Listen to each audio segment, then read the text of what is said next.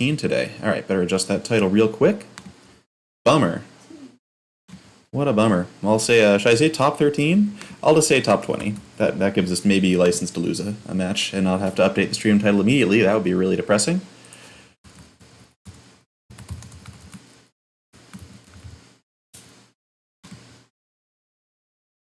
And then just finishing up this tweet, taunting Croakies as usual.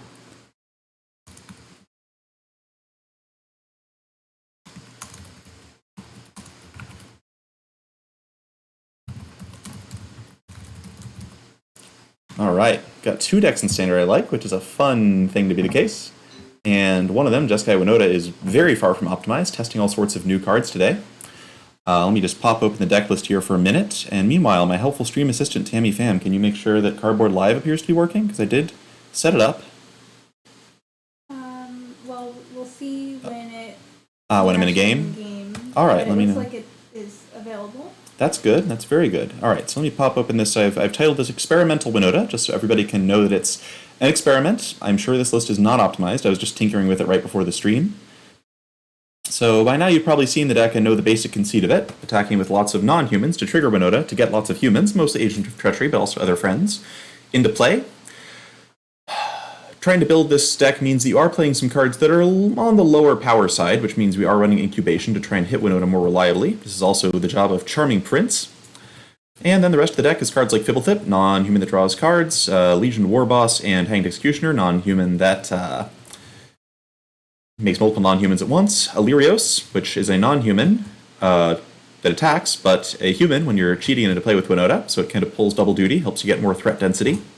Trying Tithe Taker for the first time today. Tithe Taker is a human, but if they Deafening Clary on your Legion Warboss and your Tithe Taker, you at least get a non-human out of the deal, which is nice. Also makes it much harder to kill Winota. It's 3 mana to Ether Guster, it's 3 mana to Heartless Actor, that sort of thing. Just makes it much more annoying for your opponent to play around the thing they know is coming. It's possible Tithe Taker is much more of a sideboard card than anything, but we'll see. I like that it's also a creature you can pick up with Incubation, unlike Teferi. If I move away from Incubation, then Teferi probably takes the main deck over Tithe Taker, but we're trying this for now. We've also got Stonecoil Serpent, which is just a solid creature at all points in the curve. It's nice to have later in the game. If our early assault gets stopped, it's good to have a creature that's playable early and also playable late to kind of bridge us through to start hardcasting Agents of Treachery. It's also nice that it just fits into your curve anywhere. So if you start up by playing a Charming Prince and then you have Raise the Alarm in hand, if you have a third land, you can just go Raise the Alarm, Stonecoil for 1, and it doesn't matter that it's a 1/1 if you're going to be attacking with a Winota the next turn, because it's just going to help you get close to that Agent of Treachery. So the fact that this fits in anywhere in your curve, given how important the deck's first 3 turns are, is really good. And it's, the set of things it's protected from have also been very convenient in my experience. So, then we got the sideboard. So I took Bone Crusher Giant used to be in the main deck, and might in fact be a main deckable card, but it is notably pretty bad against Fires and Garuda, 2 of the most popular decks in the ladder right now. For now I'm trying 4 copies in the sideboard. It's just a really nice threat to come in against decks like Rakdos, where it can replace Legion Warboss, which is very vulnerable to claim the Firstborn, or Stonecoil Serpent, which is very vulnerable to claim the Firstborn, that sort of thing. We've got Teferi to come in against the Flash decks and other decks that are trying to interact with us a lot on our turn. Obviously, those Flash decks and such are very capable of countering Teferi, but at least comes down and presents a challenge for them. It's another thing they have to spend counter magic on. I'm guessing there are also going to be a lot of turns where our opponent leaves up Ether Gust conspicuously to deal with Winota, and then we drop a Tef, and they're very sad. We got Mythos of Vadrok to clear out small creatures against decks like Rakdos Lurrus. Mystical Dispute for Garuda and just everything blue, and then a couple Ether Gusts because I wasn't sure what else to include. Alright, so that's the brief introduction. Let me just make sure all the games and such are in the right place. We're going to quickly adjust so that I'm looking at y'all as I play. Put this on my other monitor.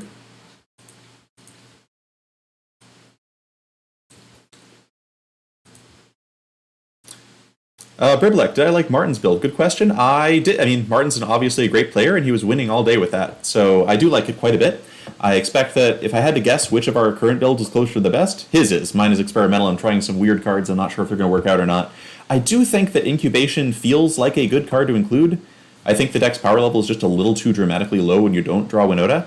Martin having Kenrith in the deck helped a little bit with that, but I still feel like the way the format's shaping up, just playing individual copies of Kenrith as a 5-drop does not make up for the power you lose when you don't have Winota. So I want to hit Winota very consistently. Having 27 creatures means Incubation should miss about 4% of the time, maybe less because you also have the benefit of scrying sometimes before you Incubation. And just, yeah, Winota is by far the best card in your deck, and Incubation feels like the best way to have more virtual copies of her. All right, so let's jump in. I think if I were trying to like do a try-hard actual ladder to #1 stream with any deck, I would pick Temur Clover. If we lose a bit with Winota, we'll probably pick up some Temur Clover soon. But for now, let's try this deck we're running up. Oh, P Fang, thank you for the follow. Great to have you here tonight. Hope you enjoy the stream. Winota's a fun deck to watch. I also might get bored of Winota after an hour and a half or 2 hours. Obviously, spinning the wheel's great, but when all the games play out a little bit repetitively, that's not my favorite thing about Magic. That's why I like Temur Clover so much. Sean MTG, thanks for the follow. All right, off to a strong beginning here. My wife's been bugging me and saying I should actually let people know when I'm streaming before it happens. So, No follow sound. Anyway, and it seems like letting people know before I started streaming is paying some dividends.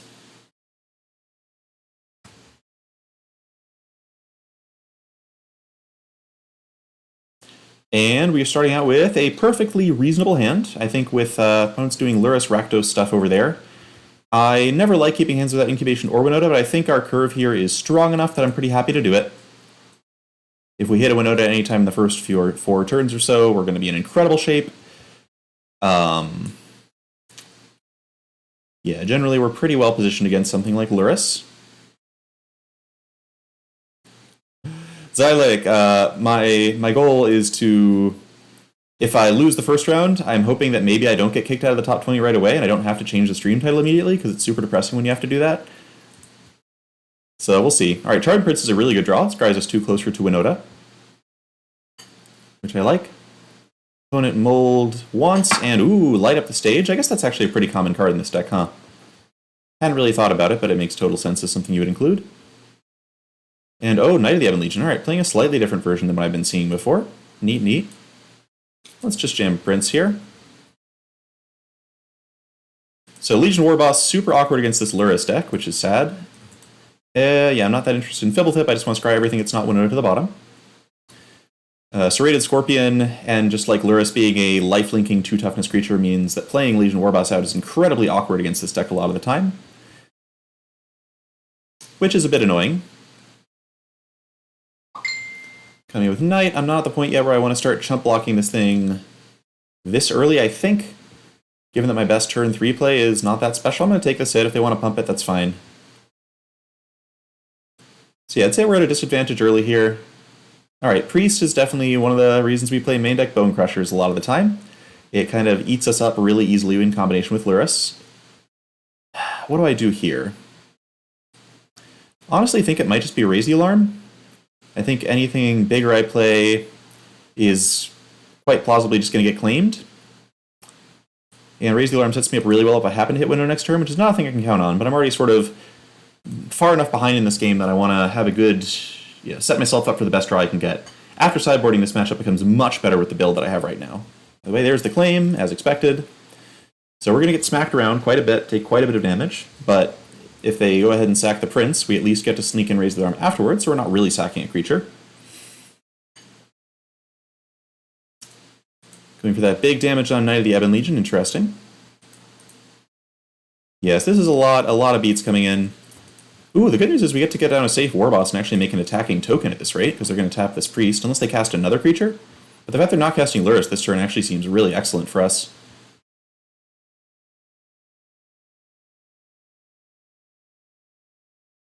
Okay, so we take another 4. A lot of damage, a lot of damage. I'm not going to deny it's a lot of damage.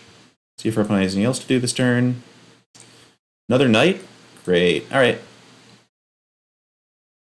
Should have saved that for the end of the turn here, but we're saving some time. Doubt it's going to matter much what our opponent's decisions are. Pretty much need Winota, or we're in lots of trouble here. Can't get Warboss down safely either. Raugrin Triome. Not ideal, not ideal. Alright, well, could throw down a Stone Coil for 4. It just gets eaten by a Knight of the Ebon Legion, which isn't much fun. Honestly, I think we're just going to die to these Knights, and I'm going to scoop the game here.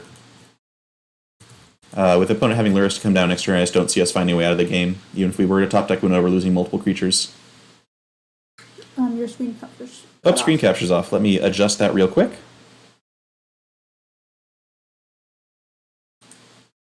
Alright, that should be a little better. Alright, so sideboarding, we get lots of sideboard cards now because I put all these Bone Crushers on the side and now they're coming in. So no more safe freeze for our opponent. We also bring in Mythos. We don't bring in Aether Gust, they don't have enough red cards to make it worth our time. We are going to be cutting, let's see, so we're bringing in 2 non-creature spells, which makes you want to cut some number of Incubation because it has fewer hits now. Worst cards in our deck right now are Legion War Boss and Stonecoil Serpent. Gonna put both Stonecoils, and the question is, do I cut? I think I keep maybe go to 2 War Boss, 1 Incubation, try it like that. It's a little random, but I'll know how to try it here.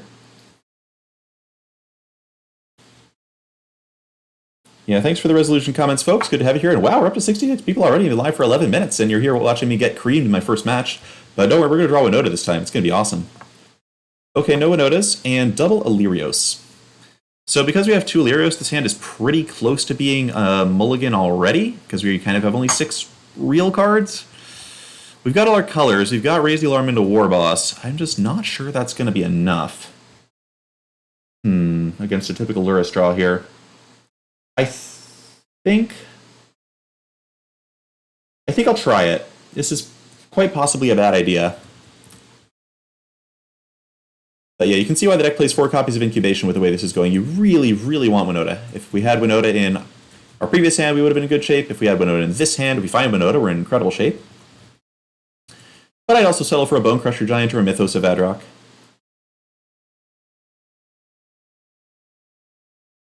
Agent of Treachery, exactly what we were looking for. That was sarcasm. It wasn't. But if they don't have a priest, I feel pretty like we might be in reasonable shape. Dreadhorde Butcher. Alright, so Dreadhorde Butcher can eat right through Raise the Alarm, which is a little sad. But with no Winota right now, we're happy to just trade with this thing. It's only going to get more troublesome from here. And then we get to safe War Boss down. Safe War Boss can do a lot of work. And Bone Crusher's a nice pickup. I do want some lands at some point. Maybe, start getting to the point where you can actually cast these Agents of Treachery. But for now, we'll take a War Boss. Worst case, they claim sack it, but they would need to have both a claim and something like an Oven in hand right now. Nice thing about the Lurrus deck is it doesn't have Woe Strider to offer free sacrifices. They could also Heartless Act the War Boss, but I'm pretty happy to trade 1 for 1 in that way.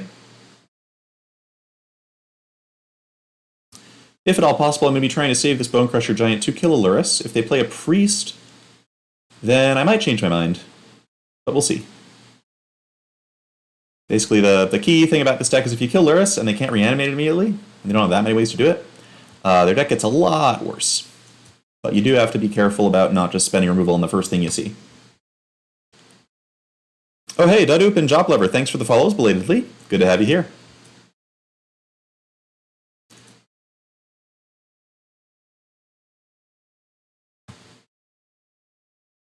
Cauldron Familiar, okay.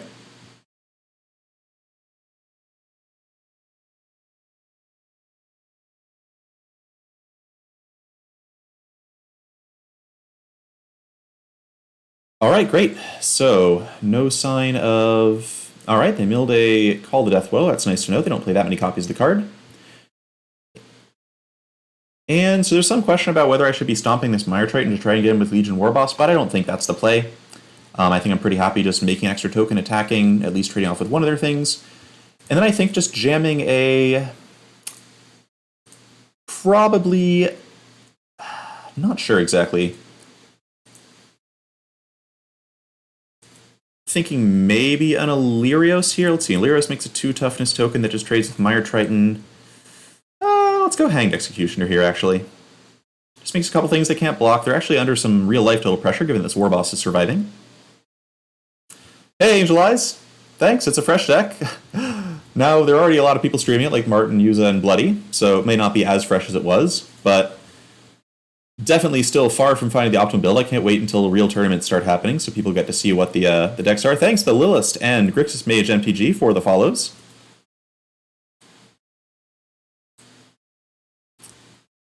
Alright, opponent's in a bit of a pickle here. I'm guessing they don't run that much mass removal, and it looks like they have the classic Several Cats No Ovens hand.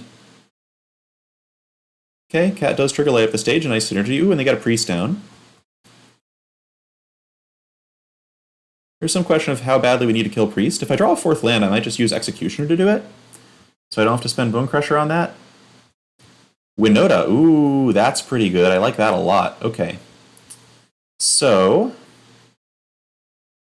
very likely to just stomp the Priest and let Warboss do its thing. They could just play Lurrus, play Priest again, but then I have another chance to have drawn a 4th land for Winota. They don't have a lot of free stuff to sack with Priest. We haven't seen a claim yet. So one thing we could do is just make a token. So if we kill the Priest now, our token gets to attack safely. If we don't kill the Priest, then we do lose the token coming in, but on the other hand, they might try to play a claim next turn, and then if we kill their Priest in response, their claim is just useless, like they wasted it. I'd be a pretty big fan of that happening. That said, if we just kill the Priest, it's not like they can claim us anyway for any value, so let's just kill it now. They can maybe play Lurrus, play this out again next turn, but by then, hopefully we have Winota, and we just win the game immediately if we draw a 4th land for Winota, which is notable. Alright, so should I be attacking with Warboss and trading off for the Triton now? We'd make a 2/2, 4 1/1s coming in. Still doesn't seem necessary. Pretty happy just to keep it in play. Kevlar Man, ooh yeah, you're right, there was the Lotus Box event. I can't wait to see how that one turns out. To Blue Devil, thanks for the follow. Alright, so Warboss doing some real work here. It's not always great against these Rakdos decks as they play a bunch of 1/2s, but they drew their 2/1s instead of their 1/2s, and it looks like they're trying to get that light up the value off of Light Up the Stage. They're not playing Lurrus out yet. Great. Wow, I'm really happy they didn't play Lurrus that turn. Lurrus is very good against Warboss. Alright, well now we get to win the game, so for all of you who haven't seen Winota before, and there are probably a couple of you on stream, this is what Winota looks like. This might be the most Winota triggers I've ever gotten at once, actually, because I've never had Legion Warboss just stick around on the battlefield for that long. I guess I'll give my flying token a counter here. And yeah, we'll take a hasty Winota coming in, why not? So we keep the hasty Winota. Whiff once. Hit Agent of Treachery. And we're just going to steal all their lands here. We're just going to give them 0 chance to ever come back. Whiff again. Alright, a lot of whiffs, but that just means that the rest of the deck is thick with Agents of Treachery right now. Taking all their swamps, they can't play Lurrus. Charming Prince, great. Okay, they're done. Great. Alright, that was satisfying. Project Vanyer, thanks for the follow. Alright, so now we get to go into game 3. Do we change anything play versus draw?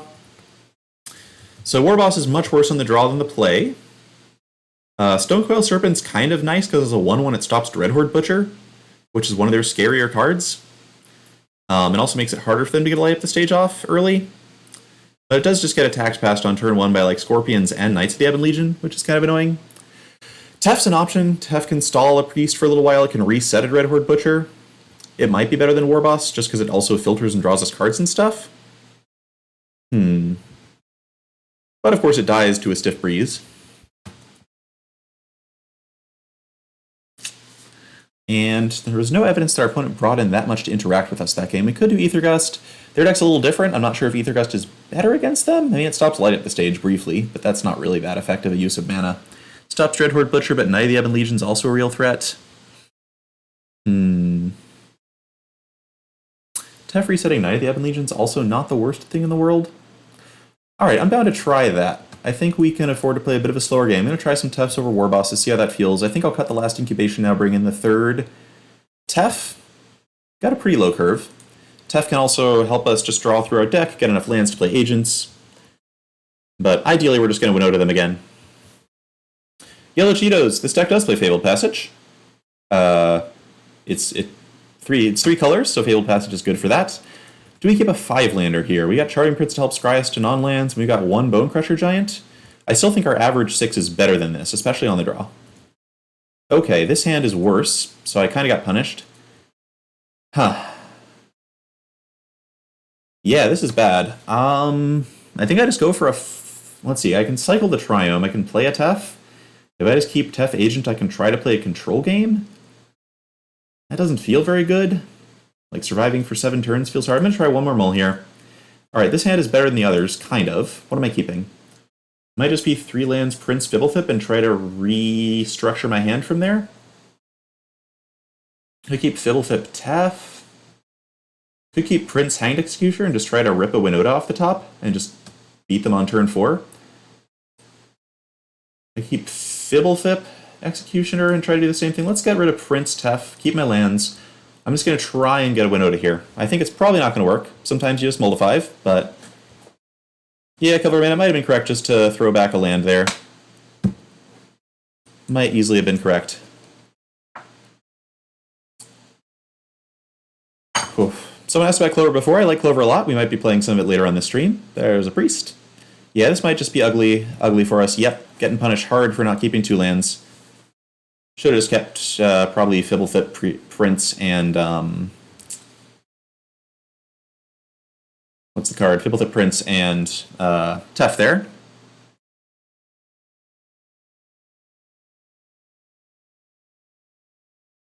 But that's okay. Taking a loss early in the stream is good luck. It just means you can roar back for the rest of the games. Or so they say. By they, I mean I. Opponent can't claim Fibblethip, of course, because it just shuffles back into my deck. So they can't get priest fodder that way, which is nice.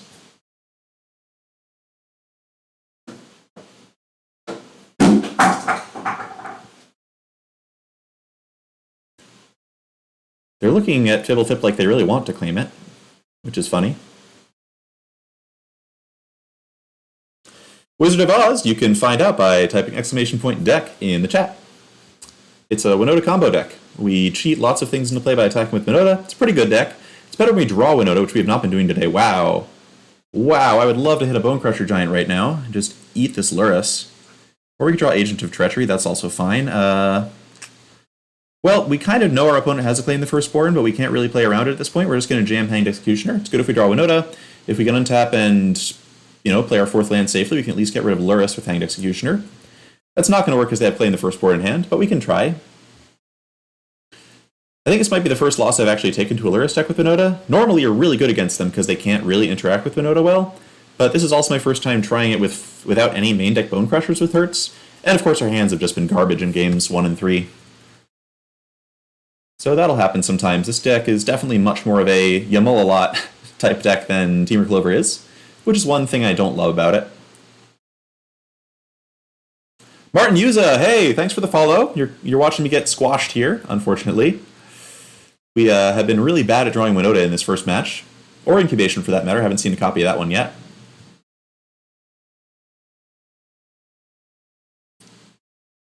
All right, so we're gonna lose the Spirit here. If I draw Charming Prince, I can blink Fibblethip, which is nice. And of course, Fibblethip can't be claimed, which is another benefit to having that one stick around. We pretty much need like lucky Winota hits at this point.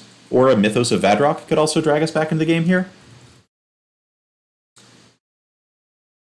Ooh, Mire Triton milling Knight of the Ebon Legion is a good one for our opponent.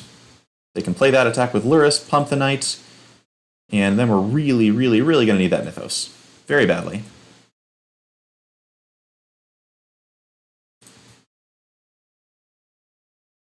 And just to make sure we're having an entertaining stream here, I'm pretty likely to scoop this game if we don't hit anything good. We did hit Mythos, though. All right, as promised, we're going to fire that up and continue on with the game. So we're going to hit Priest for 2, Lurrus for 2, Mire Triton for 1. Leave them this Knight of the Ebon Legion and hope we can find a Tef to shut it down. Mythos not auto-targeting the equal creature's toughness is incredibly annoying, but I'm used to it by now.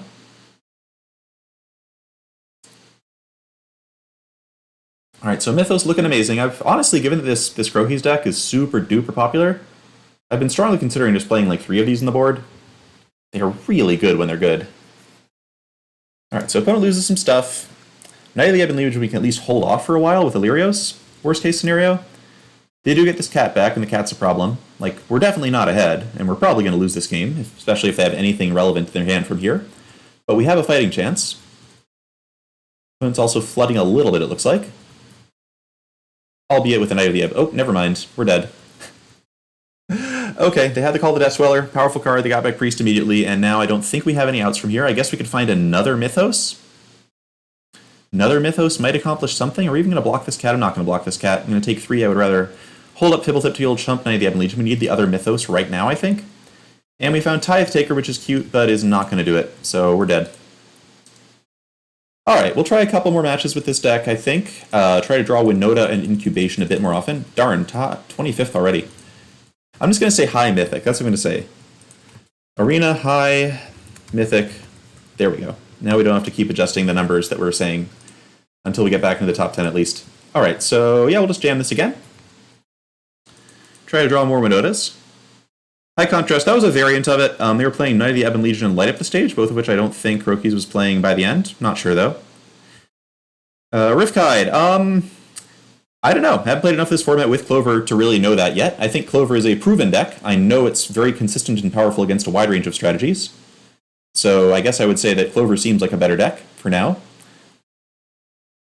But this one's definitely fun, and it's definitely been catching a lot of people off guard. This hand's real nice. If I can find some lands to go with it. I think the thing I'm throwing back is...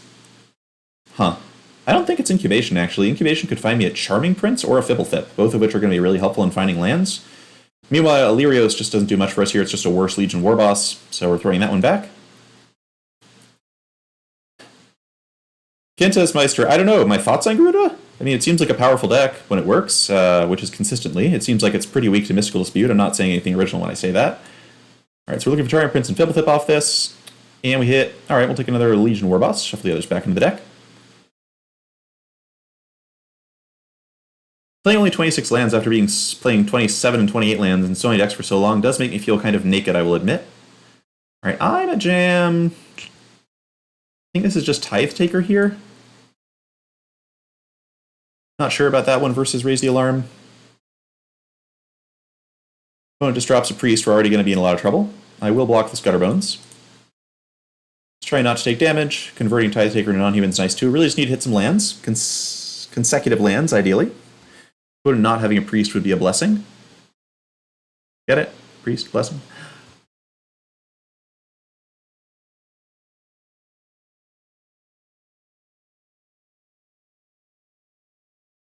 You're hovering over a lot of things. Organic Chicken has not played Companion a punt. Oh, definitely not.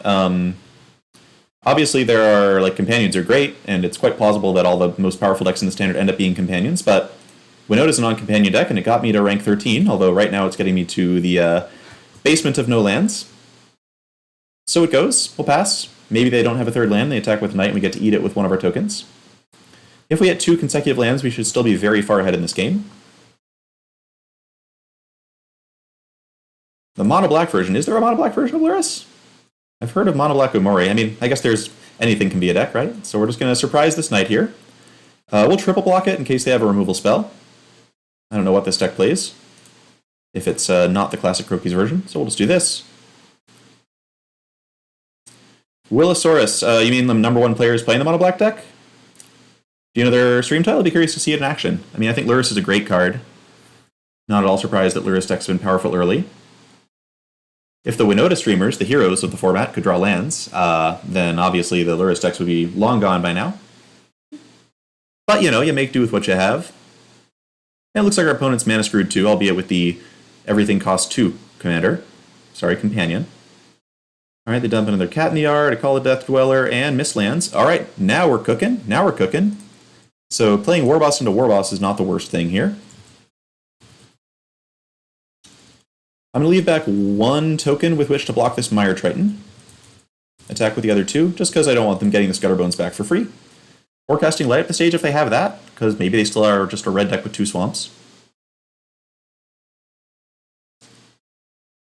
Willosaurus Nathan, my alt... sorry.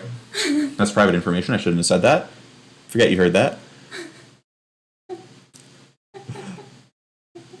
Riley is one of the only people who knows. I was really mad when he blurted it out on that stream. Julian, by the way, belated thanks for the follow. Alright, so if our opponent doesn't have Heartless Act, they're going to die to Winota right now. If they do have Heartless Act, they're going to die to the second Winota right now. So we got blue, red. I guess I'll just grab another white source, given that that's the case. And just clean up the game right here and now.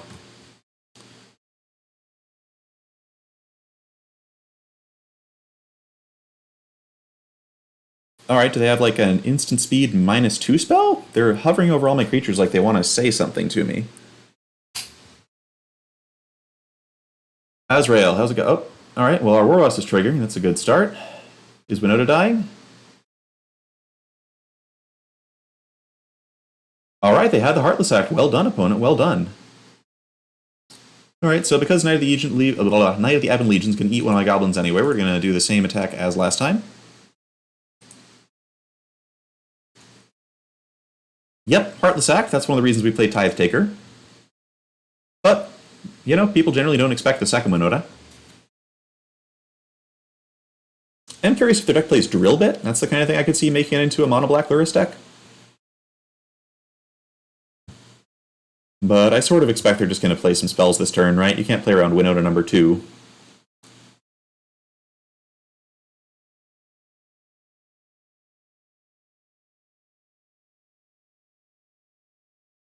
But yeah, realizing how popular these Lurrus decks are, I feel like they're like, I don't know, a third of the decks I'm seeing on ladder recently.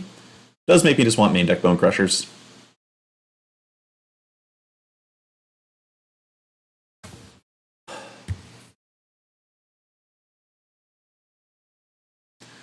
One is think. Thinkity, think. Alright, Call the Death Dweller. Definitely the kind of card one would think about. Trying not to play Lurrus until they absolutely have to, I respect that. For all they know, I have a Bone Crusher Giant in hand or something like that. But of course, now they're dead. No 0-mana spells that kill Winota in the format.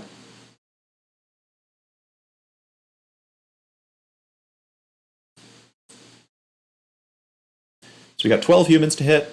Don't even think, I guess, no, 10 humans. We've gotten through a 1 Tithe Taker, 2 Winota. So we've got 9 humans to hit, 4 of which are Agent of Treachery. We're looking at 30 cards. Maybe more if we get Charming Princess to Scry. If we get Agents of Treachery, the things I'm going to prioritize will be taking out our opponent's lands, so they can't play Lurrus. And so that we can play other stuff from our deck. Especially given that they can just sack the things we steal with Oven at first. And of course, once we take their lands, these Knights of the Ebon Legion are not really threatening to us anymore either. Alright, so we got Tithe Taker, Charming Prince. I actually kind of like Tithe Taker, because if we put Tithe Taker into play, they can't use Witch's Oven anymore, because Witch's Oven will now cost 1 to activate. Charming Prince does scry us 2 closer to an Agent of Treachery, but we're going to get an Agent of Treachery. We're looking at 30 cards, so this is fine. Alright, Charming Prince. So now we're going to put Charming Prince into play. We are going to scry, because at this point I do really want to make sure I'm hitting Agents of Treachery. There's one. Great. Actually, should have kept that island, because I know I'm taking this agent. I don't want to hit 2 agents here. Whatever. Agent comes in, they now can't use Witch's Oven anymore, so now their Knights of 1, 2. Okay, they're done. Great. Yes, Ibe Puyan. This is definitely the part of playing Winota that's great. And Marnius, 1992, thanks for the follow. Okay, so sideboarding strategy is gonna be mono black, huh? So if they're mono black, that means the cards they don't have are Claim the Firstborn and Dreadhorde Butcher. A lack of Claim the Firstborn makes me like Stonecoil Serpent a lot more. Admittedly, a lack of Dreadhorde Butcher makes me like Stonecoil Serpent less. We definitely bring in 4 Bone Crusher. The question is just what are we substituting? I think Legion Warboss runs into the same problems, as I imagine they're playing Scorpions. We know they're playing Knight of the Ebon Legion. And we definitely switch to a more controlling role post board. So I'll bring the Bone Crushers. I like having Tithe Taker in. It's 2 creatures against them, which is nice. It stops Heartless Act from being cheap, which is nice. Honestly, I might go with a pretty similar setup to what I had last time, except for keeping Stonecoils in. Just cut a couple of Incubation, bring in a couple of Mythos, and call that a thing. Could cut the last Incubation for a Tef. They just don't have very much stuff that I want to bounce, is the thing. And I think even with fewer hits, Incubation giving us kind of a virtual extra Winota is nice. Let's do it like this. Depending on how they sideboard, I might change my mind.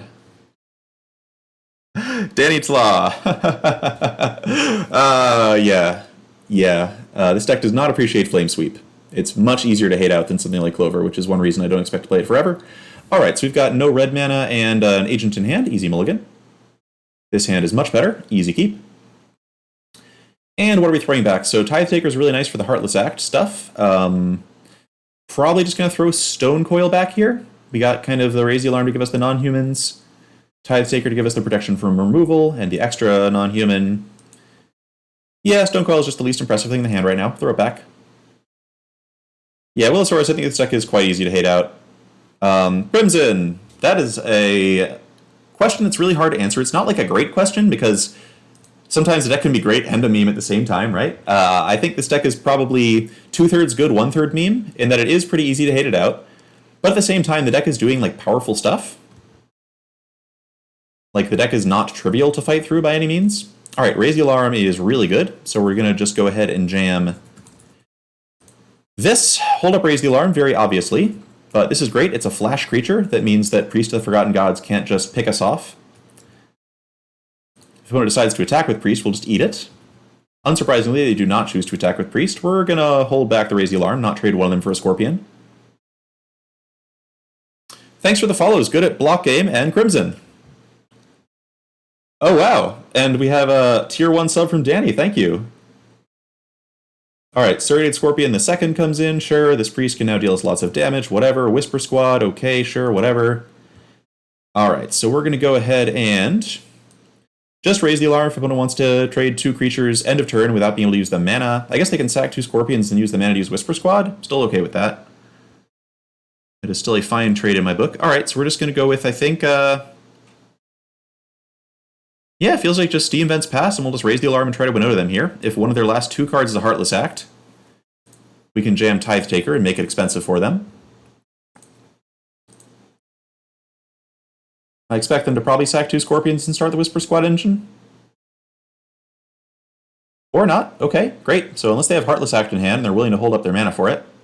Oh, I guess Priest can make 2 mana instant speed. That's a fun thing to remember. So even if it doesn't look like they're holding up Heartless Act, they might be holding up Heartless Act.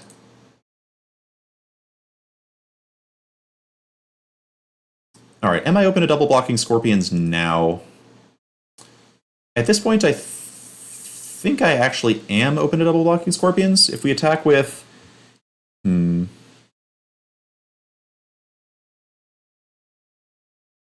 Interesting. I shouldn't have played that until I decided whether I was going to double block a Scorpion or not, of course. But I think I'm pretty into it. If I really want my opponent to activate Priest now so I can get Winota down safely. And I feel like doing something like this and putting a thing in their graveyard for Lurrus makes them slightly more likely to activate Priest. We'll see if that actually works out the way I expect it to. They might also be tempted to throw a Heartless Active token and eat one with the Scorpion. They were not tempted. Okay. Now what? You want to tap this Priest? Run out this Lurrus, play the Scorpion at the yard, leave yourself open to Winota? Please do it. Would love to see it. And Gaetana, that boy, thanks for the follows. Alright, so they're being real conservative here. I can appreciate that. Guess we're just going to drop Tithe Taker down then. If they Heartless Act my Winota, I just straight die, so we're going to try not to have that happen. We're going to drop Tithe Taker, which makes it much more annoying for them to Heartless Act things. They have to hold up 3 mana at a time. And now Priest and Whisper Squad both cost more to activate. We'll see if our opponent remembers that this is the case.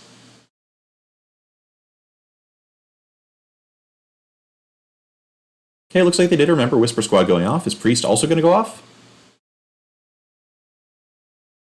Yes, this is the nice thing about Tef. It's possible that Tef... I did bring in the Tefs, right? I definitely did bring in the Tefs for this matchup. One of them. No 0 of them. Okay, maybe I should have Tefs for game 3. Just because really the Heartless Act strategy is kind of annoying and they might have Noxious Grasp here as well. That's a good argument for Tef. Probably bring that in if I go to game 3 here. Especially since on the play he's much easier to keep alive. Yegi Bombs, thanks for the follow.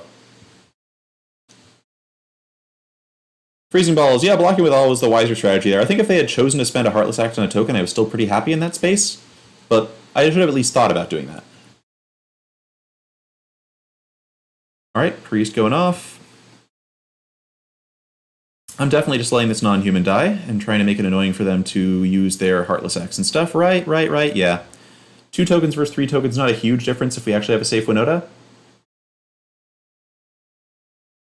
And Priest being tapped is great. Cauldron Familiar, sure. So we're going to see if they keep holding up Heartless Act for 3 mana.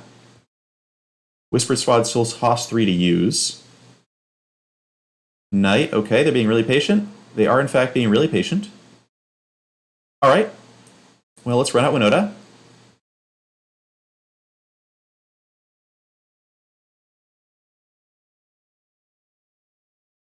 The long pause. Alright, well, we get to see if they have the Heartless Act now or the Noxious Grasp.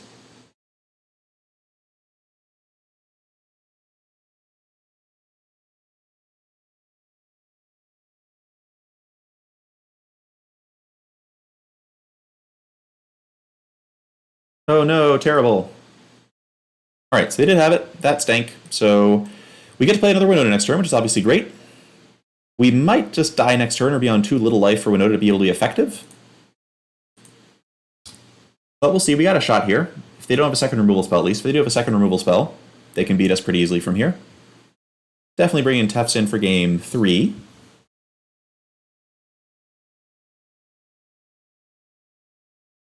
And Sir Lanik and VNOA series. Thanks for following. Alright, Call of Death Dweller means that Priest knocks us to 2, sacking 2 Scorpions. That's threatening.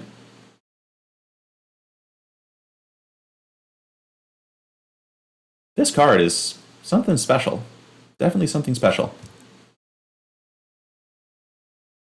Okay. Ouch. This is where I definitely miss having something like a Kenrith in the deck.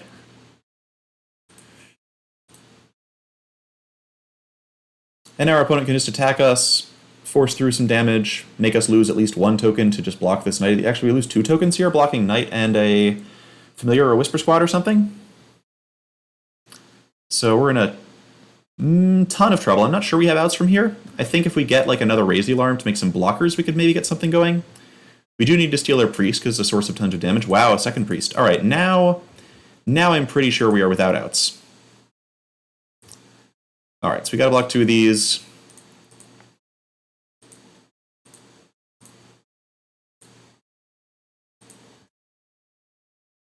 Let's see. Maybe if we don't have anything hasty we could grab here.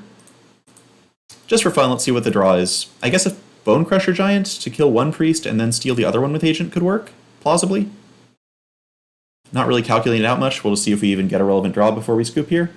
Stone Coil. Alright, that's a 2 toughness blocker, but not very helpful. If Winota digs to Agent, I steal Priest, but just I have the Priest, so we're dead. Actually, funnily enough, Mythos was still an out there, which is a good thing to remember. Alright, so definitely in for Tefts. What comes out? So Last Incubation comes out. Let's see. Could Illyrios come out? Could Stonecoil come out? I think it's probably, let's see. So we didn't see anything we didn't expect in that game. Illyrios being like 2 substantial creatures seems pretty good. I think I'll just cut Stonecoil here.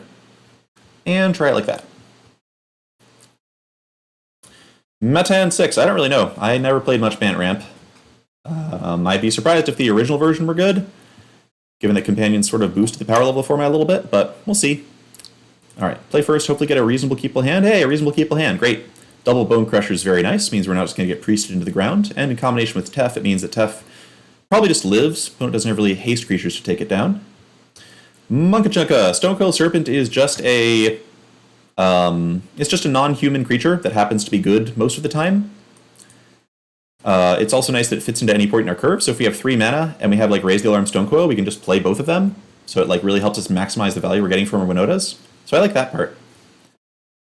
Alright, now the Ebon Legion coming in, so we're just going to play this Plains and pass. We're going to hold Bone Crushers for now. We'd really prefer to kill a Priest if we can. Or if this deck plays Yarok's Fenlurker. That would be kind of a nice card for this deck. Alright, they have the Priest, like every single time we've ever seen them do anything, they have the Priest. But this time, they're not getting away with it. Adios.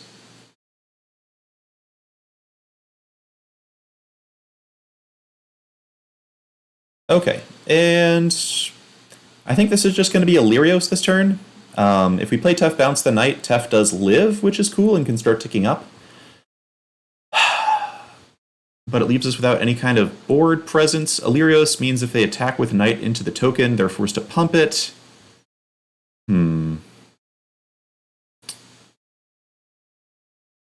Let's see. Yeah, I think I'm kind of into the Illyrios here. Not thinking through it too hard, but we're going to do it. And meanwhile, Hamwala Sanctuary, thanks for the follows. What's the point of Illyrios? Alright, so general advice before asking what's the point of a card, you might think, what is this deck trying to do that the other person's playing? And based on what this deck is trying to do, what do I think the point of this card is? So this deck needs to do 2 things, right? It needs to, well, 3 things. It needs to find Winota, part 1. It needs to play some non-humans, and it needs to have humans in the deck to hit.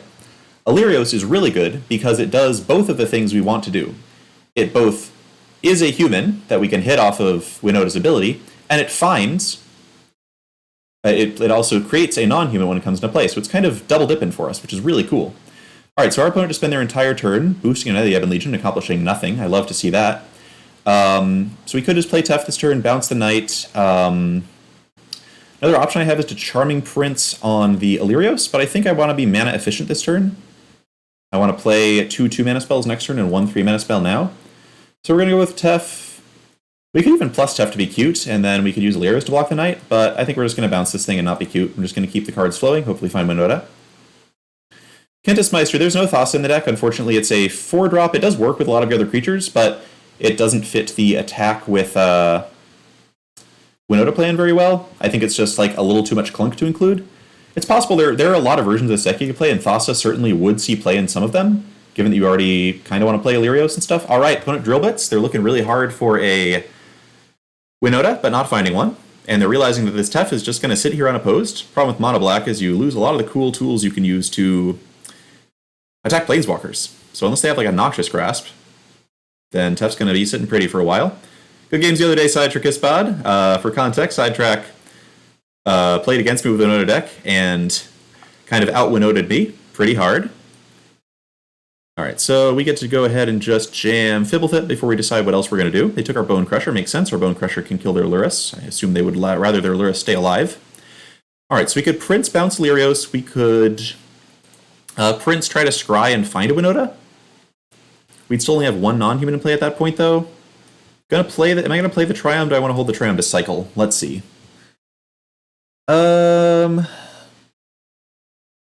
would like to find some interaction for Lurrus or a Winota here. So I think this might just be Prince bounce Fibblethip. Yeah, let's go with Prince bounce Fibblethip. I think I'd rather have a card than a Scry 2 here for now. And I'd probably rather have the card than the 3-2 with a tapped 2-3 in play. It's nice that I can just throw Illyrios in front of Knight and then play the second Illyrios if that our opponent doesn't even know about if they decide to pump the Knight. And we'll play this for now. It's pretty likely that we're going to draw an Agent of Treachery at some point, and I like the idea of being able to cast our Agents of Treachery when we draw them.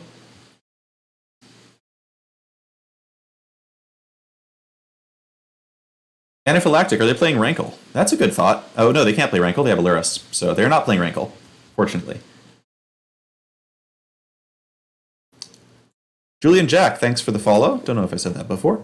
Alright, Lurrus comes down, opponent can replay the Priest. So now we're in a bit of a scary time. Lurrus and Priest working together is tough. Tef being able to bounce a Priest for a while is nice. Agent of Treachery is also very nice. Huge fan of that one. So what am I doing now? Plus Tef, so we don't forget to do that.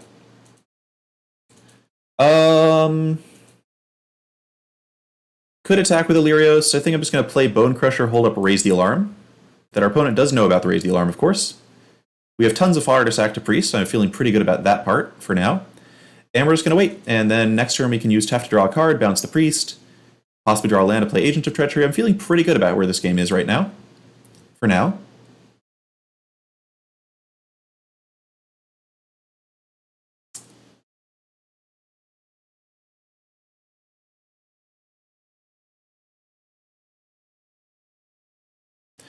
Second Priest, alright. Sure thing.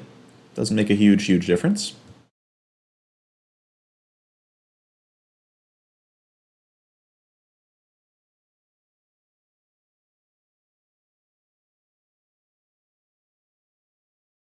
Sidetrack. Yeah, this is very different from the build you played against, or at least I've been switching builds all over the place. Don't know if Incubation's actually good. It does feel like you just want to find Winota as often as possible, but it seems more likely to me that over time this deck is going to switch into being more of a grindy deck. We're trying a little bit harder to function without Winota, which means Incubation probably isn't as good from that point. All right.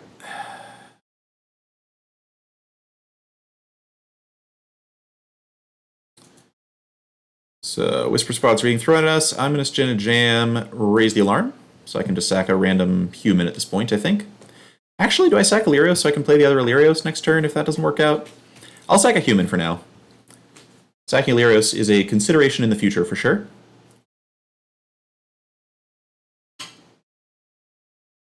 So recast the Priest from the yard, but we are at a point where we could just steal their Lurrus if we hit a 7th land, or we could just cast Winota. And we have a Tef in place, so Winota does just work. So we're going to go for that as a first step, I think. Yep. Tef looking good here for sure. Now regretting sacking the 1/1, of course. But so it goes. Alright, we'll send with this and Fibble Fip, and oh, Bone Crusher's a non-creature, a non-human, right. Good old Bone Crusher. Alright, now we get 3 triggers, and this should probably end the game, one way or another. Another Winota. Yeah, I'm into another Winota, I think. Can't be used as a blocker if I throw this into play, but I think that's okay. Don't mind putting some pressure on the opponent here. We get Agent to steal Lurrus. Goodbye. And once Lurrus is on our side, that's pretty much game. Get Tithe Taker. Yep. And that's it. Combo. Tef doing a good job. Radical Tadavra. I mean, the most exciting toy for Clover for sure is Song of Creation. I suspect that because of Aethergust and Mystical Dispute and random artifact enchantment hate, that Song of Creation is probably worse than Escape the Wilds, but I can imagine versions of the Adventures deck that make Song of Creation much better than Escape the Wilds. It's just such a powerful card and hard to use that I can't be confident I figured it out yet.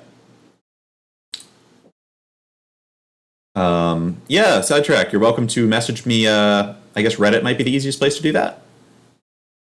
Hit me up on Reddit or via Twitch Whispers or something, and let me know what you're thinking. Thanks for the follow, Crispy Goo. Alright, so we took out the Lurrus deck there. I'm going to try this build for one more match.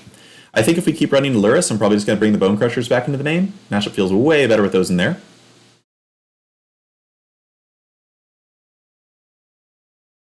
Or like Twitter Sidetrack, you know, whatever. I'm findable. Scribbles. So far, I found it to be pretty nice. This is a new build I'm trying. I think having removal in the main deck does help. Having opponents who are unaware of the combo also helps. Wow. Just mono Lurrus on the ladder, huh? And this hand is... Darn it, this would actually be a perfectly keepable hand if one of these were a white source, but 3-color mana is still not free. Definitely not free. I will keep this. Honestly, I think I'm dumping the Hallowed Fountain. I have no turn 1 play at the moment, or no turn 2 play at the moment, and I think I like the idea of scrying for Winota a little more than I like having 2 untapped lands. Illyrios, definitely don't want more 3-drops at the moment. So this could be tough if we don't find Winota. If we do find lands Winota, great shape. Oh, interesting. Mardu Lurrus, a different sort of thing going on. Alright, Temple, looking for Winota. Raise the alarm. Nope, not a Winota. Grimble, thanks for the follow. Oh, Lurrus Knights. Fascinating. Okay, so a little bit different than what we've been seeing before. Still threatening and scary and stuff. Legion Warboss. Or we'll get that down. It gets eaten by Knight of the Ebon Legion, but maybe at least tempts Knight of the Ebon Legion to hold back. So yeah, we should... I think not having Bone Crusher in the main is a terrible mistake. Martin was trying without Bone Crusher, but I think Bone Crusher is doing... just doing some necessary work here against this particular 2-toughness creature.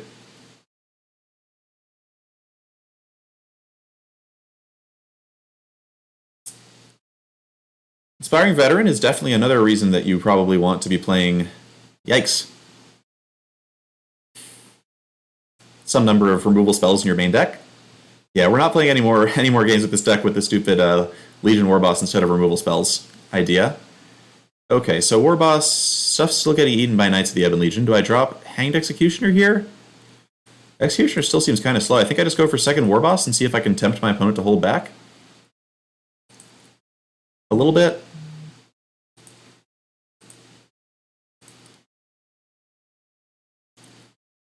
Nah, Knight of the Ebon Legion's a great card, but a fair one.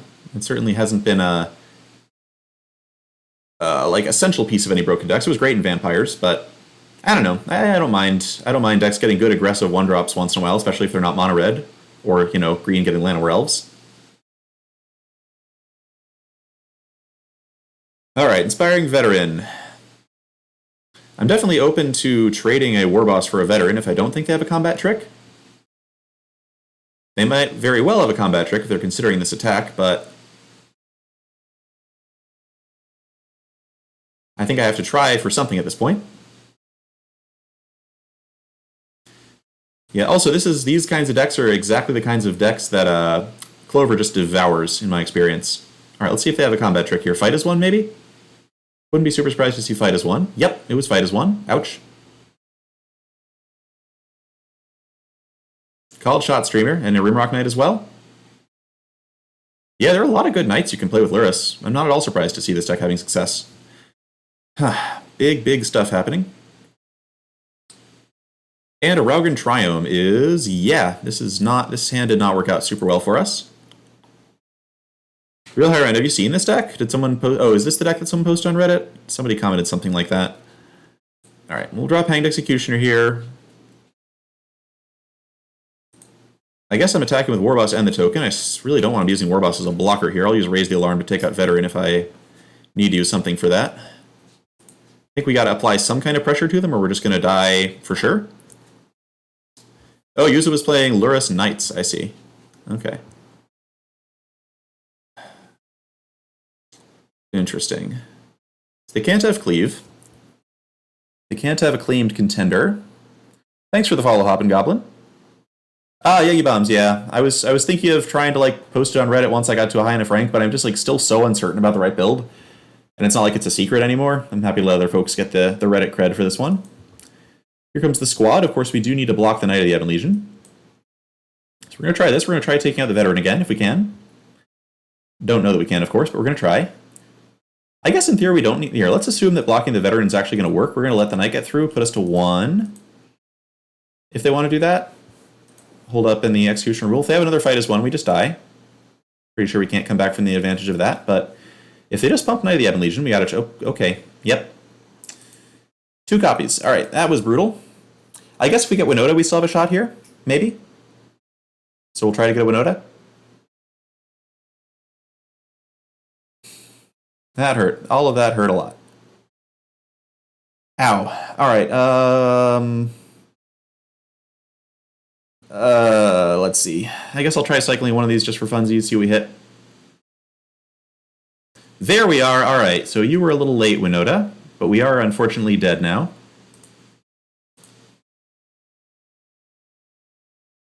Lago255. Karuga seems like a card you should automatically play in Fires because it's such a small sacrifice for such a huge benefit.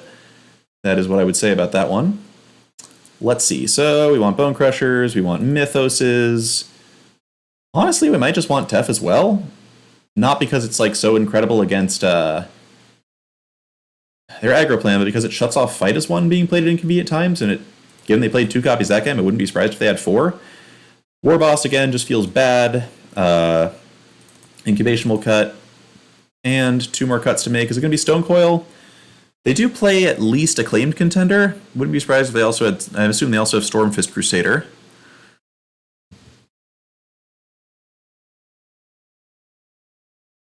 So Stone Coil's a reasonable blocker.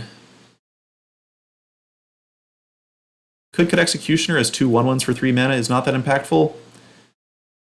And if we're doing the Winota plan, then Raise the Alarm and Bone Crusher and Lyros should be sufficient for that. We don't need to be getting huge Winotas against this deck. We just need to be grinding them out until we get to Winota. So we'll do this. And I don't really want Ether Gust. Don't know if the red density is high enough for that. Alright, so once again we find ourselves down 1-0 to the Lyros deck. Let's see if we can come back again.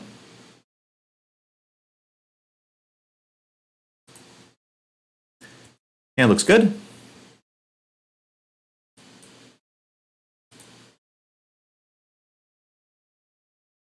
Kellerman, I was saying they couldn't have Contender. I was talking about cards they couldn't have, which included Embercleave and Contender. Alright, Venerable Knights. Do I just jam the Prince? Could Stomp it. Don't really see any special reason to do that. I'm pretty happy just jamming Prince and saving Stomp for something better down the line.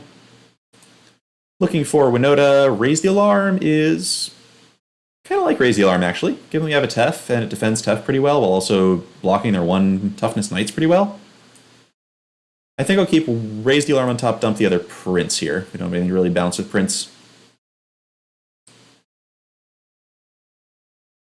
Inspiring Veteran, no surprises there. Venerable Knight coming in. So I could block this, they put a counter on Veteran, I play Tef, bounce the Veteran.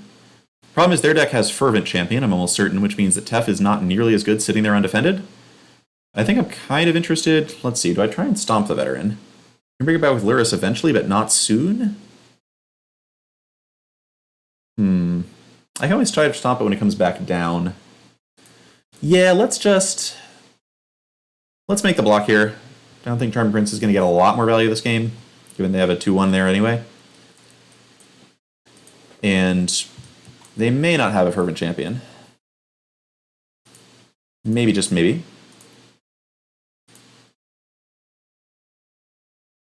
Ace of Swords, yeah, you can put your companion in the you can't put it in the companion zone in sideboard in cards. They're not allowed to be in your starting deck. You can sideboard your companion out and bring in more expensive cards, which some decks do. Some decks do that thing.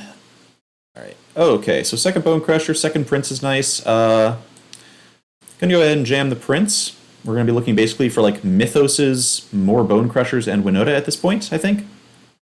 There's Winota. Don't really want this Triome very much. And since I have Tef in play, I'm pretty happy holding up a Stomp. They can't interact with it in any way. And if they want to bring in Veteran trade for Prince, that's fine. And if they don't do anything threatening, I can just cast Raise the Alarm and then cast Winota. Second Inspiring Veteran, alright, that counts as threatening enough that I'm going to stomp this one. We can wait a little bit on the whole Raise the Alarm plan. If they have, I guess, Fervent Champion now, I'm going to be sad.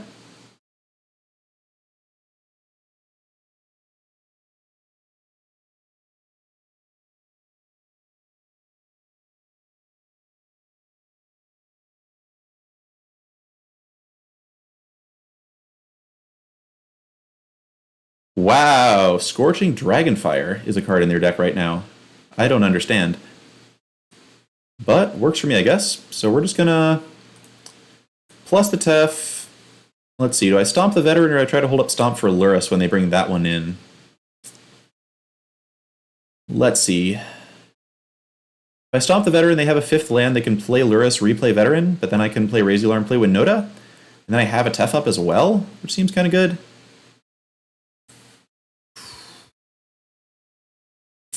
Huh. If I don't stomp Veteran, I'm going to have to stomp it at some point next turn when they come in at Tef with it. But I guess there's no reason not to wait, right? Let me just hold up Raise the Alarm, Bone Crusher, see what they do from here.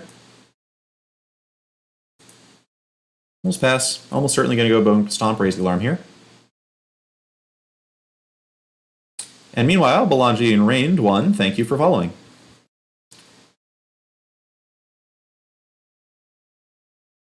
Sure do like that they don't have Priest of the Forgotten Gods in their deck. That makes me pretty happy. Real Hyran, thanks for the follow. Alright, so relurusing into Veteran here.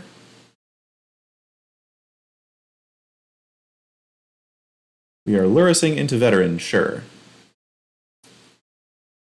Alright, so decision to make, do I stomp the Lurrus, do I stomp a Veteran? If I stomp their Veteran, then Tef gets to have a bounce. But I do really need to hit an Agent of Treachery next turn to steal the Lurrus, or they just get to keep replaying Veterans. I think keeping Tef alive is valuable enough for this to be worth a stomp here. Yeah, tough decision, but I have 4 agents in my deck still. I'm pretty reasonably likely to hit one.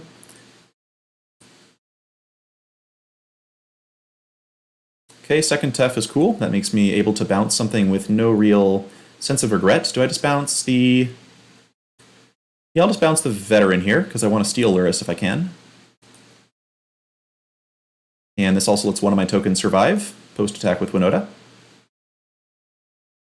Fabled Passage, great. Alright, so have I scryed anything to the bottom? What I scryed to the bottom were a Prince and a Triome. I think I'm going to Fabled Passage now, because it does shuffle the Prince back into my deck.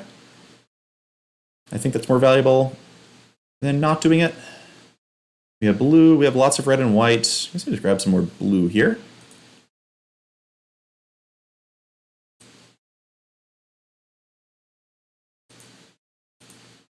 And spin the wheel. Another Winota.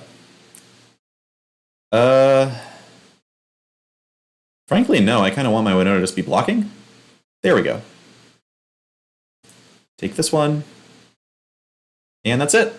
Yep, if you take Lurrus, a lot of these Lurrus decks start to be worse all of a sudden. That was satisfying. Okay, so we didn't really see anything new from their deck that we didn't know about before. I still think Aether Gust is a little too low impact to bring in. Yeah, I'm pretty happy. Let's just do that again. Let's just do exactly that again. Lago and Beckoning Cow, thank you both for following.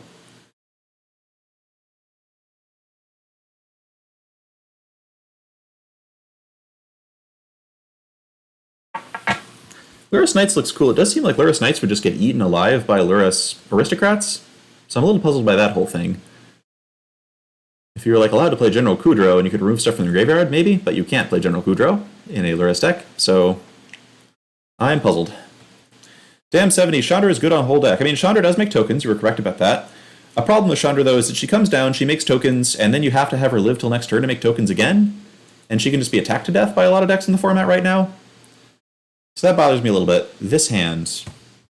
Yeah, with 2 Scrylands, I'm down to keep it. It doesn't have any of our removal against them, and lacking double red for Mythos is a bit of a concern, but with Prince plus Serpent and Raise the Alarm, we get to like look for Winota pretty hard here. I guess that's true. They are certainly playing Worthy Knights in their deck. That's a thing to think about. Yeah, when Legion comes down, sure. Agent of Treachery, just who we wanted to see. Winota, just who we wanted to see, and I'm not being sarcastic this time. Great. Great. Okay. So we're hoping our opponent doesn't have discard spells to take Winota out of our hand for the 2 turns, for their turns 3 and 4.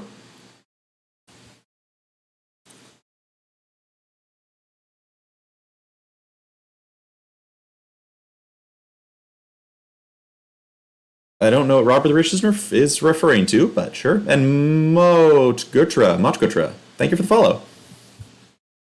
KBSAA, yeah, I post videos as long as they're high quality enough on the streaming side. I like posting gameplay videos on YouTube. Okay, getting beaten down a little bit by Champion and a Knight, sure. Okay, so the play this turn, pretty sure it's just Prince. I would kind of like to make sure I can hit a 4th.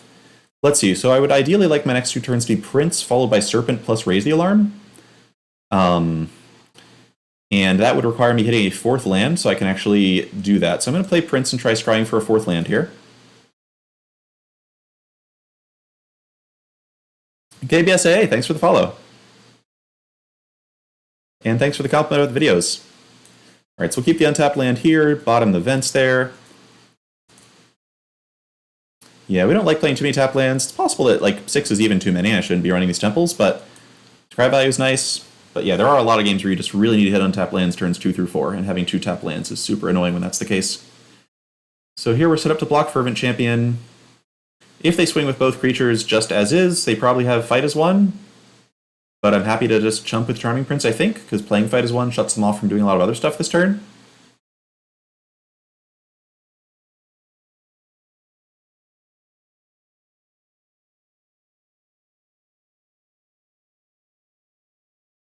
Blia Crushmo.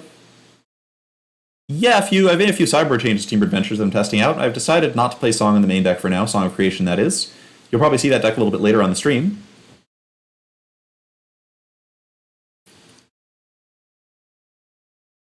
Triome, yay! I do like that this 3-color Lurrus deck has to play Triomes. That makes me feel good. Ooh, Regal Leosaur is incredibly spicy. I like that one.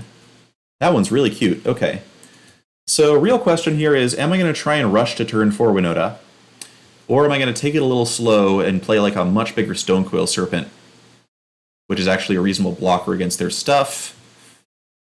If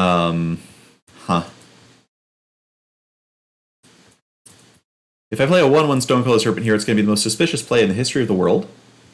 But I think we just go for it anyway. Like, if they turn out to have Drill Bit, this play looks terrible, and I'm going to be really sad that I made it. Or Agonizing Remorse, I guess, but I feel like we shouldn't be trying too hard to play around them here. Gonna go for Serpent. Hold open 2 mana for Raise the Alarm, which they know is for Raise the Alarm, but whatever. This at least blocks Leosaur for free. And if they play Drill Bit here, then I've been a fool.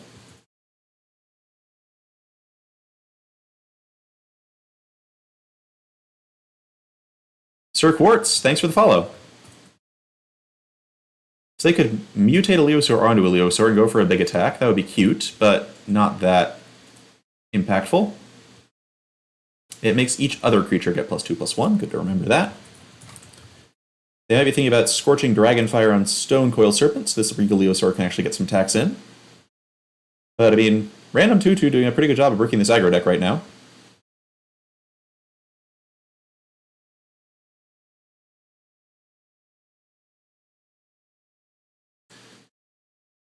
I feel like the opponent knows what we have, but doesn't really have anything in their hand to counter it. Maybe they do. Maybe they have the Heartless Act and they're But if they have Heartless Act and they try to hold that up, they really can't. They really just can't hold up Heartless Act this whole time. It's not going to work. Okay, Leosaur Knight coming in. Okay. So they have Fight as 1 in their deck, lots of copies of it, so we're not going to try and do any fancy blocking here, besides Prince blocking the... Let's see. If I block Champion, I force them to use a combat trick. If I block Knight, I might tempt them to tap out all their mana, which would be cool. And I also prevent more damage if they do a Fight as 1, so we'll just do this.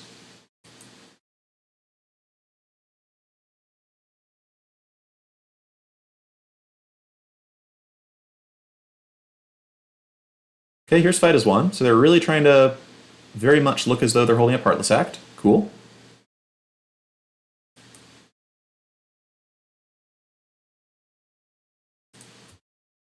Tef would be a good pickup. We can't play Mythos of Vadrock quite yet. Alright. So, they appear to be at least pretending to be holding up a removal spell of some kind. Do we call their bluff? Wow, drew a second agent. Okay. Yikes. I think second agent means I don't really have any other options here. I'm going to try going for this. If they kill it, so be it. I think trying to sit here and play slowly is not going to work too well. Here comes removal. One definitely has something. Dire Tactics, right? That would be a good card to play in their deck. Alright, so now our goal is to survive until we can start casting Agent of Treachery, which will win the game pretty quickly for us. Our opponent's out of tricks, which is good. They can play Lurrus and keep bringing stuff back, which is annoying. But if we get... Yeah, we're going to need a careful mixture of lands and non-lands here to get through this.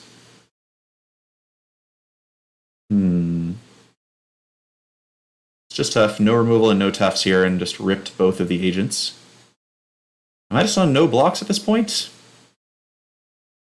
I think I'm on no blocks at this point. If they want to pump Knight and grow it, I'm kind of okay with that. If I kill something, they can just bring it back with Lurrus this turn, so I'm going to no blocks here. Try and save my chump blocks for when I think they'll matter a little bit more.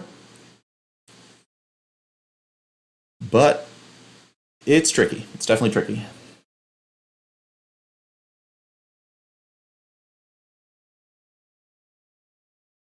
Yeah, the fact that we can't even play Mythos of Vadrock is tricky as well.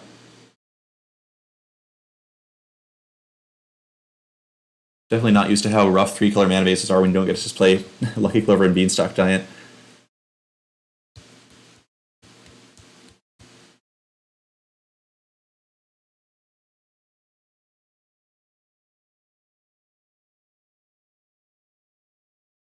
Okay, well, it's just going to go for the Lurrus play this turn. Which does mean if we find Bone Crusher Giant, we can maybe eat this thing. Oh, Tef's good too. I like Tef. So we'll start with the Scryland. And honestly, I think I'm just okay drawing an island here, right? Like, I just want to get to Agent of Treachery. Let's jam Tef. Go ahead and bounce the... Is it just Lurrus? Yeah, I think I'm just going to use up as much of their mana as I can. Bounce the Lurrus. Can I survive for 2 more turns? Well, we're going to find out. If Agent of Treachery can steal Lurrus, that's going to be really good.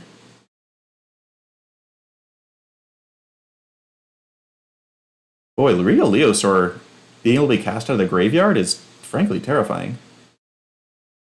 Blia Crushmo, no. General Kudro is a 3-mana card. You cannot play it with a Lurrus in your deck. As your companion, at least.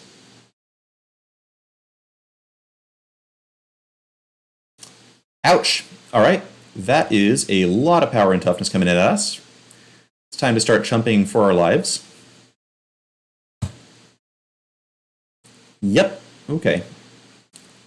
So, fortunately Stonecoil gets a free block. And I think we just double chump here. I can't imagine these creatures are going to be bigger next turn than they are now. So, lands are okay. 1 spell to bridge me to lands would be good. Okay, well, we gotta basically go for it here. Rogran Triome comes and taps. Opponent can deal us a lot of damage, but not lethal damage. If they've just got Lurrus as their best play, they can hit me for 1, 2, 3, 6 with these creatures. I can then steal Lurrus. If they throw damage at Tef, that's also good for me. Castle Embereth doesn't really change the math compared to Knight of the Ebon Legion here.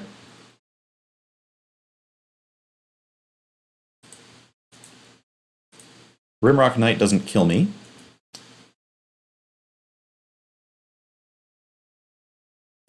Radical Cadavra. I don't know if you can play it out of the side. If you can play it out of the graveyard, it at least seems like an interesting thing to play. Don't know what my opponent's full build looks like, but I can picture this card being a correct inclusion. If they play Drillbit now, I wouldn't mind them just playing Drillbit. I would find that pretty funny. I would mind them playing Heartfire.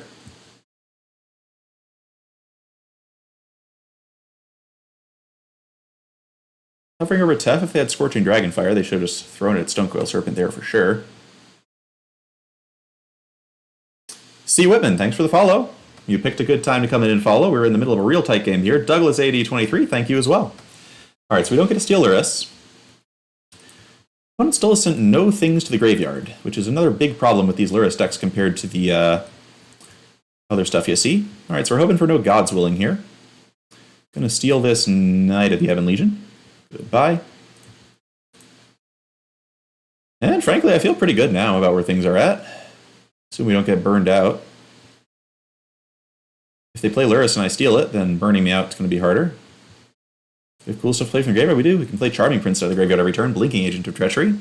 That'll be fun. Opponent also, even without knowing about our agent, knows that we can use Tef to blink agent. Okay. So they can now use Castle Embereth to make both Fervent Champions 3/1 attackers. I block Leosaur, I block a champion, go to 1, lose my agent. That's threatening, but not lethal. Stargazer, this has been a sweet game. Are you the Stargazer who's on my team, or a different Stargazer? I don't remember what your Twitch handle is, actually.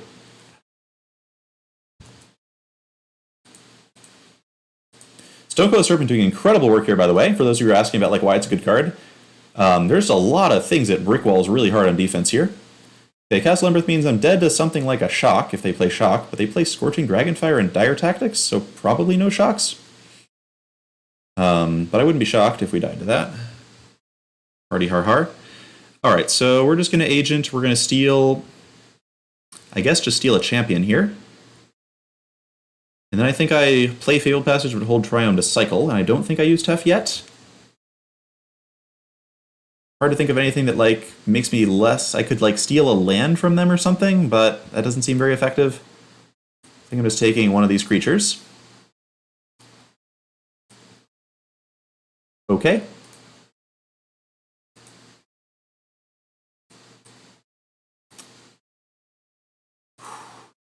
Tight game. If they have any burn, we are going to lose to their burn, and that's that. Dreadhorde Butcher, no! No! God! God, that's so frustrating. Woof. Alright, well. R.I.P. This was never going to be a #1 stream anyway, I guess. God, the top decks. Ow. Now, was there any way I could have taken one less point of damage this game? I don't even think so. I think we pretty much were damage minimizing that whole time. Ow. Alright, well, we're going to tweak the deck a little bit, which I'm not going to bother to update it on like Cardboard Live here, because I'd rather just keep playing. But let's do some quick putting Bone Crusher Giants into the deck for every Luris deck on the ladder. Por favor. Alright, we're going to go ahead and... Yeah, there was a reason I cut Warboss from the deck once upon a time. It's just like... 1/1s get blocked a lot in this format, to be frank. And it just dies to all the same removal that all our other stuff dies to. And like every game when we've been able to play Winota and attack with Winota, we've been like completely fine. The problem is not getting a lot of Winota triggers. The problem is like surviving to get the Winota triggers in the first place. Alright, so we're going to actually cut the War Bosses here. We're going to bring in Bone Crusher Giant from the sideboard.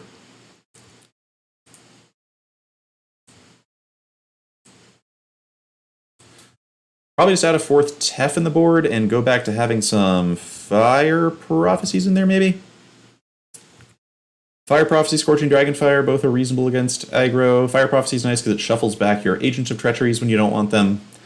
Scorching Dragonfire, of course, is nice against the Luris decks. Frankly, it should probably just be Scorching Dragonfire because all anybody ever plays is Luris decks. I think I might go to 3rd Mythos of Vadrok, though. Like, Mythos of Vadrok would have been insane at any point in all of those matches. Anything I want to do in the main deck besides this? Still kind of like Tithe Taker. 2 Hanged Executioner plus Illyrios plus Stone Coils feels like a pretty good balance. Let's just try it like this. Raise the Alarm Winota is the real combo anyway. Kevlar Man. Oh, you're right. I could have chumped a... Wait. No, Kevlar Man. I blocked the Leosaur with the Stone Coil. Blocked a Leosaur and everything was a 2-power creature anyway. Unless I'm getting something wrong about that. Alright, we'll try at least one more match with Winota here. Could imagine switching over to Clover if everybody's still playing these Lurrus aggro decks, because Clover should eat Lurrus aggro decks for breakfast, based on the matches I played so far. Still, I feel like that was like a moral victory for us. Like, we had a pretty lousy draw, drew 2 of our agents, and kind of missed on all of our interactive spells. Didn't have a single Bone Crusher that game, and our opponent still needed to do the Savage Rip to get us. So we'll keep fighting here, trying our best to work our way up the ladder. Damn, 70 Hectos is like a pretty good human, maybe. I feel like there's a reason. The fact that that card saw no play last season. Yeah, this is the main problem with the deck, is just when you draw agents in your opening hand, it's just incredibly tilting. Like, you mulligan a lot because you just can't keep agent hands. And look, it's Gyruda. Alright, in my experience, the Gyruda matchup's super good when you're on the play because you're just faster than them. It's tougher when they can hit a Gyruda on turn 4 and you need to kind of work your way in with the Winota from there. So we're going to go turn 1 incubation. Just because we're probably going to play... We might just end up playing... Oh, wow. Alright, so we hit the 3%er there. Our deck plays 27 creatures... 4%er, sorry. Our deck plays 27 creatures, so we're going to whiff about a tiny fraction of the time. Alright, opponent's doing something weird with their Gyruda decks. That's cool to see. Let's just Charming Prince, try to hit some Winotas here. Oh, can't play Charming Prince because I played the wrong land. And that means I can't play Temple of Enlightenment next turn either. Ouch! Alright, well I screwed that one up. Let's just pass, see if we get a better Bone Crusher target. Fortunately, our opponent doesn't look to be ramping with Gyruda. They look like they're playing like a blue-black version of Gyruda, so we might be able to recover from this horrible mistake. But I gotta get off of tilt mode right now. No more tilt. No more tilt for me. We'll stop this.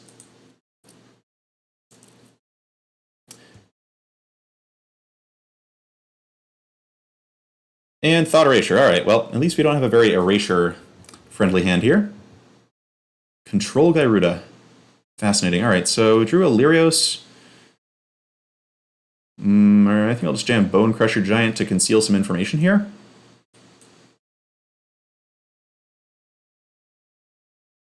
Yeah, Arenacraft, I agree with all of that stuff that you're saying here. Okay, opponent doesn't have a lot going on. We're going to go ahead and Temple first, see if we can find a Winota on top. Pretty please. Charming Prince again. So one of these can blink Illyrios, which is kind of nice, I guess. This is probably a better than average draw at this point, right? I'm just trying to aggro them out. They probably play Ritual of Soot, given that they're running Gyruda with even cards. Worst case scenario, this still helps me scry closer to like a Winota. Or at least to things that can affect my opponent here a little bit.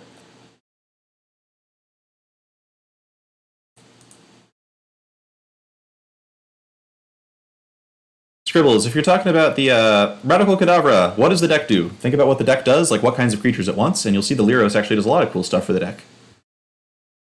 I think.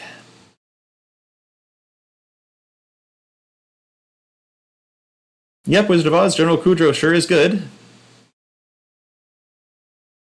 Don't disagree with that.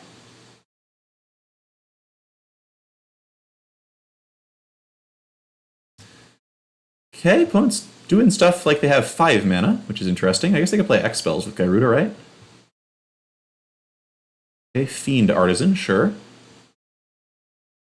That one's not too spooky. Alright, so let's start with some attacks and see where that takes us. Alright, opponent's taking some hits here. Let's go with...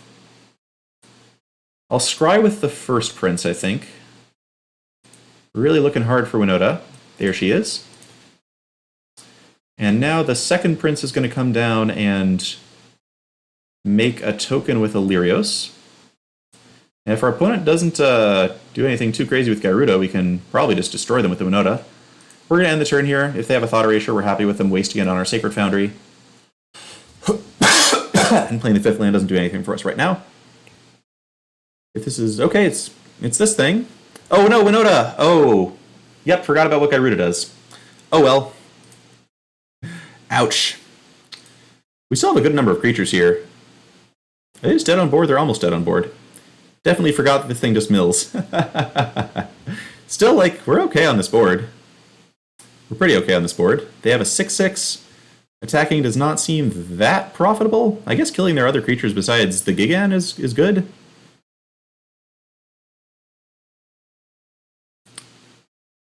Pretty down to attack, honestly. Fiend Arson still a 3/3. Let's do this. If I attack with the princes and they get eaten, then my opponent goes to 1 and they're within range of another Bone Crusher. Which is cool. Are they within range of anything else? They're within range of nothing else in particular.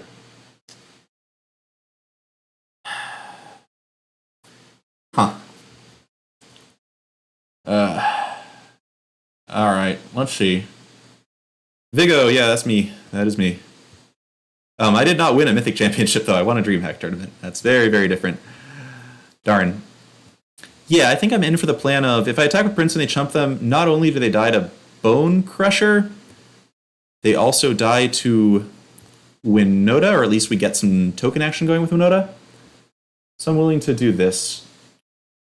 Alright, opponent goes for the kind of halfway plan here. That still leaves them dead to Bone Crusher. So I feel like you should pick like one thing or another thing here. Goodness, yeah, definitely forgot. I have not actually played against that much Gyruda on the ladder yet, and I totally forgot about what the card even does. Alright, wiped some of their stuff out. It's not the end of the world. See what they have to throw at me besides Gigan here. And now Illyrios, yeah, LSV did the 10-0 qualifier run. I have hit 9 wins in various weekend arena tournaments with this deck twice now. Infinite Furia, thanks for the follow, belatedly.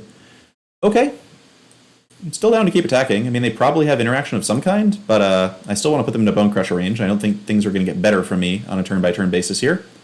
So if I can get at least 2 damage through, Dream Eater. Alright, I'm getting no damage through. That's sad. Yep, so I think those sequencing decisions definitely cost me. If I had been able to just cast a Charming Prince on 2, they would have taken more damage this game. So definitely have no one to blame for myself, but myself for this. They surveil 4 cards into the graveyard. Alright, what are they running? They have Burglar Rat, Lazav. Okay. They bounced Charming Prince. Okay. Pretty happy to... I mean, they might have another Gigan to eat my Scry, but let's figure out whether that's the case. I'm just looking for Agent of Treachery right now. That's pretty much the only card I want.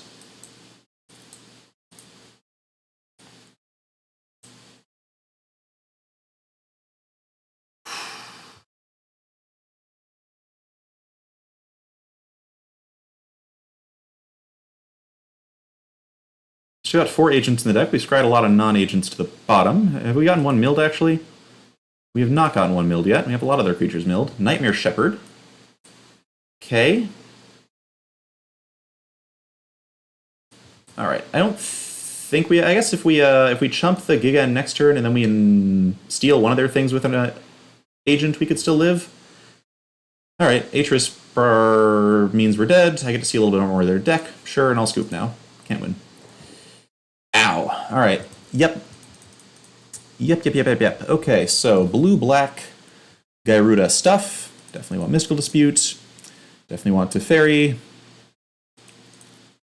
And I'm cutting what? Incubation, because we're bringing a lot of non-creature spells.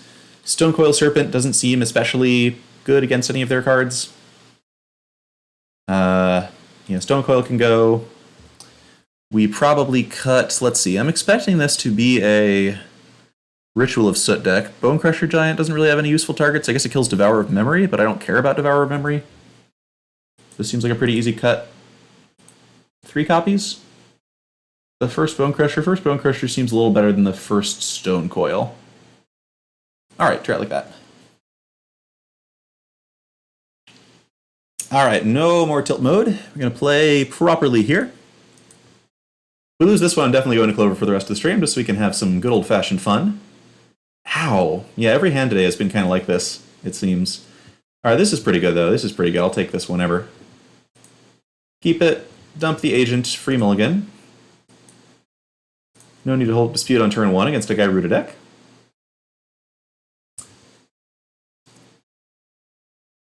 Tithe Taker. Am I Tithe Taking? I don't think I need to yet. I'll just hold up Dispute plus raise the alarm.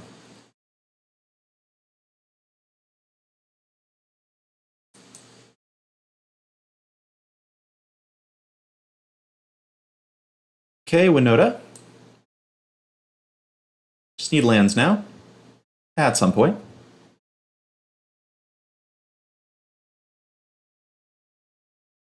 More Thought Erasures. Okay, they take raise the alarm, I'm sad. I guess. Are they going to take raise the alarm?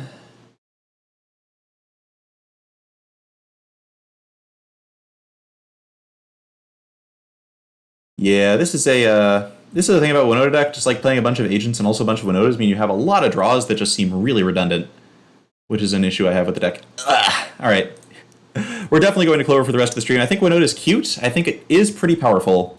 I think it is somewhat infuriating for me to play because I don't like games like this at all.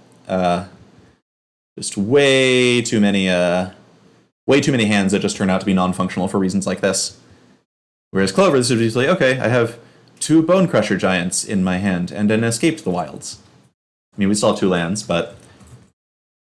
Vigo, thanks for the follow. We'll fight out this match, or we'll fight out the rest of this game if we can. But it's not going to be easy, I suspect. Devourer of Memory are just going to kill me by themselves at this point. Arena Craft, yeah, the deck's kind of functional without Winota. You still have, like, it's not functional if you're on 2 lands, is the problem. Definitely not a good 2-land deck. But without Winota, you're still playing a bunch of reasonable creatures.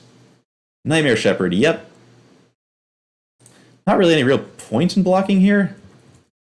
Steam Vents. Alright, well, we're going to hope they don't have the 6th land to jam Gyruda, I guess. We're going to drop this in, see if we can find that 4th land, and then maybe find some non-humans. 4th land, perfect. Fulcus, Vigo, thanks for following. You're watching me get smashed tonight, I appreciate it. We're getting beaten up on the stream by playing a kind of inconsistent deck. Opponent hits a Lazav, sure. In theory, we could still get through... Okay, they got my Fibblethip. Rude. These Devourers are unblockable, which means we don't get to make a non-human with Tithe Taker because we can't block them now. Everything is terrible. If I get, like, Raise the Alarm, maybe? Another Tef. Alright. So if I can use Tithe Taker, block Gigan, make a non-human, I could then Winota into an agent from there, perhaps? It's not looking good. It's not looking completely undoable. Andrew, you are completely correct about that. Completely correct about... Alright, now we're just dead to that, though. Okay. So they're going to hit us for 10 that turn, and there's no way Winota brings us back because our last creature's gone. Alright, let's... Ouch. Still top 100? No, I didn't, Wizards. I'm sorry. All right. Let's go for Clover. Let's talk about Clover a little bit and then play some Clover. Clover is pretty sure a better deck than Winota. I'd be a little surprised if somebody didn't figure out a Clover that was tier 1. All right, here's my current build of Clover. So most of the cards are the ones you're very familiar with by now. Not going to spend time explaining them if you're not familiar with them by now, but you can find lots and lots of content I've written about this deck on Reddit. Alright, so the specialty stuff, what changes with Ikoria is, for the flex slot of the deck, I'm trying a couple of copies of Wilt. It's possible that if Lurrus is really popular, you should just be Scorching Dragonfires. Could be like Growth Spirals, it could be Great Henge belongs in here somewhere with Lurrus decks being popular. But for now, just trying Wilt. It's takes out Wilderness Reclamation, which is one of our biggest enemies, takes out Fire's Invention, takes out Witch's Oven, just like hurts the functionality of a lot of the decks that we might be playing against. Notably pretty useless against Gyruda, so if that's popular, you don't want Wilt to be your main deck card. I'm trying it out. It might be bad, but we're trying it out. Sideboard-wise, we're trying a couple of new cards. Actually, I take that back. We're trying only 1 new card right now. So we've got Mythos of Aluna here, an experimental inclusion. I like that this card does a bunch of different stuff. I like that it can come in as a copy of something like Gyruda. It can come in as an Elspeth Conqueror's Death and eat the opponent's Elspeth Conqueror's Death. It can be an Agent of Treachery. It's super flexible in what it does. And sometimes it just like makes a big creature that eats another creature your opponent has, which is also pretty cool. I've stolen like Lurrus before with it. I've made a second copy of Song of Creation when I was playing a Song of Creation deck. It's no longer good for that. It can be another Clover if you want another Clover. It's expensive. It's probably too expensive and cute to be good, but I'm trying it. We'll see how it goes. JLA West. I have tried playing Song of Creation. I found it to be very exciting when it worked, and really awkward when it didn't work. And I found that it was about half and half. That sometimes it would be great and you'd win the game with it, other times it got mystical disputed, or it got bounced at the end of your turn, or your opponent played a Narset, and you suddenly really, really wished you had Escape the Wilds instead of that stupid song creation. And yeah, I think it's the kind of card you need to practice a lot to get skill playing it. On this stream for now, I'm not going to try doing that. I think there's a version of Temur Adventures that can play Song very effectively. I think in order to do that, you have to play cards like Rose Thorn Acolyte, which I hate. I don't think it works quite well enough when you're just playing the normal build. Alright, anyway, Mythos is the thing we're trying. Other cards that I was kind of interested in from the new set include... always get the name of this card wrong. Shredded Sails. I think I ended up taking artifact removal out of the sideboard because there really aren't a lot of artifacts in Standard right now, besides Witch's Oven, which you can deal with in other ways. Shredded Sails, however, is nice because it can both be a kill an artifact and it can kill something like a Sphinx of Foresight, just like that little bit of extra flexibility I like a lot. However, until artifacts start to kind of make a comeback in this format, not super into it, and it really seems like they're not at the moment. Other stuff that I was kind of interested in, let's just do a quick survey while I have y'all here.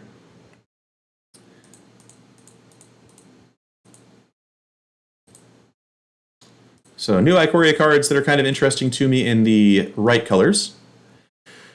Essence Scatter is like kind of cute as a counterspell option. Right now I'm running an Ether Gust and Negate. Negate can help me force through Fling and combos like that. This deck usually doesn't have as much of trouble dealing with creatures as it does non-creatures. However, if you want like a great sideboard card against Gyruda, actually, I should probably have some kind of counter in my sideboard that stops like Gyruda. I guess Grafdigger's Cage pretty much does it though. We'll just use Grafdigger's Cage as the anti-Gyruda tech for now. Essence Scatter could be nice in certain metas where you want to stop creatures. I think Keep Safe is a little bit too narrow. I'd rather just have a Negate that stops their thing and not have to worry about having this. It's also really easy to play around, probably. Neutralize is a cute option as a counterspell, but I think if we wanted to have 3-mana counters, there are better ones we could be using in the board. Of One Mind will sometimes be a 1-mana draw too, if you have like an Innkeeper and a Bone Crusher, or like a Beast token and a Beast. In fact, this card might even be a reasonable candidate. Huh. You know what? I'm going to try something different. I'm going to actually play 2 copies of One Mind. Because the fact is, you get in a lot of cases where you do have a human and a non-human, and this is really cheap when it works. It's really cheap when it works. And not like the worst card in the world when it doesn't work. So we're going to try that instead.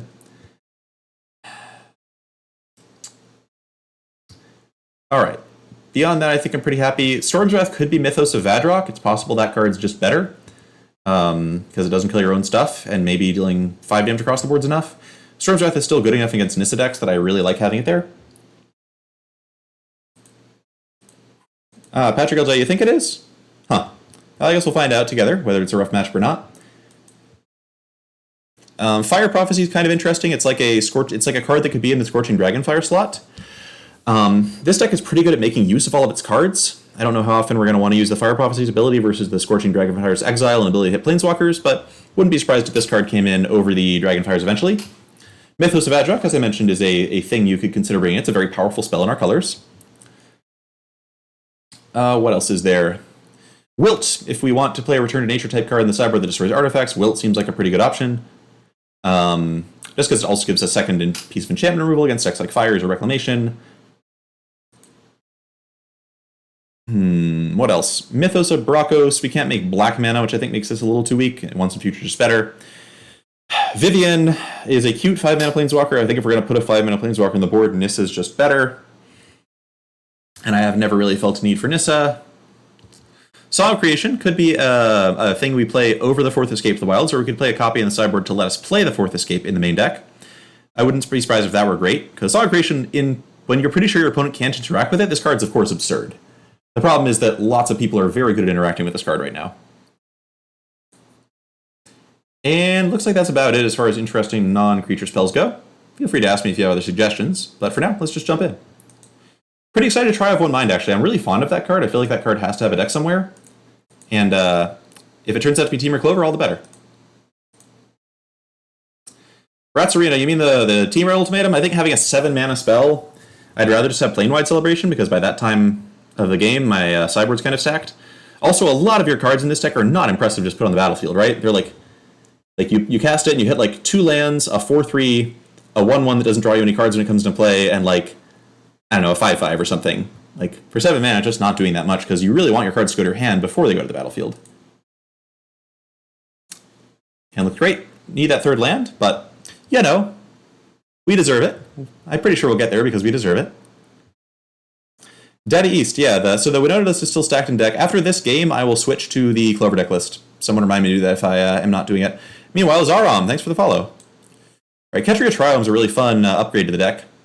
With this in the deck, I'm not even sure I want to play any Scrylands. I'm on 1 right now. But this, like, being extra colored sources for all our stuff is so nice. All right, and so immediately we just go up against Mono Red, just regular old Mono Red. Sure. Second Triome is mildly interesting because it lets me go, like, Clover plus tokens next turn. But I think I'm happy enough just to go, yeah, I'll just go Clover this turn, and then we can double borrow stuff, and we'll be fine. Surabeep, Winota was disappointing. We just hit a lot of bad hands and had a lot of trouble finding Winota in matchups where she mattered. We lost, we were 1-3. We lost game 3 heartbreakingly to a, like, super top-decked, like, burn spell, basically. But still kind of fun games in a few spots. You can watch the replay. All right, and we hit the 3rd land, and now the game is basically over. Whee! This is so great. Every time I, like, leave this and then come back to doing it, I'm like, how did I ever leave this? What was I thinking? This is so much fun. Yeah. Yeah, this is nice. This is really nice.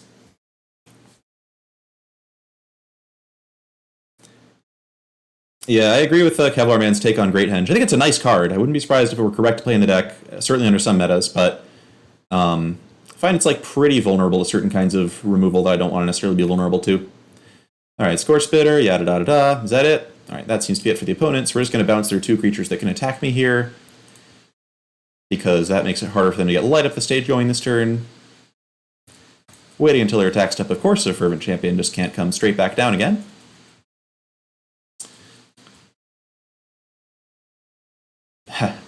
Yeah, Ratsarita, we can draw plenty of cards without needing Flood of Tears and Thousand Year Storm. You just, like, in games where you're wishing a lot, you're usually winning. You just need to make sure you have enough cheap interaction to survive until that point. Okay, so we get a chance to stabilize for a turn with Innkeeper into Lovestruck. And then next turn we escape, and we're off to the races. Just perfect. Yeah, I'm really excited about Of One Mind, actually. Alright, so second trial means I can't cast Lovestruck Beast to make more tokens this turn, but that's fine. Still just grateful that we get to play these cards.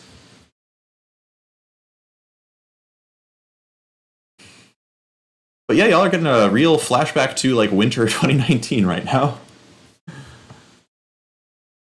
Alright, opponent stomps the Innkeeper, which is, of course, much too late. It's too late for that kind of thing to work, but I appreciate the effort, opponent. Priorities now are just drawing cards, finding a thing that can answer an Embercleave if they have one, of which we still have many cards.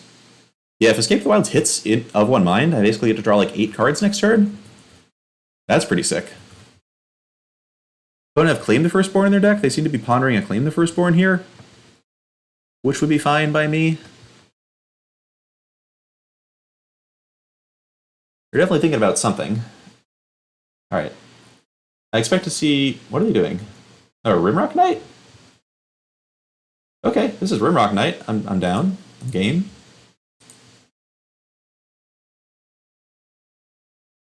Do not mind getting rid of a Steamkin with several counters on it. Yeah, so the deck's not updated yet. Ungulate Man, it'll be updated after this this match. Actually, I'll probably just update it right after this game, since I should be able to sideboard pretty quickly, but we'll see. Alright, so we now have a Brazen Bar, which means we're covered against Embercleave, which means that the world is our oyster. La-da-da-da-da-da-da-da-da-da. It's also just nice to play a deck where it's like muscle memory.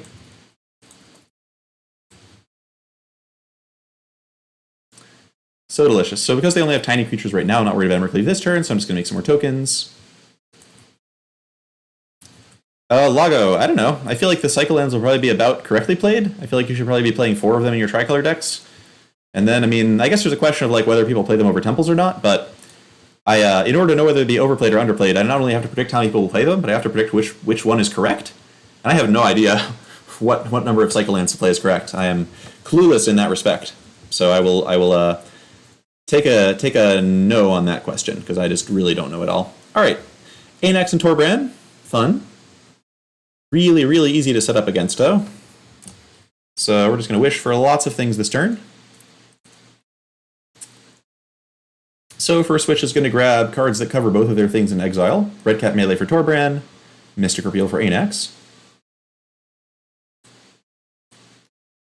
And then the second Fae grabs the Lights Out cards for after we deal with their threats, namely Shadow Spear for Beanstalk Giant. And I don't know, I'll just grab an Ether Gust, why not? Okay. And that's all for me.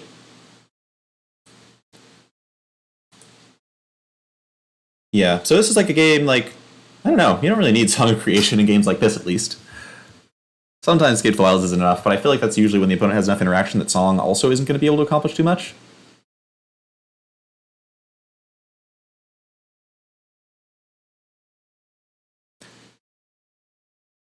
Okay, Torbran. Sure. Why not? Yep, okay. Sorry, Trade One Rider, we just drew the nuts that game. Alright, so quick sideboard before we move on. So we jump Escape the Wilds because it's too expensive. We bring in Scorching Dragonfire because it's cheap. Of One Mind. I don't know whether we keep this card or not. Let's cut a Beanstalk Giant. We'll bring in a Red Cap Melee. I like having some stuff in the board to fetch as removal. I think I'll bring in Domery's Ambush for one Of One Mind. Keep one copy in. Try it like that. No, that's silly. I should bring in... I'll just do the normal sideboard plan and cut the Of One Minds for now. I think it's hard to keep creatures on the board when they're on the play, and that took 10 seconds. So we're now going to go switch out the deck in Nightbot. All right. Try to include the Of One Minds as well. All right, quick change. Sorry, opponent, for the delay. Yeah, I love the art. Definitely agree. Yeah, Radical Cadaver. It was very easy. That was the nuts. The absolute nuts. Will not deny that. Okay, edit the deck a bit. We're gonna swap some stuff around. 3 Escape the Wilds, 2 Of One Mind, 3 Dragonfire, 1 Negate, 1 Melee, no Plane-Wide Celebrations, no Song Creations. Alright, I think that's an accurate list. All right, and about to switch this into Nightbot, but give me a second. Patrick LJ, Lovestruck Beast tokens. Lovestruck Beast tokens are the secret. And even if it costs 3, it's not the worst card in the world. It's not great, but it's not the worst card in the world. Commands deck. But we're trying it. It might turn out to be bad. All right, command's been updated, and now let's jump into game 2. And thank you for the follow, Solar Oceans. Nice name, too. That's just pleasant to say. I know some names are kind of hard to pronounce, but Solar Oceans rolls off the tongue.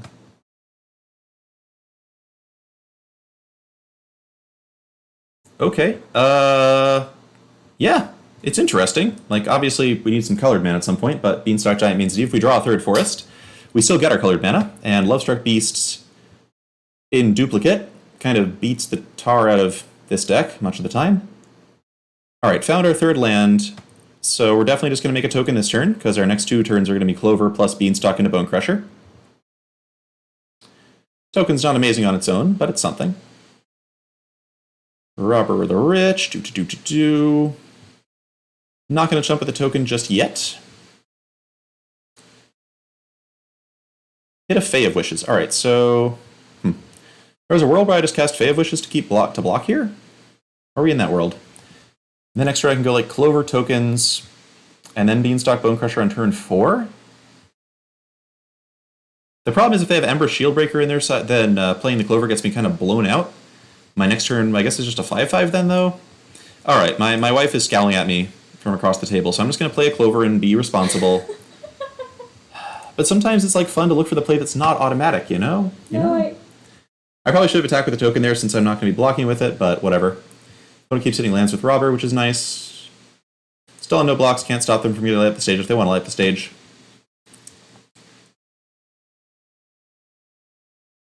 Kevlar Man, that's a good question. We'll find that out at some point. Alright, light up happens, but that's fine. That means Anax is not happening. Oh, look, an Embercleave. I wonder if that's going to land safely. Yeah, that's the thing. Is like the Winota nut draw is like amazing and hilarious when it works, but the Clover nut draw isn't as spectacular, but it just like kills decks super reliably. Even so.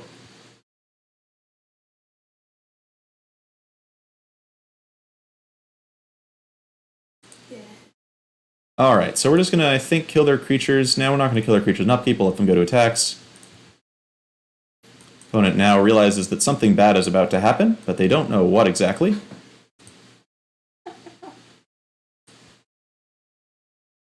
Rats Arena. No, I don't think so. I'm going to make it 4-color. I just don't know. Any change to the mana does make you less consistent. You have to play more tap lands and chalk lands, which is kind of dangerous for a deck like this. It doesn't have like board sweepers easily. You tried it. Yeah, I tried 4-color briefly to like do Song of Creation plus Shepherd of the Flock to try and bounce Song back to my hand and make me not have to discard. And it was cute, but like there were way too many hands when I'd like draw Shepherd of the Flock and no white mana. Or I'd like try to Shepherd the Flock, and I'd have to bounce like 3 of my own permanents, which was not that fun, or something. I don't know. I just don't think there's any color that gives you such great options that you desperately need to be doing this. Okay, so Torbrand comes down. We brought in Red Cap Melee, so we don't have an easy answer to that with Fae of Wishes. But we can just Domer's Ambush it, so that's what I'll do. Just better not to let this card hang around at all.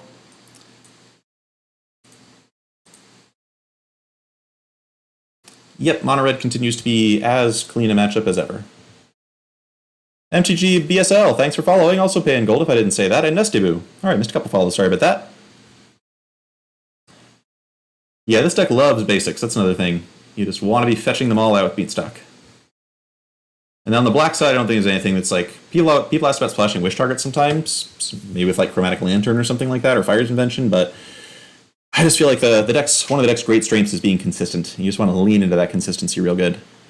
Alright, so this is going to be just Clover, make some more tokens, hold up Borrower in case of any shenanigans, and just beat my opponent down with Lovestruck Beast really hard and stuff.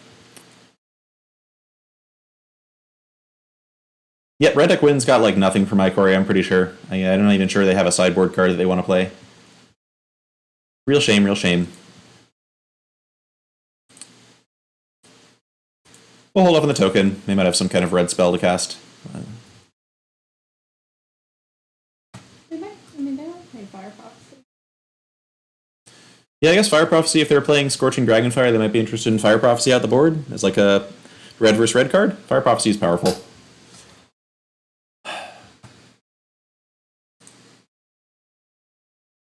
Okay, for the next match, I would love to play against like Luris or Gyruda or something. Just one of the newfangled decks. See if Clover can still hang. Evan Champion? Sure.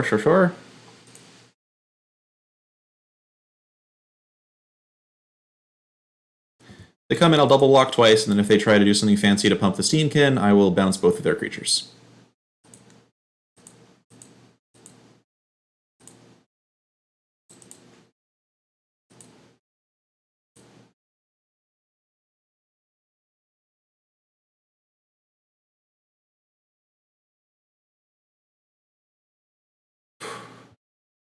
Yeah, MTG BSL, I mean, the Grota one seems quick. I think, though, like, part of this is that Clover is also a pretty fast deck. Like, in that we can get our, like, we can basically, the thing about Clover that matters a lot in matchups is how fast can you, like, wish your way to having an answer to their thing? And as long as we have even one Beanstalk Giant, even without a Clover, we can wish for Grafdigger's Cage on turn 4 in that matchup. Which is pretty hard for their deck to come back from, at least in the first game, is my impression. And even games 2 and 3, like, that's still just like a huge threat we have over them. And then we can start doing things like wishing for counter spells. I don't know. I've heard from other people who have played this matchup that it's not too bad, but we'll see. We'll see if that turns out to be the case.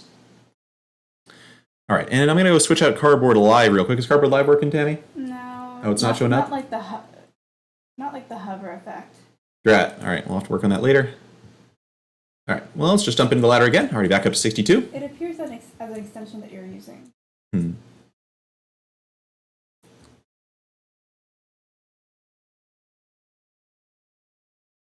Yeah, what was the thing people were suggesting as sideboard stuff for the... Oh, Shepherd and Little Tough. Yeah, no. If this deck could play Little Tough, that would be really fun.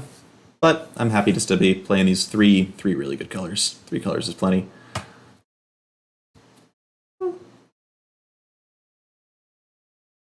Lamp. Maybe it's Liam P. I don't know. On the play, all right. And, okay. This hand is adequate. Of One Mind, obviously not its best right now, but if we draw an Innkeeper or a Lovestruck Beast, it kind of goes crazy. And I'm happy enough just doing regular interactive stuff, like hands with your colors and a good mix of lands and spells, I'm happy with. Curious what our opponent's up to without a companion over there. Escape the Wilds is great. Love Escape the Wilds here. Cast it on turn 4 if we have nothing else to do with Beanstalk. And just having on mind to like hang around, I'm guessing I'll find a chance to cast this for cheap player. Ooh, it's Phoenix. Okay. Bonecrusher Giant gets to have some fun here then. And then, what am I doing on turn 3? Let's see. I think I just want to go ahead and cast Bonecrusher. I would like to be able to pressure a Royal Scions if they have one. And just be able to pressure them generally, because their deck is actually pretty dangerous going along with us. Also means if I hit Innkeeper or Lovestruck Beast, I can cast Of One Mind really cheap next turn, which is great. Okay, another Electromancer. I have no idea how, like, new Phoenix, Neo Phoenix is for us. Brazen Borrower is a pretty good one to have access to.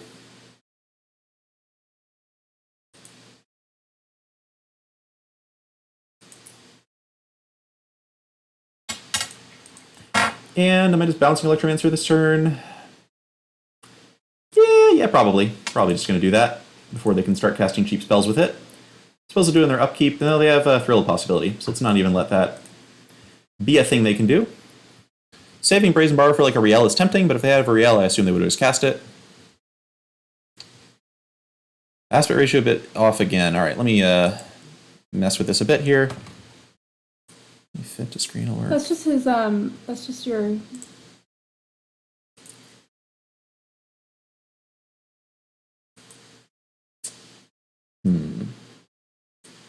Yeah. Oh, well, aspect ratio is off a bit. Oh, Sprite Dragons. Yikes. Okay.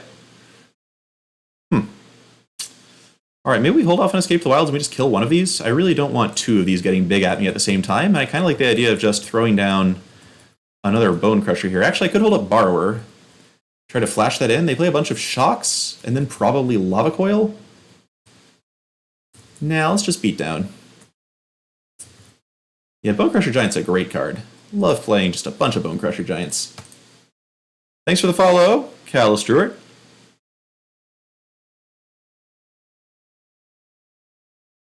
Yeah, Kellerman, I haven't actually changed my basic count yet, but I probably should at some point. The Electromancer's down. Cathartic Reunion is terrifying. All right, they have a Phoenix, and the Sprite Dragon's getting big. This is going to be... This could be a race. This could be quite a race. So they can cast 2 Radical Ideas and hit me for 7 damage in the air here, assuming they don't discard another Phoenix. Yikes, that's 10. Okay. Okay. Very interesting and scary. If they have a 3rd Phoenix, I'm going to be super sad, but they didn't. So I'm taking 10 in the air. All right, Phoenixes are go. Here they come. Oh, wait, was that 10? That was 10. Okay, yeah. Fascinating. All right, so I've got a Brazen Borrower which can flash into block 1 thing, which is not quite enough things. Escape lets me hit up to 3 lands after escaping, which isn't quite enough. If I attack, I think I attack with both. Yeah, that was a good turn there. All right, interesting.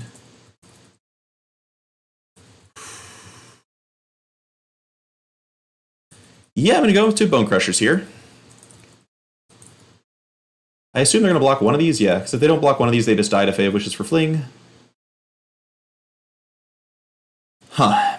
If I play Escape, yeah, I end up being able to have 3 mana after that, versus Of One Mind, I can have 4 mana? That seems like it might be kind of important, because having 4 mana means I can, I could rip Clover Bonecrusher, I could rip Clover Borrower. Versus Escape, I'm not sure there's any 3 mana worth of cards that bails me out here. I can play Fae of Wishes, but that's not great. So I think I am obligated to play this card and see if I happen to hit 2 relevant cards off it. But if I don't, I'm just going to die. And that's that. All right, Innkeeper Escape, not even remotely relevant. And Narrow's dead in the air. All right, well done, opponent. Killed the first Electromancer, the second one got us. Pretty cool. Yeah, I think Sprite Dragon's pretty bad against our deck in general, but I mean, we burned a Borrower on an Electromancer.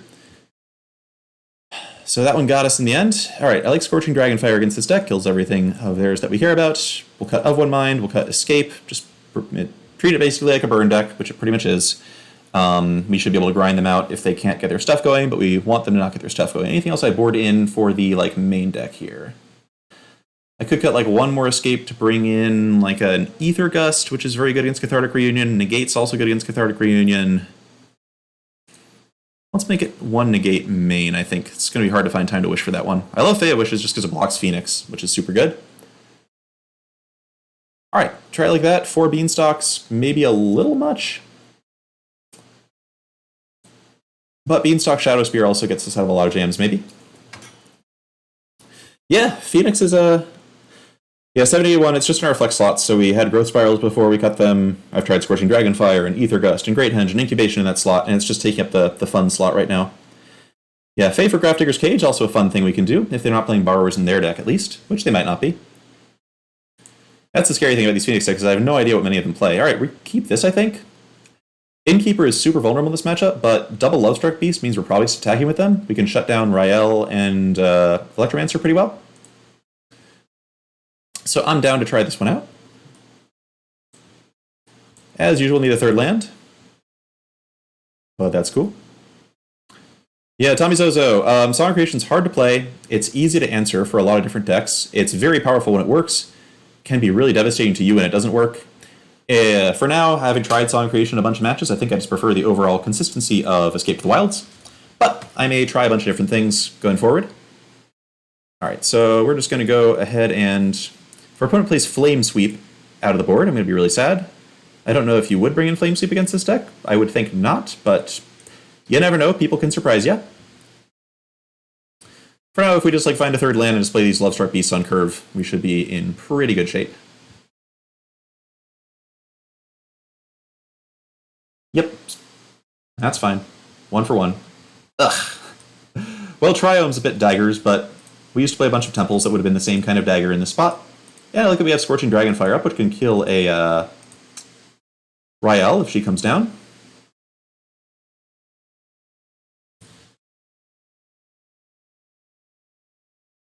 Okay, but I'm not doing anything in particular. I'm pretty down to stomp them. We have a Scorching Dragonfire, which kind of does something similar to a stomp, and their life total actually does matter quite a bit in this matchup. And wow, they negated it. Beautiful. Love to see negate going toward that. Cool. Alright, no reason to go Beanstalking just yet. We'll just slam... Well, we'll attack first, then slam Lovestruck after that. Try to be disciplined here. Yeah, I did actually take a video you can find on my YouTube channel. I'll link it. Thanks, Tammy. Yeah, Song in the Mirror is really bad, because Brazen Bar is a card. Uncivilized RR! Thanks for the follow. Alright, so opponent's going to have to do some really, really powerful things with Phoenixes here to get us. Or I guess they could kill all of our 1/1s, and that would slow us down somewhat.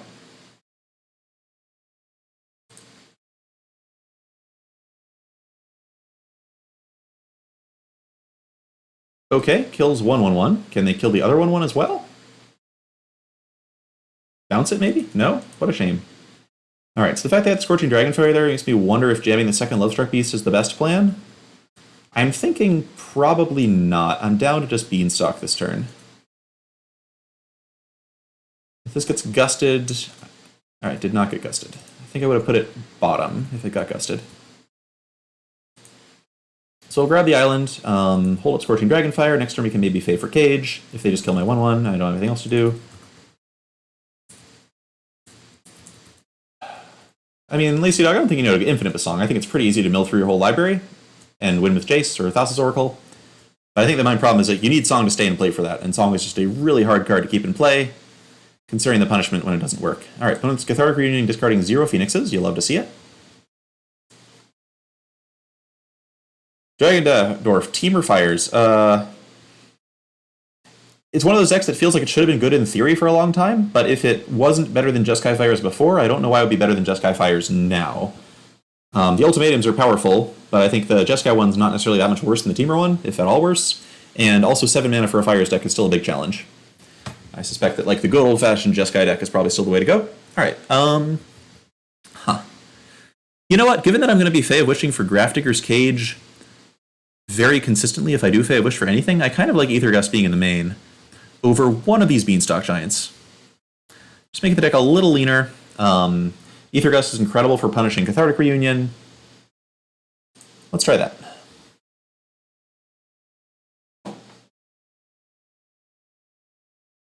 Yeah, well, thanks for the preemptively for the follow on the YouTube logo.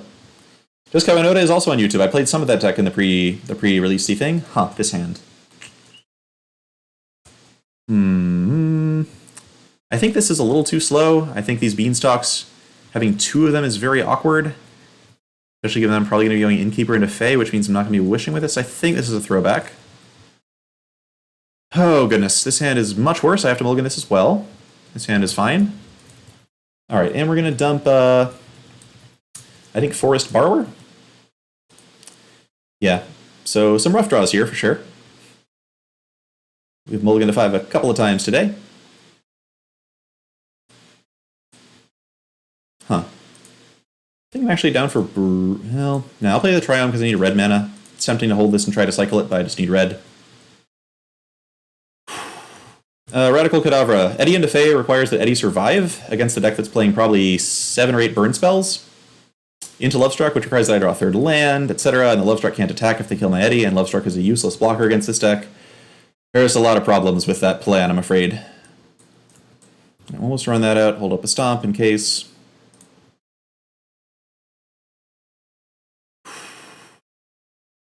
Okay, first Phoenix hits the yard, sure. Good to know the Stomp can put at least one of these birds down until I can get a cage for them.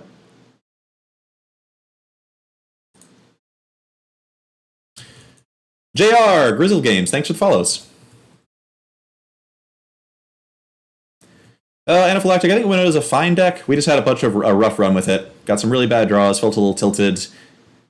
High agent to Winota ratio and opening hands, that kind of thing. So we're back to playing the good old faithful Temur Clover. Okay, opponent's just throwing these down and passing. I don't mind that. Brazen Borrower, alright. So we're going to play this just so I can cycle the Triome if they don't do anything.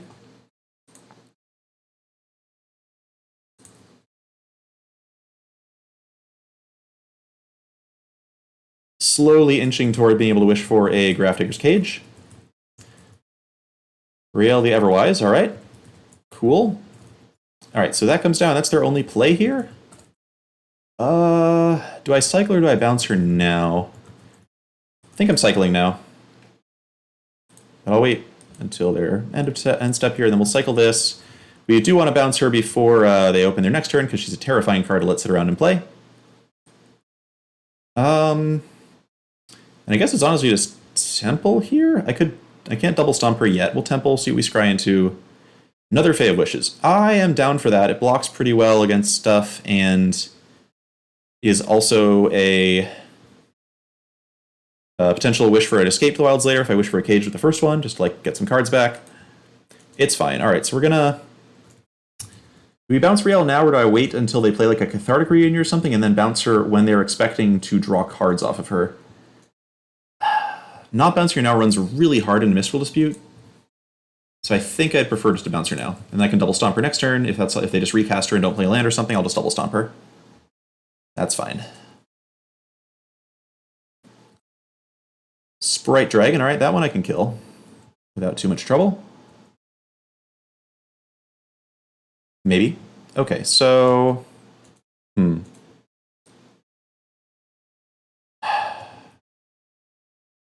I feel like they probably have a counterspell. The question is it going to be Mystical Dispute or Aether Gust? If they're holding up Aether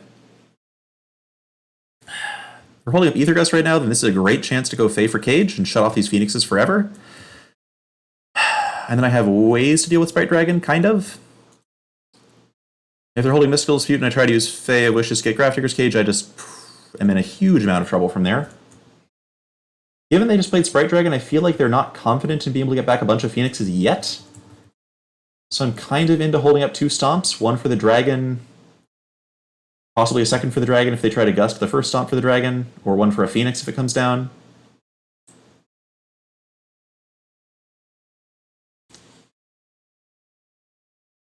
Actually, I'm going to pay 2 life here. I think being able to maybe cast Borrower is like a good amount of flexibility too. Because that can block a phoenix, which is nice. Opponent tries to Radical Idea now. I'm just going to stomp this dragon. Opt, sure. Alright, I'll stomp the dragon now. Goodbye. Okay, Phoenix playing lots of creatures is nice. Some vulnerability there. Shock me. Okay, that's a play, I guess. Pretty glad they're not using that to try bringing back Phoenix. Sure. This is the turn where they could go Riel into Cathartic Reunion, but if they're doing that, they're at least not getting back Phoenixes, and they're also tapping out, which I love.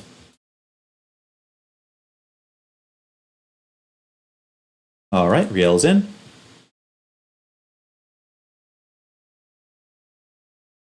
Definitely an interesting matchup. This feels like if the Phoenix deck turns out to be a real thing, like Phoenix versus Clover feels like it could be a super interesting thing to be doing. Alright, they discarded Mystical Dispute and another Arclight Phoenix. Yes, 2 Phoenixes in the yard here.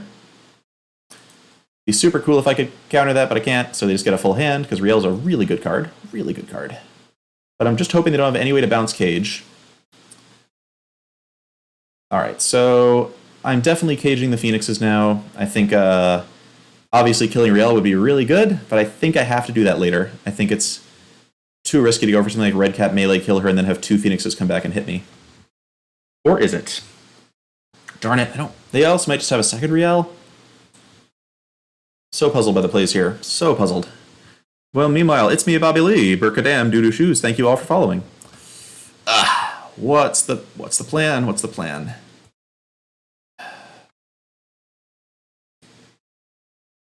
Ugh. 6 cards in hand. It's so miserable.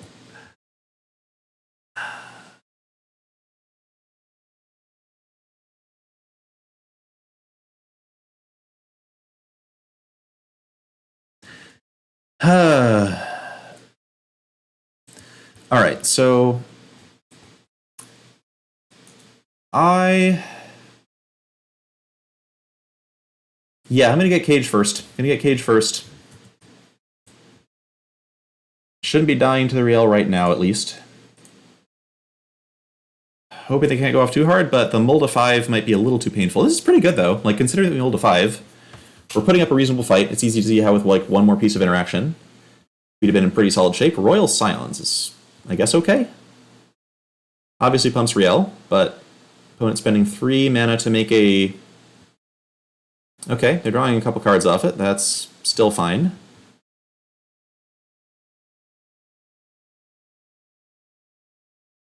Just actually killing them is going to be difficult given the number of cards in hand for them right now.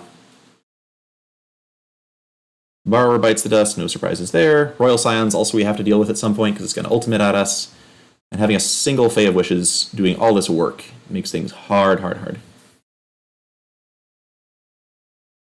You're welcome to ask questions. You're definitely always welcome to ask questions. Sin49 and Wookie Benson, Raskolnikov 92. Thank you all for following. Okay, so we got Bone Crusher Giants, we got Fae. Am I just killing Riel? Mystical Dispute still messes me up really hard, but I think we can't really let Riel sit and play for another turn, just generating that much extra card advantage. So we're going to try this. If we get disputed, we are dead. So that's that. Pick up a Red Cap Melee to kill her, right? That's the only thing we have that deals with her right now. Yep. And kill her now before they can untap and have Mystical Dispute mana up. If this gets Ether Gusted, we die. Okay, it worked. We can hang on. Royal Scions is dangerous, but we can stomp it down a bunch. They can't get Phoenixes back. If they play another Riel, we can at least double stomp that Riel, maybe? We're not out of it. I wish I had more Escape the Wilds in my deck and fewer Bone Crusher Giants now, but we're not out of it. I'm testing Blue Mythos. Have you heard of testing cards when a new set comes out? It's a good idea. It's a good idea to do. Be informed. GH Suna, thank you for following. And thanks to the more than 300 people who are watching the stream. We're having such a good night here, despite the fact that we mulled to 5 against this Phoenix deck. I don't think they necessarily can remove Cage. I mean, they might have artifact removal as a thing, right? If they have artifact removal on the sideboard, they would bring it in.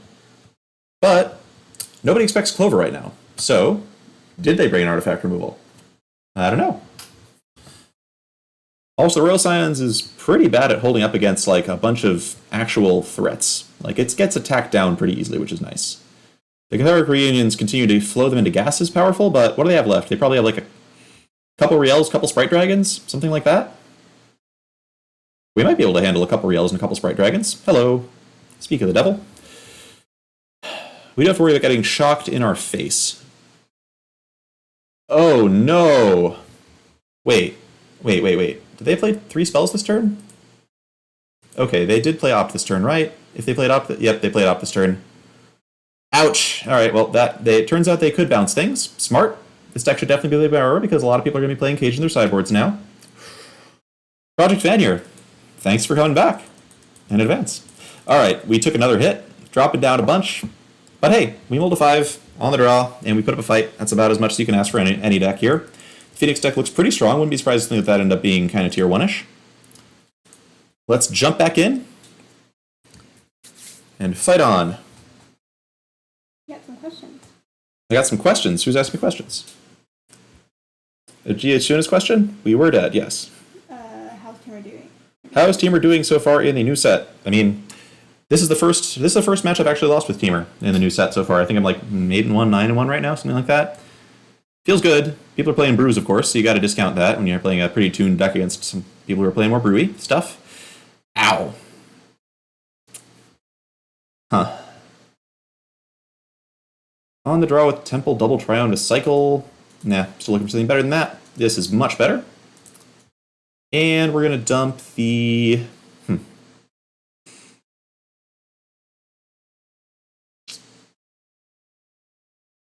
Probably Love Struck? Borrower. Opponent's not playing any kind of companion, so we don't know what's going on. Is Borrower or Love Struck better against the average deck in this metagame? Probably Borrower's a little better.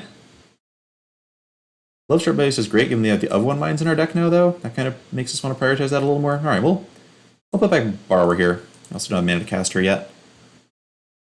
Rifkite, you can see the deck list. I have made some changes to the deck in terms of sideboard. Ooh, Drew of 1 Mind, rewarded very heavily. Great. So does that tantalize me to want to play the token out now in hopes of hitting another land in time to cast of 1 Mind? Nah, we're not going to rush things. We're just going to play this tap lane now. Get Clover down safely. Opponent's on a Jeskai something or other here. This is Jeskai Sharknado. That could be fun to play against. Alright, drew a Borrower anyway. Everything is great. Okay, so we're going to go ahead and Clover. They probably tef it back to our hands, and then we play it again and make the tokens, and we dance the age-old dance. I definitely like of 1 Mind more than I would like something like Growth Spiral in this spot. Our opponent could also play playing Winota, of course, but that's the thing to watch out for. Alright, well, I don't really have much to do this turn besides making tokens anyway, so I'm going to go ahead and make this. If they are playing Winota, this Borrower is going to push them back a little bit, which is nice.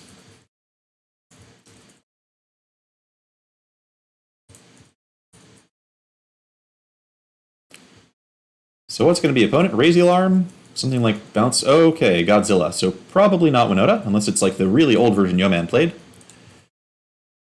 Yeah, I guess I'll just end the turn here. I'm not going to make more tokens and get everything swept up by Deafening Clarion and be unable to attack with Lovestruck Beast. That doesn't sound good at all. Alright, the good news is that Yadaro is, actually, I'll need to read Yadaro to figure out if we can actually beat Yadaro on a regular basis. Maybe we can't. Alright, Beanstalk Giant's an excellent draw, though. Pretty happy to see that. Let's attack first.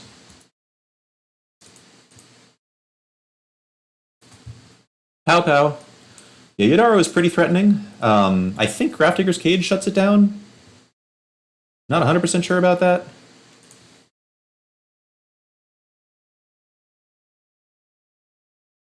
Am I going to make more tokens now? If I make more tokens now and they get Wrath, that opens up a double Fey safely, which I'm pretty interested in doing, into like Cage. Okay, I'll make tokens now. Clarion me. Go for it. Yeah, Graph works against Winota. I know that part. I'm trying to figure out, does Yadaro... Okay, yeah, so Grafdigger's Cage also works against Yadaro, which is fantastic.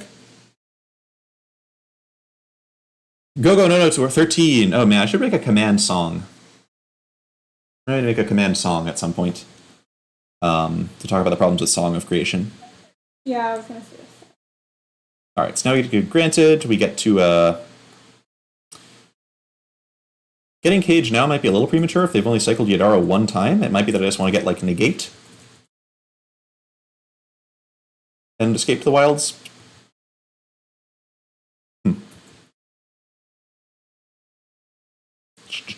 Notably, if we hit our 4th land drop on 4 this game, we would have... one mine would have been pretty good against them, I expect. Yeah, I'm not too scared of Yadaro yet. They have to spend 6 more mana doing that stuff. Just get Negate. Grab Escape. Make sure we're, like, protected against an Narset or something. Or a Sharknado, any of that sort of thing. Yeah, Grafdigger's Cage, being like the single card that picked up the most value from this format would be pretty funny if it turned out to be the case.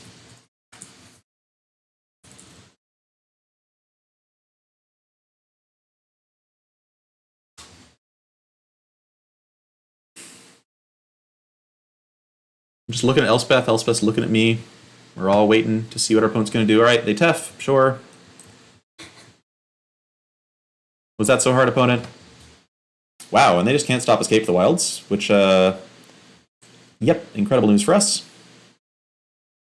Yeah, so Jeskai control with no, like, combo kills or anything is going to end up going very predictably. I suspect, most of the time. Yadaro is a fun wrinkle, but having to cycle that card 4 times takes a lot of mana, and our opponent's not even there for it. I respect that opponent. Yeah, okay, so Jeskai control. Probably playing some Narsets, but of one mind still seems better than Scorching Dragonfire on the whole. Doing Yadaro things, which I don't care very much about.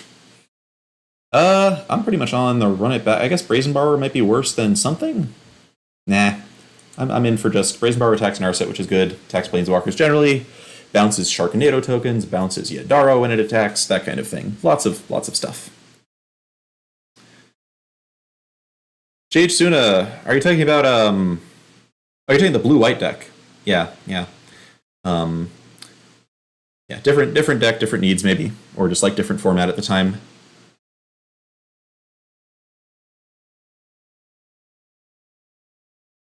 Paying gold, you do the Feather thing. Feather's cool. Play Feather. Your deck gets upgraded, too. You get all sorts of things from this set, right? Fight as 1, Tri-lands. If you needed them, if you weren't just straight red-white. Roni, how is Tamiyo in my deck? I don't think Tamiyo is very good, so I don't play it. Is my answer to that question. I think it's just a worse once in future most of the time. Okay, down for this. Clover could get countered, but if you throw away hands with, like, Clover and multiple spells and all your colors, you're being silly. Love having cycle lands at times like this. Alright, Lovestruck Beast is cool. Do I jam that now? Nah. I'll wait. 2 tokens is quite a bit better than 1 in a world of Teferis. Alright, opponent's 3-color mana base, forcing him to go tap land, which means I get down a safe Clover, which might get disenchanted, but not the end of the world if that happens.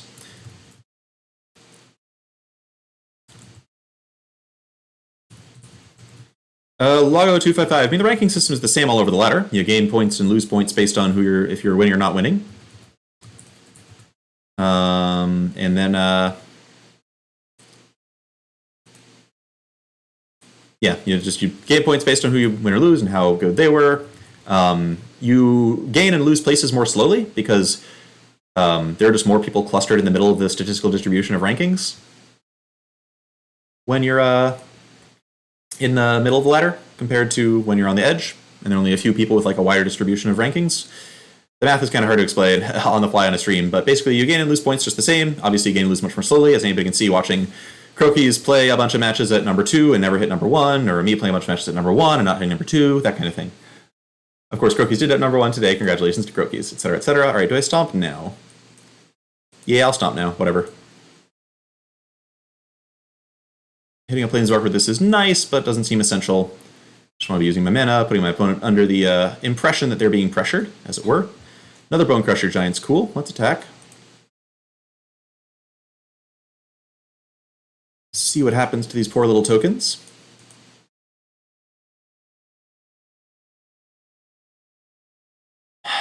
And I guess my opponent's probably playing, I don't know, Sharknado and 6-mana Chandra might be their main threats. It's hard to think what I actually have to be watching out for here. Meanwhile, Go No No and ASIM1, thanks for the follows.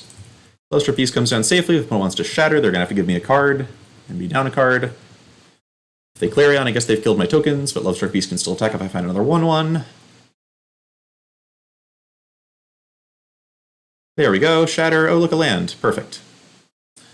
So, okay, Beanstalk makes me want to hold off on Escape, because now I can just Beanstalk into Double Wish, which is still very powerful. And then I can get Negate with one of the wishes and hold up Negate to protect my Escape to the Wilds.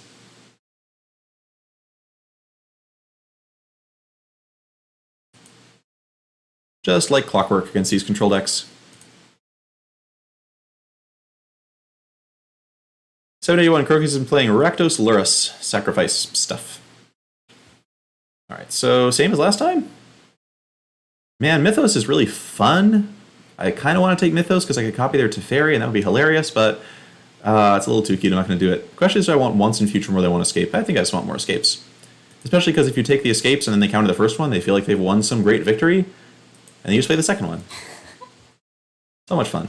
So evil. Okay, so I'm up 7 lands to 5 on my opponent, who's on the play this game. I have a Clover, they don't. We're basically equal on cards in hand. But I have 2 cards in hand that if they ever resolve, my opponent is horribly down.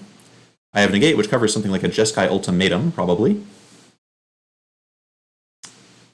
Jeskai Ultimatum is one way that this Jeskai deck can actually kind of catch up to us for card, but I think even drawing 5 cards, if it's forcing you to like tap out on turn 7, is still not that impressive. Alright, Chandra Awakened Inferno is definitely cute. Definitely a cute card. It's going to put me under some amount of pressure. But we have Shadow Spear in the sideboard. I'm not too worried about her. Okay, so we'll get the first escape off here. We can bounce Chandra. Worst comes to worst. Cool, hit some land. Alright, hit only 1 land, and it's a tap land, which is a little sad. Do I just double stomp Chandra? I could double stomp her twice and she still wouldn't die, which is a problem. Yeah, we'll just bounce her. Go away for a second, please.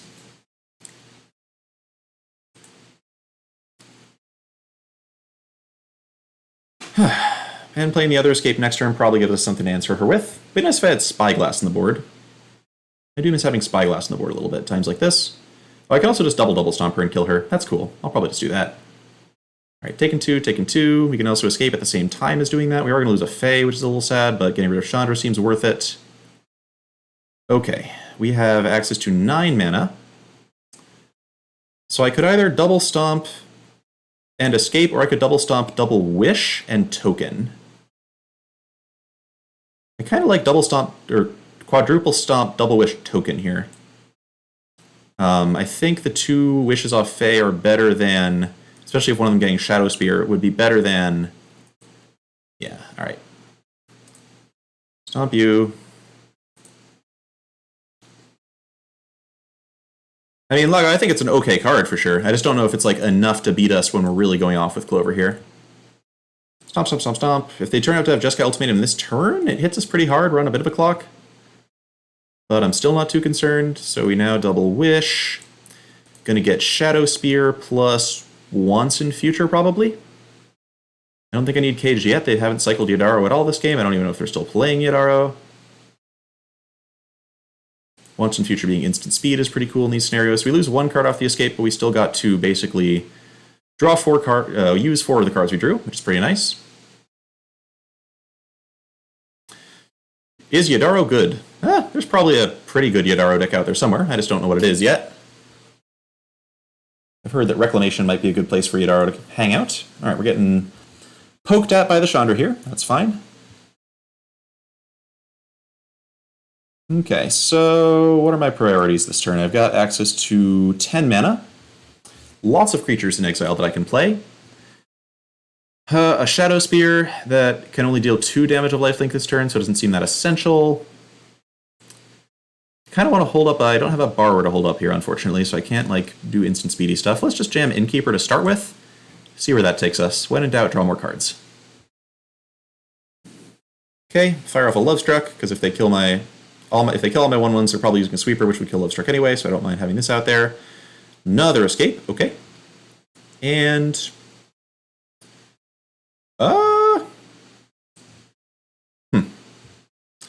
guess I try Shadow Spear.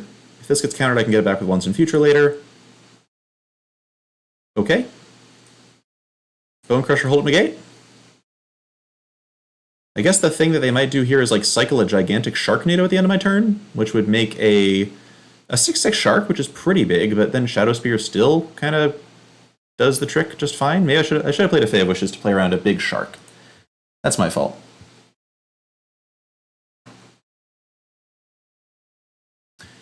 Given how likely it is to have a big Shark, do I even attack with the tokens here?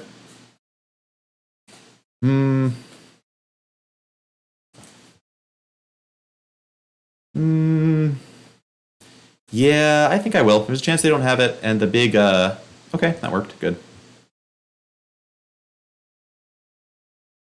Any penalty damage might matter here. Especially because if we get Bone Crushers killed, we can Once in Future 2 them back to deal 8 damage to our opponent's face. That's always an important play to remember. Deafening Clarion. Let's challenge that one at least. Let's say probably no to that. Okay. Taylor Man, it's been an okay stream so far. Won some, lost more technically, but I think we're going to win this match. Tier 1 decks post Ikoria. Ice Cold Air, thanks for the follow. Oof, lots of people to talk to. Tier 1 decks post Ikoria. I don't know really yet. Be pretty surprised if some version of Fires doesn't end up being kind of tier 1-ish, given that they just got an extra card to play in their deck for free and basically had to make no changes for it. Beyond that, I am uncertain. Highly uncertain. Okay, so now what? I think I just run out, maybe start with an Escape here? Let's start with an Escape. When in doubt, draw cards. Okay, hit lots of Beanstalks and some lands, cool. Do a bit of Beanstalking, basically clear the library out of lands at this point. How could my opponent kill me? Jeskai Ultimatum is frightening, but not lethal. I do need to play out a couple of reasonably sized creatures this turn to make sure I can actually put Shadow Spear on something.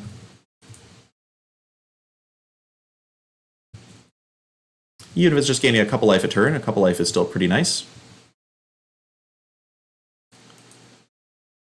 Huh.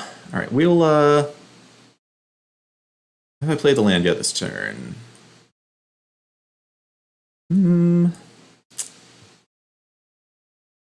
Play this, they ultimatum me, I go to 2 life, so I could die to, like, Ultimatum plus Stomp? Plausibly? Is that worth worrying about? Still seems better just to have 2 Fae of Wishes out to, like, give me some backup in case something gets killed with Shadow Spear on it. Like, I feel like they probably would have played Ultimatum last turn if they could have played it last turn. So here come 2 smallish creatures that can hold Embercleave. We're going to or hold a Shadow Spear. We're not going to be too greedy. Thanks for adding a quote, Tamwan. Alright, our opponent's also very dead to Ooh, Of Old Mind. That seems pretty good. That just draws 2 cards for 1 mana without twisting my turn around too much. Alright, so if my opponent can... Alright, they're stomping me in the face. If they have Jeskai Ultimatum as their last card, we do lose. Or do we? Okay, they didn't have it. It's not an instant, it's a sorcery. All the ultimatums are sorceries, I'm pretty sure. We have Once in Future to get back negate at this point. Alright, so we're going to start with Innkeeper into Of One Mind. If we can hit like a Bone Crusher Giant, like the last copy of Bone Crusher Giant, that would be cool. Clover Borrower. Okay.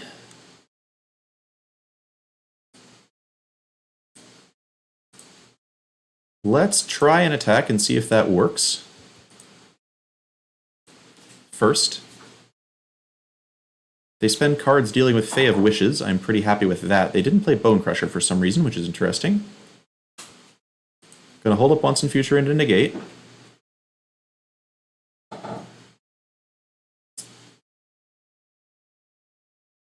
Forest to Blade, that sounds accurate to me. Rocketman and Burden999, thank you for the follows. Yeah, seems likely to be a Sharknado, in which case we can just bounce the shark, which is fine by me. Big Sharknado finally, at long last. Yep, that is a Sharknado counting time if I've ever seen it before. Cycling! Woo! Okay, cool. This actually seems like a pretty good time to once in future for negate plus Brazen Borrower. Just they don't know I have the other borrower in hand. Is that even valuable though? Meh, I'll wait until the end of the turn to once in future and think a little bit more about stuff. Alright, you for now go away. I don't want you around. Shoo. Shoo. Oh dear, Arena crashed? Arena is about to crash. Alright, Arena crashed. Let's get Arena back. Alrighty, Arena, come back. Come back, Arena. Please. Please. Alright, if we don't skip our turn too hard, we can win here. We should have accumulated some number of timeouts there, since we're pretty fast at playing Clover. Yikes. Can't figure out whether I targeted the shark in time.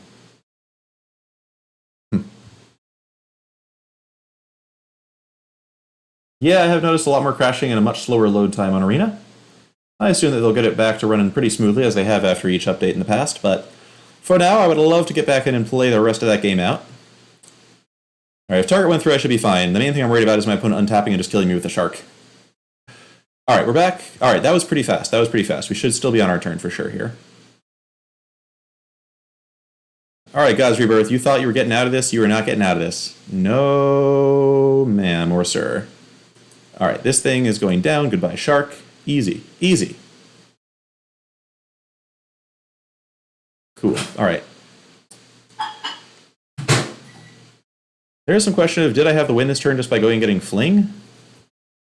Maybe I did. Huh. How much mana did I have? 1, 2, 3, 4, 5. Alright, I've spent 7 mana this turn. Wait, what did I spend? Okay. Huh. I might have had the win with Fling there, I just didn't notice. Let's see. So once in future plus Clover getting back Bone Crusher, I can put my opponent to 1 life. I guess I could also escape, and then if I hit, like, Clover... No, that doesn't work. Let's just draw some cards here, I think. Draw some cards, make enough power to kill my opponent for sure next turn. If they don't have another Shadow Redrew Borrower, which seems pretty good. I'm going to hold open once in future plus negate here. And just pass the turn. Just passing. So opponent would need Ultimatum plus a 2-mana counter of some kind here. Elspeth Conquers Death. Okay. Yeah, it's fine. I can play Borrower. Just get around that one easily. Elspeth Conquers Death, probably not a card you want after sideboarding unless you have no other option against this deck.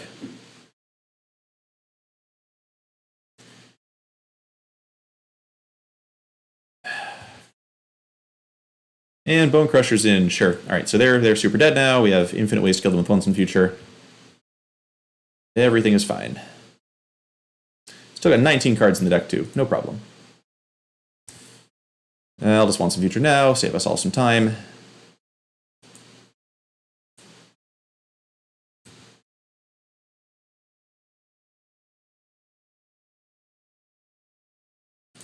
Go to 5. I mean, they made a good effort with the Chandras there. Definitely annoying early, but when your deck can't back Chandra up with any other source of damage, it's fine. Alright, that was super sweet. Let's get at least one more match in with this deck. Get back to the top 100 at the very least. I'd love to run into like one of the big popular companion decks so we can actually get some good comparative testing going here.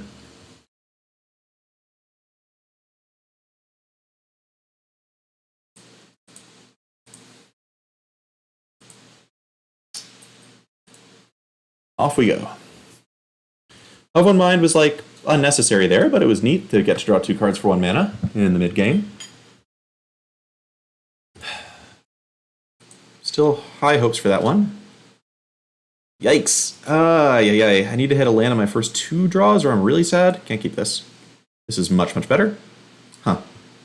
Open question really whether to keep... Okay, opponent's doing Luris stuff. So I guess I do want Borrower just to slow them down a little bit. Double Beanstalk's often pretty tempting, but we'll keep a little bit of interaction here. Show some respect. All right, so we got our wish. We're playing against a meta deck. We have a pretty good hand, albeit a 6-card one. Let's see how this goes. I guess I don't know their meta deck yet. We'll see what lands they get and stuff. All right, Lovestruck Beast is a pretty good one.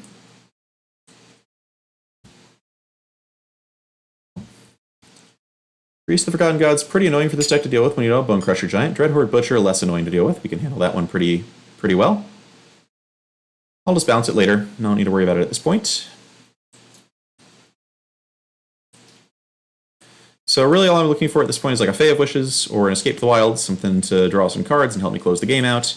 I'm saying close the game out on turn 3, but realistically once you get like Grafdigger's Cage down and a source of persistent card advantage, like just getting more escapes to get more Faes and so on, you're often in pretty good shape from there.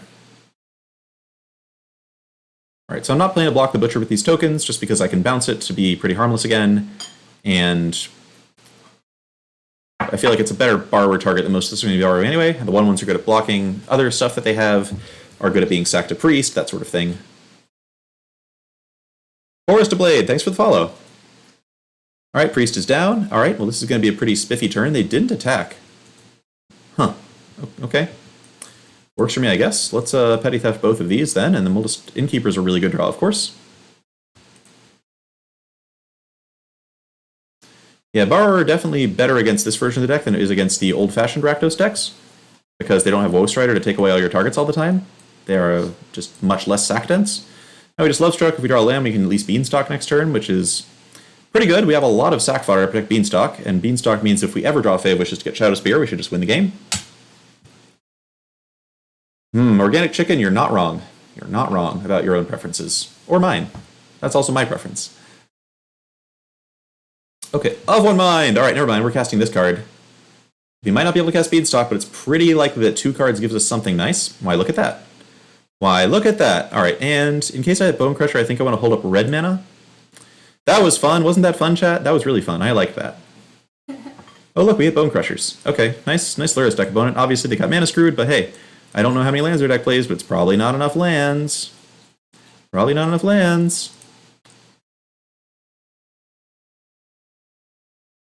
Alright, games 2 and 3 will be harder once they have shield breakers and presumably better draws than that, but hey, we did the thing we do, and it would probably have been quite sufficient even if they'd been playing more cards on curve than that. They never untapped with a Priest. Okay, sideboarding. What are we doing in sideboard here? Okay, so possible candidates for cutting are Escape to the Wilds, Of One Mind, maybe Beanstalk Giant, maybe Brazen Borrower. I want Scorching Dragonfire. And typically I bring in a Domer's Ambush as well, because it gives me one more way to kill Priest. The opponent having access to Luris maybe makes Ambush a bit less tempting than it would be otherwise, because Priest is pretty easy to get back, but then again, Domer's Ambush is a way to kill Luris. It's possible with 7 removal spells between Giants and Scorching Dragonfires, this kind of thing is no longer quite as necessary. But what are the cuts here? I like keeping Escape against these decks, honestly. Like, you don't always get to just trade with them card for card. It is nice to be able to refill later. I might not need all 3 escapes. Maybe I go to 2. Borrower is kind of nice against Butchers and Priests, and them not having as many easy sack outlets. Interesting. Once in Future looks more tempting once I'm playing a bunch of Scorching Dragonfires that I can recycle. This could be like a main deck card over an Escape to the Wilds, maybe? But probably not. Probably not.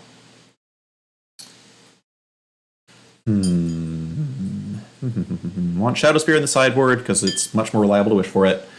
Want Storm's Wrath in the sideboard, again, much more reliable to wish for it.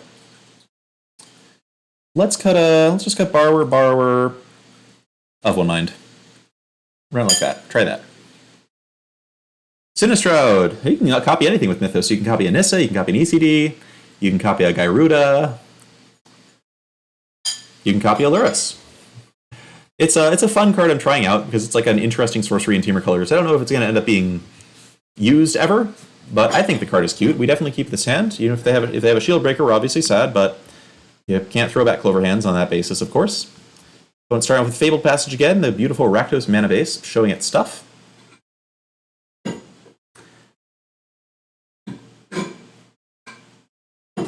Clover against Gyruda, I think that is the right way to spell it, actually. And the strategy for Clover against Gyruda is to fetch Grafdigger's Cage out of your sideboard in game 1, and then they lose because their deck doesn't work anymore, I assume. And then for games 2 and 3, it's pretty much to do that again, and just protect your stuff from disruption a little better. Butcher's coming in. All right, that's pretty nice. That's going to be annoyingly difficult to kill. Yeah, Butcher being in the deck is definitely one reason to maybe keep more borrowers than we did. Like, they just play 4 copies, and not all of the old Rakdos decks did. Let's see if they have a Shield Breaker here. If they have a Shield Breaker, we're in for a rough day. We're in for a rough day. Okay. Can still definitely win this, but we're going to take a lot of hits off this thing first. Scorpion's fine. That's not such a problem. Ketria Triumph, okay. So we're going for the second Clover here. Next turn we can, I guess, double stomp the Butcher. If we don't get Shield broken again. Would love a Borrower here. Borrower is the best card in our deck to draw at this point. Honestly, Lovestruck Beast is pretty reasonable too. Just like chumping the Butcher a bit is kind of fine. Scorching Dragonfire would let me allocate a Stomp somewhere else. Well, I guess I need to Beanstalk first anyway. Alright, so we're taking 6. Taking some hits for sure. Ouch, they got a Bone Crusher. Hope they don't have another land to play that with. That would be great. Monka. Alright, so we go to 9 off this Stomp. Not my favorite thing. Get a not that helpful land here. Huh. Can we even afford to... If we double stomp the Butcher, we just go to straight up 5, which is really low. And play Lurrus and get it back. I could double stomp and just cast Fae here. If I stomp the Butcher, I go to 5. They put me to 2 off Robber Scorpion, and if Scorpion ever dies, I lose. So I think that's the same as just losing. So it really hurts, and I could also stomp Robber Scorpion and chump the Butcher for a turn. And then maybe hope to use Escape to the Wilds to bail me out somehow. Find some chump blockers for it if they can't sack it in some way. They can play Lurrus, get Scorpion back, which is a bit of an issue. Huh. Interesting. Alright, I think I'm actually going to do this play. I kill Robber Scorpion and go to 3 off Butcher. Everything is a problem. Everything is a big problem here. I play Fae, I go to 6, chump blocking the Butcher, but I lose access to Fae, which really stinks. Alright, I think this is the plan. I'm going to stomp both of these smaller creatures. Dead to a lot of stuff. Dead to just like land Lurrus, bring back Robber the Rich. Honestly, dead to Lucky, or dead to Witch's Oven. Almost certainly just dead to anything, but I feel like that's the line that gives us the best odds. But yeah, solid aggressive start from the opponent, and Shield Breaker on the first Clover would slow us down a little too much. We'd have Scorching Dragonfire in our hand somewhere this game, we'd have just won. Okay, so Lurrus, get back Robber puts us to 1, which is not 0, as they say. Okay. We are at 1. What am I doing now? Another Clover doesn't help too much. I don't have any bounce spells I could use on this Butcher, unfortunately. If I Fae of Wishes, cast Fae of Wishes, that leaves me with only 1 mana, which isn't enough to do anything special. I could Escape and hit Lovestruck Beast. I think Escape hit Lovestruck Beast is pretty much going to have to be the thing. So let's try for that. Okay, did hit Lovestruck Beast. And only Lovestruck Beast this turn, no lands. Alright, well, oh wait, that still gets us dead, right? Yeah, we have 2 blockers for our opponent's 3 attackers. Okay, yeah, if we did another land there, we'd have been able to play out a little bit of a game there. Oh, probably still losing, of course. Let's go to game 3. Alright, Brazen Borrower being good against Dreadhorde Butcher seems kinda good, honestly. Kinda pretty into that idea. Let me bring in the 3rd Borrower. Bring out the of 1 Mind here. Just run it like this. Could have Ether Gust for Butcher as well. Is Ether Gust better than Borrower in the average game we play against this deck? Red Cap Melee actually might be okay as well. similar reasons. But it really only kills Butcher. I'm not really looking to lose lands against this deck. I think Borrower's fine. Let's run it like this. Fox the One, I'm not sure what you're referring to there. We didn't have the ability to stomp them until we untapped with them having a 4/4 Butcher already. Meanwhile, Mike Farid, Bish Sheik, Harisard, thanks for all following. Alright, hand is great. Really like this hand. Might even beat us an Innkeeper into Fae of Wish's hand. Start out with a good blocker and a bit of a card advantage. Oh! Except I hit the wrong thing on my land, so it's not going to be that. We'll do that on turn 3, maybe. Ouch. Alright, so that stank a little bit. Do I just play Clover? No, we're a little bit green constrained, honestly. Just kind of sad. Still think I just play Clover? It's like if they shield break it, that's their whole turn, so whatever. Miss Poopy Butthole, thanks for the follow.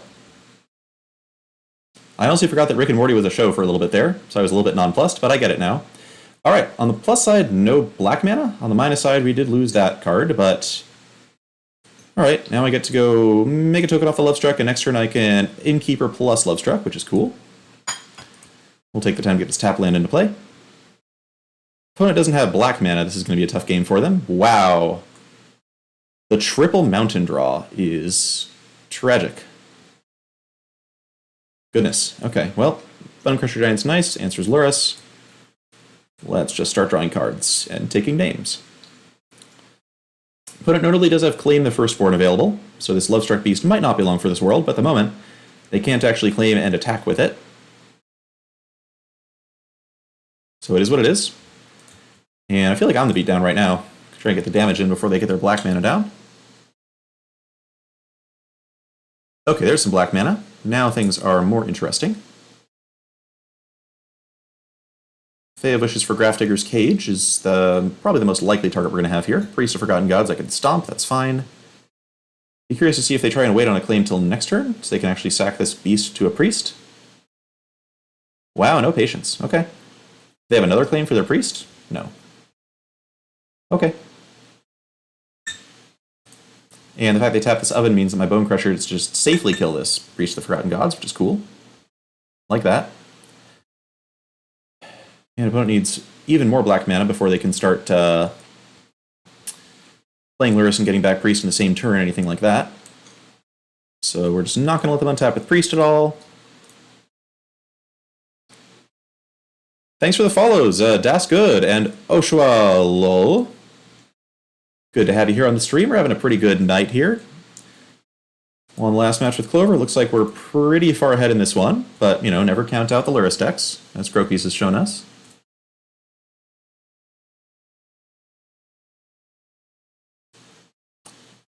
Oak 2, Lennon 10-12. Thanks for the follows there, too. This is a great night for follows.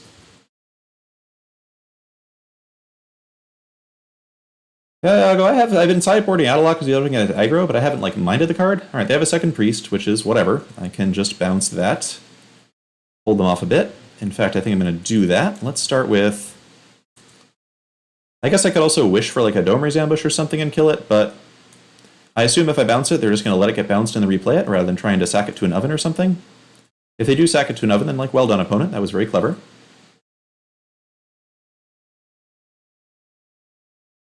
Eats a food, sure. Nope, they let it go back. Great, so now we get to go second Innkeeper. Have I mentioned how great it is to play against decks that have no access to the card Mayhem Devil? Can you imagine if an opponent had 4 Mayhem Devil in their deck right now, and how little we'd be able to do to them about that? But nope, they made a sacrifice. That's the thing about companions, right? It's like, this deck looks very silly, and in some formats, I assume that Lurrus just needs to be banned, based on what I've heard so far. I'm not sure, but I would be surprised. But in Standard, you can't just have all your good cards cost 2 or less without having to sacrifice some stuff. I mean, literally, it's like they can't sacrifice stuff as easily, because they don't have Ghost Rider. And they can't kill these Innkeepers very well, because they have no Mayhem Devils. Which is the best Mayhem Devil is the best card in Black Red Sacrifice. It's not even close, in my opinion. And they just can't play it at all. So I'm going to play this... Yeah. I don't know. And then they play this priest, which is summoning sick, which means that we have ample opportunity to get rid of it. Look at that, another Brazen Borrower. Wouldn't be surprised if they just sacked it to the oven this time, but where does that leave them?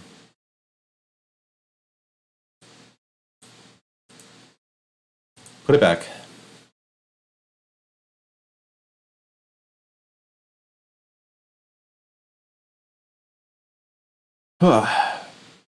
Yeah, Kevlar Man, I think playing 4 Luris in a bunch of decks is probably correct. I would not. It's like a powerful card for sure. Yep, and now we can just like wish for something that kills our opponent at our leisure. I only have 2. Alright, I'm going to play Brazen Borrower, see if I had another blue source. If I had another blue source, I'll probably just cast Fae of Wishes. Stomping around and Forest. Okay, no such luck.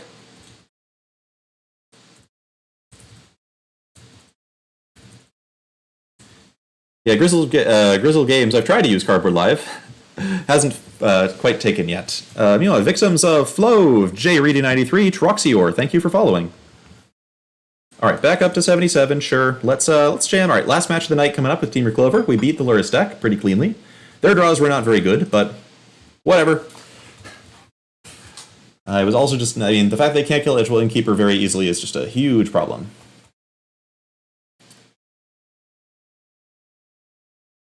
Sinistrawa, do you mean like Luris, the only one you can't play as copies of in your own deck? Lutri, I think?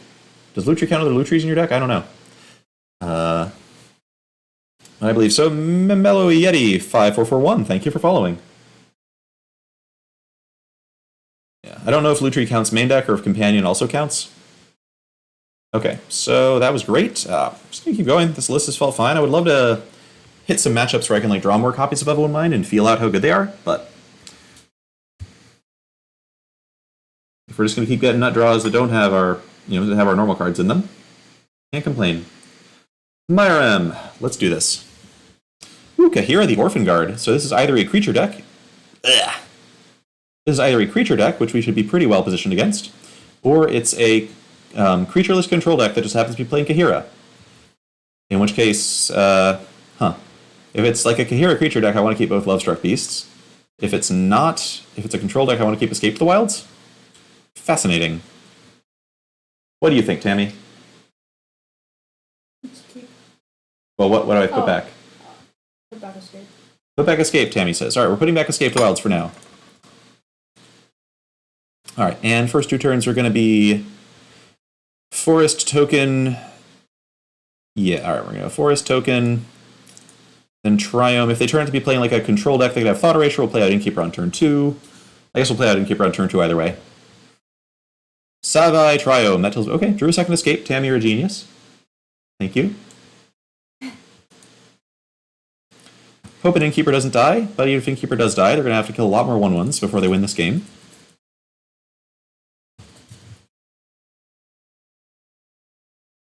Alright, it was a Thought Erasure deck. Neat. Works for me. Alright, so they are just like probably 4-color control Kahira with a bunch of Planeswalkers, and they're just playing this because they have no creatures in their deck. Problem is, Temur Clover is super good at killing Planeswalkers. It struggles much more with Dream Trawler and such, but they can't play Dream Trawler. Loft Vibes, I agree, I love the Zendikar lands. That was a set where I got back into Magic hardcore for the first time, I think. B. Sanderson, thank you.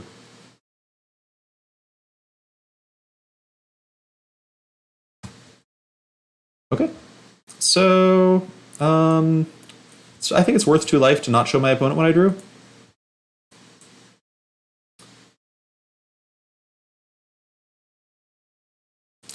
Okay, so for my opponent's next trick, they're going to have to do something about my 1/1s. Planeswalkers are not long for this world. If they have a handful of Tefts and Narsets, I don't care. Okay, handful of Tefts and Narsets. You're going to need to have another Thought Erasure before much else happens this game.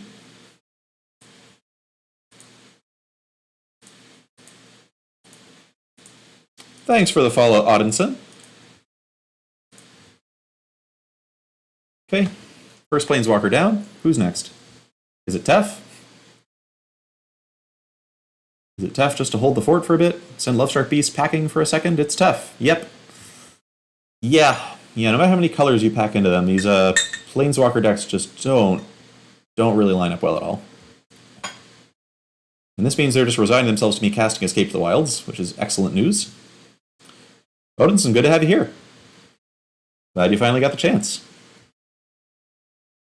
How am I in person compared to what you imagined?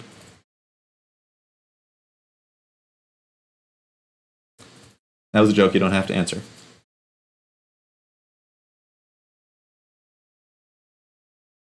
This is like, I have a lot of pauses I like in Magic. I think my favorite pause in Arena, or in Magic generally, is the pause after you resolve mass manipulation. Your opponent has to read what it does. That's my favorite pause. My second favorite pause is probably the cast Tef into a board full of creatures that get value when you bounce them, and then sit there thinking about what to bounce. That's my second favorite pause.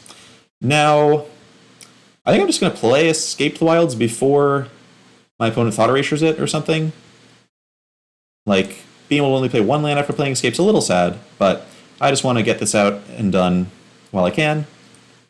Cool. All right, so we're just going to go ahead and make a token here, spend our mana, and then next turn we can go Innkeeper, Clover, cast Borrow, draw a card, play Triome, do all the things.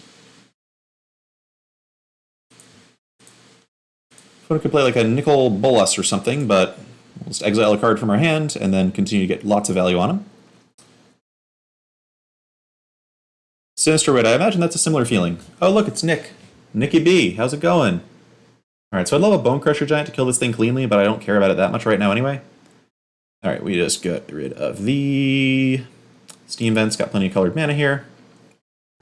It's possible getting rid of tokens right there, but I like the idea that if we get Bone Crusher Giant, we can just kill this thing. Alright, so I'm just going to aim to draw lots of cards this turn. Not going to worry about, can't really worry about holding anything back, of course. I think I'm willing to throw away Clover if I can draw a Bone Crusher to take out the Nicol Bolas. Of One Mind. Cool, cool, cool. Alright, let's, I could cast Of One Mind, but I could also just play Lovestruck Beast and draw 2 cards that way.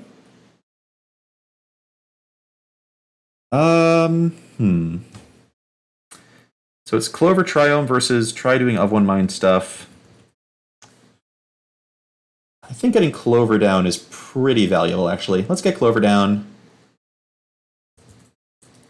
Throw down the Triome. I'm guessing my creatures are all about to get killed by some kind of sweeper effect. But we will just poke Nick hard enough that we can kill it with Bone Crushers. If we find him. Of One Mind looking like a great option there. If we didn't have double Innkeeper and just had one Innkeeper, it would have been a pretty tempting card to cast. Radical, they got Savai Triomes over there, Mardu Triomes. Hey, Slayer, MGL, it's Paydeo. Thank you for following. Interesting game we have here, actually. I'm not sure how it's going to go. We're going to exile a token here. Our opponent pretty much has to sweep the board this turn, so I'm assuming they're going to do that.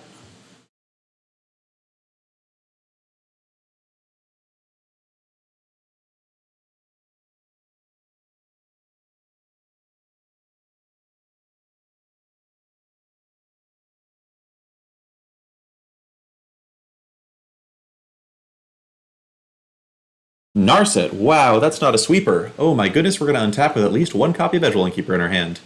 Unless this is like Land Sweeper, in which case, foot in my mouth real hard. Okay, it's Land Sweeper. Nope. Nope, it's Oath. Alright, admittedly that, gains them back some life, but we're killing their Planeswalkers, so I don't really care. Wow, another Innkeeper. Let's start with Of One Mind, see where that takes us. Okay, Lovestruck, cool, nice. I could just bounce both of these Planeswalkers and start hitting my opponent in the face. That's tempting, because I can't really kill the Narset here. Let's draw some more cards before I make decisions like that, though. Just looking for more escapes in phase at this point. And I'll hit him eventually. Loving Of One Mind here. Alright, there's Bone Crusher Giant. Excellent news. Okay, so now I can kill Nick and Narset. What's the most efficient way to do this? So Oath of Kaya is attacks a Planeswalker you control with one or more creatures. Anybody happen to remember whether this triggers multiple times if you attack multiple Planeswalkers? It's been a while for me. Huh.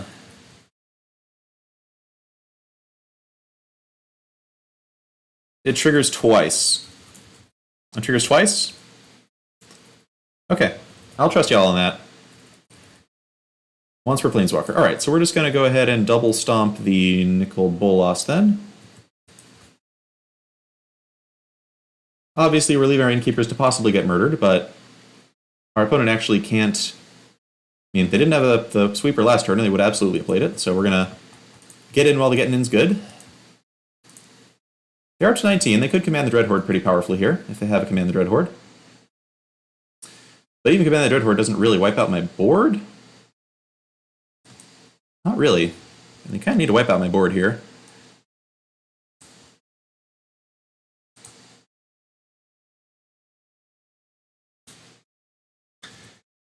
Meanwhile, Kahira the Orphan Guard just sitting there. I feel like this can't possibly be a very good idea. Like, maybe this deck doesn't want creatures anyway at all, but getting to play some, like, Atris or something must be better than this thing. Tan Chimeng, C. Weiss, thanks for the follows.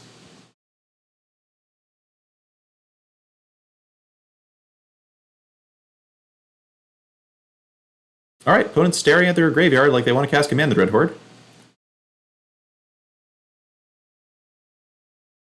They get back all their walkers, they take 15 damage. A lot of damage. And they can get rid of 3 creatures.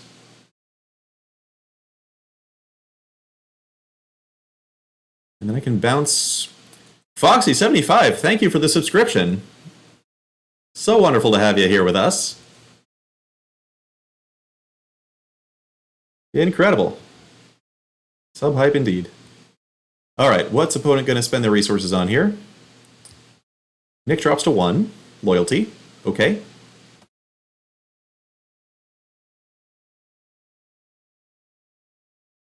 Narset kills the other high power creature, sure. That was cute. It's not going to be enough, but it was cute. They bounce Clover of all things, okay. Pretty happy to have more creatures in play at that rate. Alright, so, Cry the Carnarium's cute, but this, the part where I bounce Narset and then draw like 6 more cards this turn is not going to be a good time for my opponent. So I could put down Clover first, and then I get to double bounce, bouncing both Narsets. Even bounce Oath of Kaya, so they're not getting back. Let's see. If I just attack them, they go to 1 life, which is kind of cool, but I can't make that 0, because I can't draw cards with Narset in play. Huh, that's sad. Okay, so... yeah, if I bounce Oath of Kaya and Narset, I can kill all their stuff, but not the Narset, but then they don't gain life off the stuff, but then they can play Oath of Kaya and gain life off the stuff again, but it still costs some mana for them to do that? Okay, let's assume we're not going to just kill them with random creature damage, and that we're going to have to kill them with, like, Fey Wishes and Fling or something like that. Let's start with that assumption. We have 9 mana. So the big thing is I just want to clear out as many... yeah, I don't mind the Oath of Kaya triggering twice under that circumstance. So we're going to start here. Double bounce, wiping out Narset. Narset, settle in for a bit of a long game, which is fine.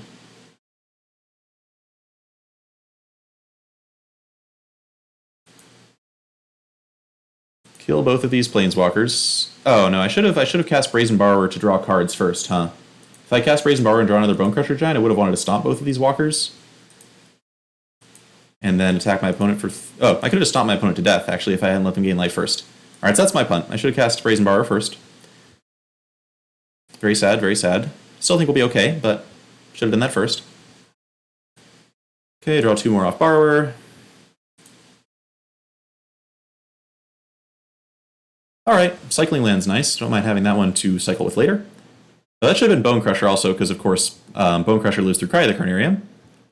Yikes! Alright, gotta be more careful about that. Still think we'll be fine, but gotta be more careful about that. Where are the timers? 22 for me, 25. Alright, so I'm playing a little more slowly than my opponent, something to keep in mind. This matchup can be a bit of a grind. So the correct play there, just for the record, was play Bonecrusher Giant, so that they can't just kill your whole board, and then resolve a safe Planeswalker. We'll have some Beanstalk Giants at some point. Haven't hit any Beanstalks yet. Yep, so Sanctum, you are correct. This is me like getting used to the patterns of playing this deck again. I was too long on something else.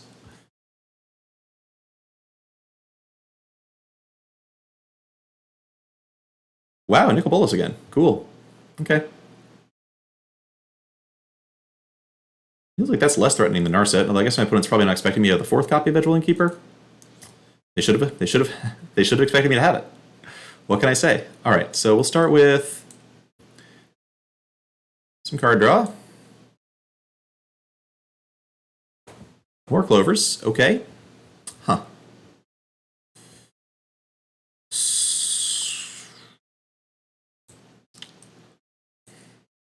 Run out Lovestruck. I have not hit a Fae of Wishes yet, I don't think. Nor have I hit a Beanstalk Giant. They're hidden here somewhere, and I'm gonna find them.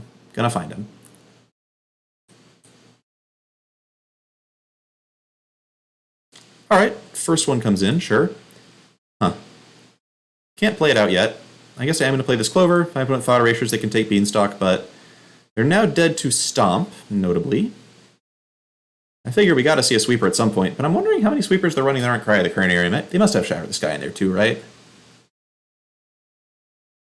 They've got a bunch of discard spells. Would expect to see one of those this turn, taking Beanstalk.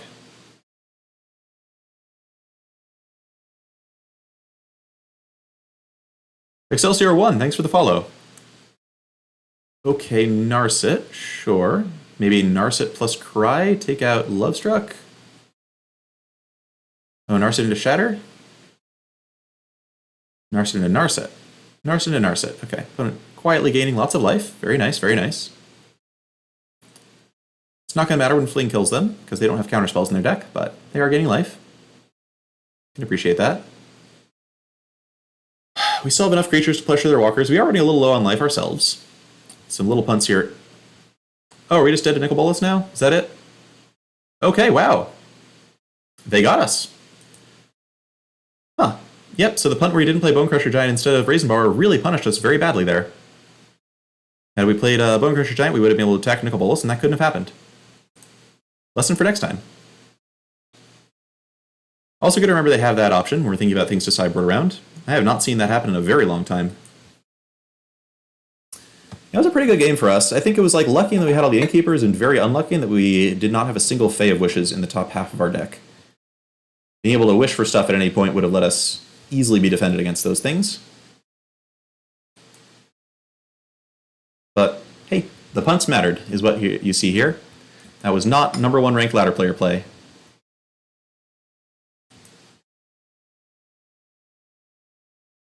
Odinson, what do I not want to see from their sideboard?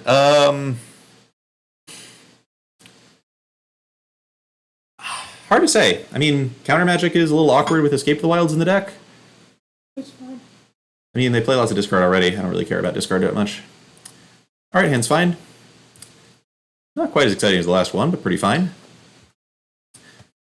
Beast plus Borrower put a little bit of pressure on the early walkers. Oh yeah, that was awkward. That was definitely an awkward game. It is neat that like Narset gives them extra mana to like make that combo a little bit easier. The question is, are they still playing the combo? If they're still playing the combo in their deck at this point, that seems wrong to me.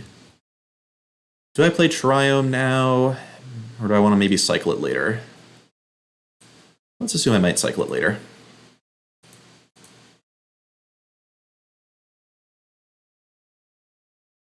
Gaeld's Intervention could be a little bit annoying, I suppose.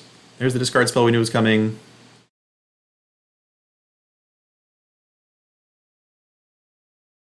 Escape goes down, sure.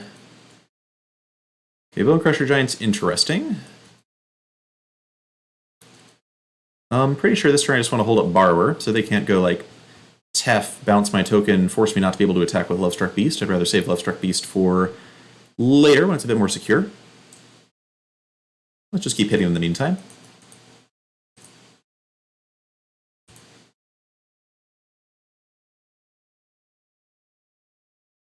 Okay, goes to 13. Wow, just jams Kahira. That's all, huh? That's fine. Alright, so I could play Borrower, would die to a Cry. If I'm going to stomp their Kahira, I could stomp their Kahira now. I think I'm just into Borrower. Just trying to get more damage in when I can. Stomp this thing. I guess I could plausibly have ignored it and just been like, alright, go ahead and play Cry of the Coronarium. I don't care about your 3/1 Vigilance. Interesting. Well, let's see if they have the sweeper here. Oath of Kaya. Okay. Not exactly a sweeper. So this is going to be a Bone Crusher Giant turn. Again, just trying not to get turned off by my 1/1 getting killed. We have enough power in play to kill a Bolus if Bolus comes down. If Narset strikes out at Bone Crusher, sure, whatever.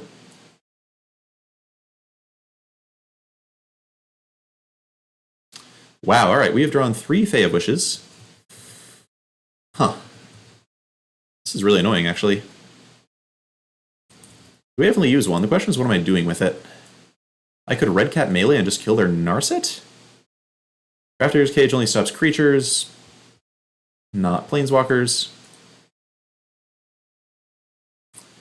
Yeah, I think it's just... Maybe that's dumb and I should just be getting Escape to the Wilds. But Narset plus and getting them lots of life is very annoying, especially since I can't attack it down very easily. Let's just get Escape, I think. They can obviously plus the Narset next turn, but this at least punishes them for doing something like Nicol Bolas. If they have a discard spell, it's whatever.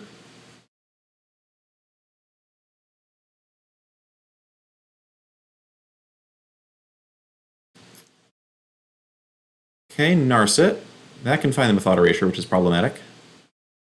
Yeah, I get control out of the game here. For want of a Clover, the kingdom was lost. Yep, there's a Thought Erasure. Yeah, even Clover's not that helpful now, honestly. Stomping Ground. Alright, so I can kill Narset with a Red Cat melee now. Just casting Fae of Wish isn't going to accomplish much. This might be time to cast Lovestruck Beast. Yeah, I don't like the way this game is going at all. Alright, we'll do this, jam this. Do I get once in future back, maybe? Mythos of a Luna is kind of cute, and then I can steal an Narset, kill an Narset, or steal a Bolus.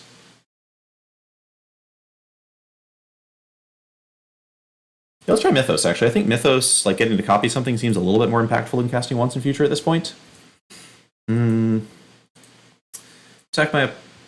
I'm just going to keep attacking my opponent. I don't think attacking it at Narset's that efficient.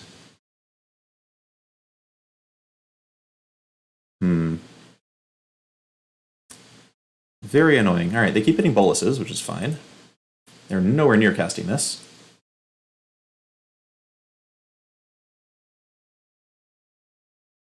I keep discarding my stuff.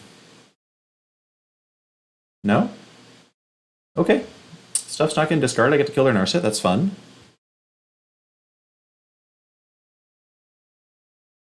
I guess if they have counter magic, I'm sad here.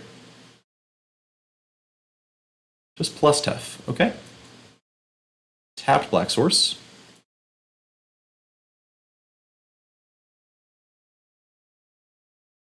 What do they have that they can cast now, I wonder? The 4th Fae of Wishes. Perfect. Oh, goodness.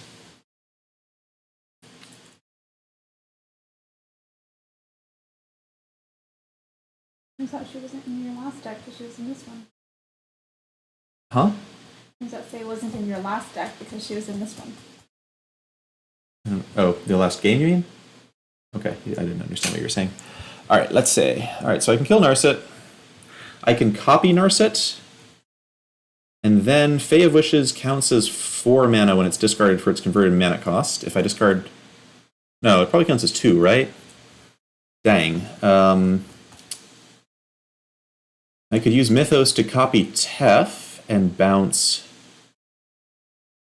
Alright, you know what? Actually, I'm going to save Mythos for a Nicol Bolas if I can. I think I'm just going to kill Narset this turn and then Fae for Red Cat melee to kill their other Narset. Try that out. It's not great. Yeah, I'm attacking there in case they had Bone... I guess they couldn't have Bone Crusher Giant, but they were holding up something. Maybe it was a counter? I guess we'll find out. Maybe it counts as 6 from hand? Not sure about that. So I can't get Negate because they have a Tef. We're just going to kill this Narset. Red Cat melee coming in handy there. And now if they Bolus, we can actually copy their Bolus and get some work done with that, possibly. They might still have Elder Spell, of course. Which would be sad, but... We could also draw Innkeeper and just start casting these Faes out of our hand. That's an option.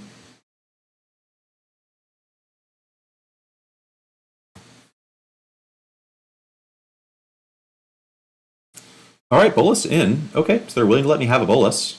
That's cool. I guess that they get to play a bolus and then eat my bolus afterwards? If they do that, I can attack their other bolus with Fae? Huh, so I think I'm actually supposed to exile a land here, because I really want this creature to stick around and play to stop the chain of boluses from happening. Huh, yeah, it feels weird, but I think it's supposed to exile land. Alright. Clover! There you are. Okay. A little late, a little late. Alright, so we Mythos. We are going to have a bolus. Nice. We are going to murder their bolus.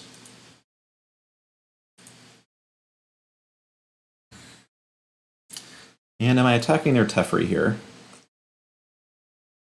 I don't think so. Gotta actually be conservative about these.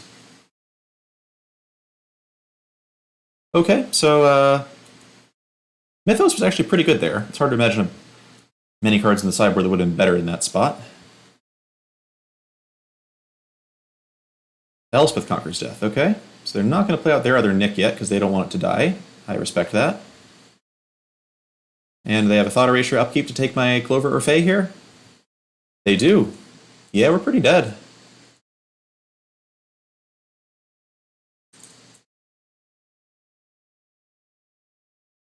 Yeah, they took Fae. That's pretty much my last Fae there. Yeah, I think we actually just lost. Not going to keep going with this. With the Elspeth Conquers Death, bolus going on. Alright, opponent did well there. They just pinned me down. I don't think I had other plays to make at any point there. We just didn't find Innkeeper. And their discard was effective at taking us out. Yikes. Alright, should have won that first game, I think, but... Alright, we'll try one more match. That was not super satisfying. I would like to go out on a more satisfying note. But hey, you're seeing me punt my way around with Clover. It's also possible that trying to deal with Kahira with the Stomp early was a punt. Maybe could have just played out a Lovestruck Beast, ignored Kahira, and gone about my business. Then saving a Stomp for a Planeswalker might have been valuable. Meanwhile, thanks for the follows, Fire Hippie OG and Skyzo's Run the World. Yeah, the draws were actually awful second game. You don't want to ever hit the 4 phase, but we were punished by losing the second game and losing the match because we threw away the first game, so it's hard to get too angry. Hand's really good. Opponent's not doing companions. Sure. Good morning, Red Noisy Squirrel.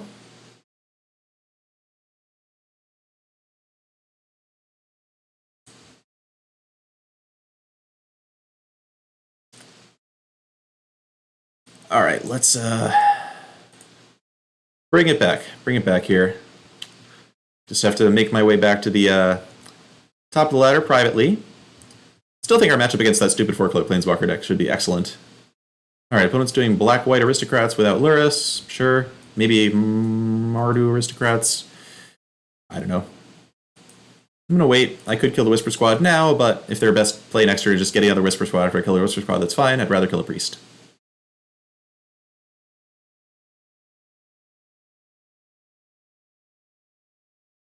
Yeah, I don't think the Oath of Kaya was too necessary there. Like, it was a good removal spell, but the life gain didn't turn out to matter at all.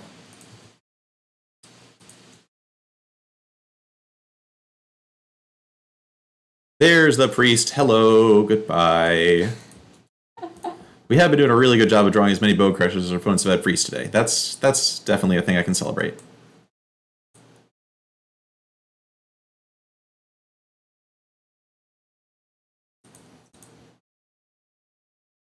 Hack Mage. Face Shell in a Gyruda deck, I assume you mean. I really don't know enough about Gyruda to say whether that would be helpful or not. My impression is that you really just want to focus super hard on cards that are good when you play them out of your graveyard, such that a Face Shell is not going to matter that much, because you're kind of winning with the cards you play. But I don't really know enough about the deck to say.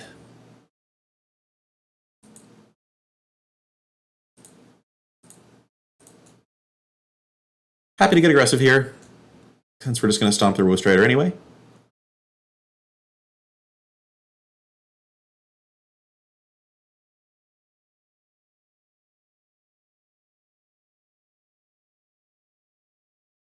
Okay, could have stomped their Woe Strider beforehand, so they wouldn't have been able to get this scry. But I figured it was possible they would block with Strider and feel a little bit of pressure.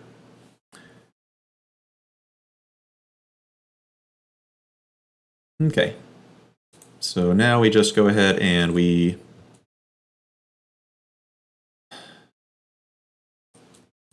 do this again. In theory, I don't need to do this. Like, the Wolf Strider is not that big a threat, but it's a little annoying.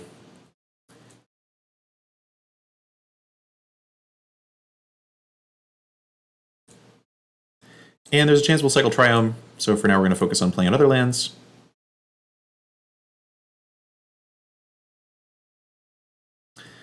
One does seem to maybe just be playing Black-White, and Black-White can't kill a neutral Lane Keeper very well. Seems problematic.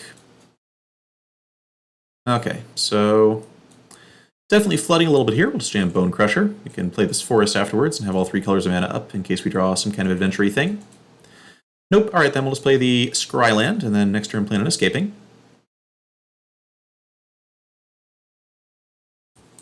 Woof, alright. Plenty of flooding here, but the opening hand's still carrying us pretty well.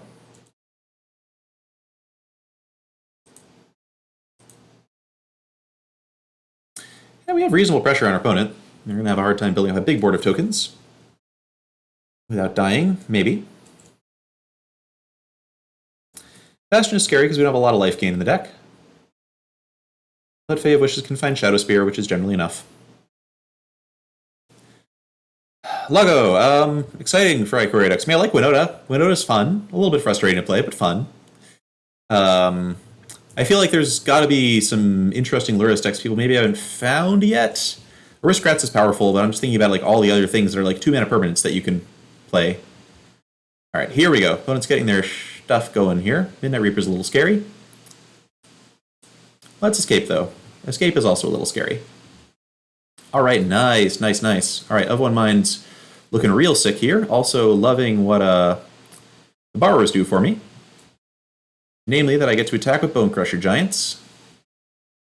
And if opponent decides to do some blocking, I can then decide to bounce the Celebrant or the Reaper, as I see fit.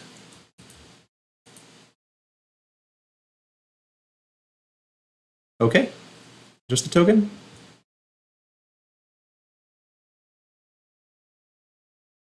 Alright, I guess I'll just bounce the Celebrant then. Give my opponent a little bit less life to play around with. It's cheaper to recast than the Reaper, but this token's not drawing the card anyway. I'm pretty happy with that attack. I guess the Reaper hits harder, but if they're attacking with the Reaper in squad, these Bone Crusher Giants represent a big problem, especially with Brazen Borrower backing them up with more bounce. Of One Mind looking super good here.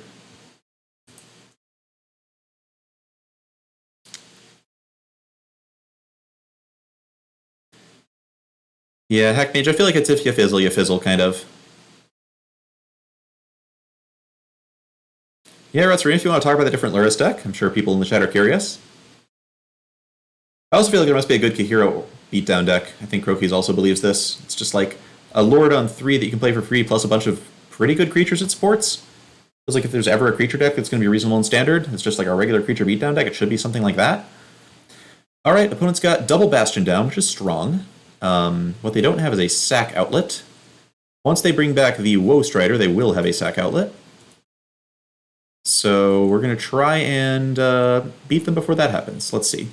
Start with Of One Mind. If I can hit Clover, I would love to have a Clover and play this turn. Hey there. Okay.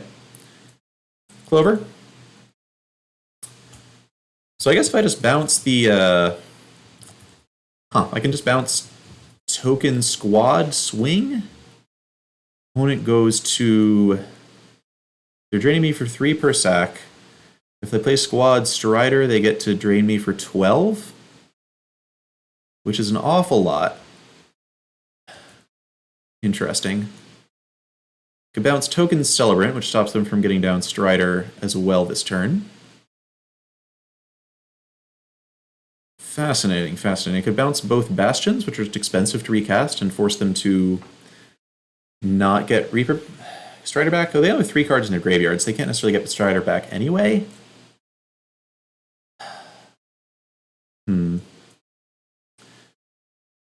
Let's do the Bone Crusher attack again. See how they block these.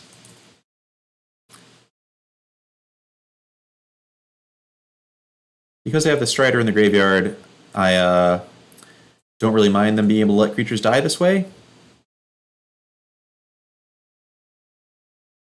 Okay, not surprising there.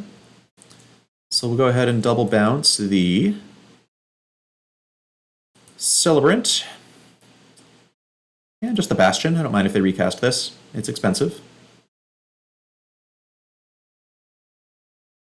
Okay. I've accidentally spent too much green. I can't. Huh. Darn. Spent too much green mana there. Needed to be able to play Innkeeper and tokens this turn for an ideal turn. So what am I doing then? Am I playing Borrower? Yeah, I actually think I just play Borrower. Borrower's just good damage, right? Like, they can't sack anything right now with what they have. Okay, we lose Innkeeper, which is sad, but I think just playing Borrower is fine. Could have held it up. Could have held it up. No real reason to play it out there. So, pretty close, actually. Opponent having the double Bastion is making us have to think about it. But Escape to the Wilds can hit more Borrowers, could hit Fae of Wishes for Fling, could hit Bone Crushers to do some stomping to the face. I think we'll be able to pull through.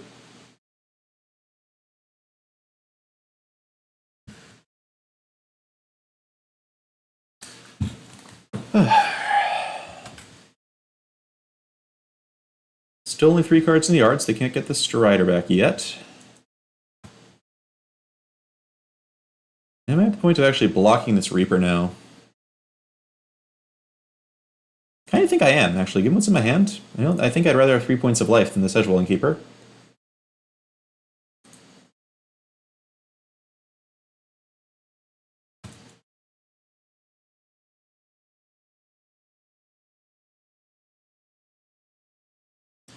Okay, so they're going to 4 off this Borrower attack.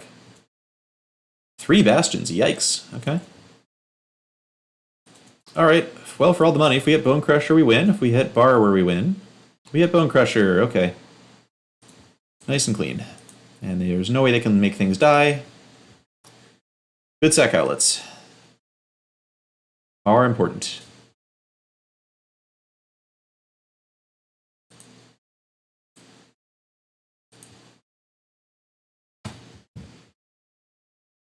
Whew, okay.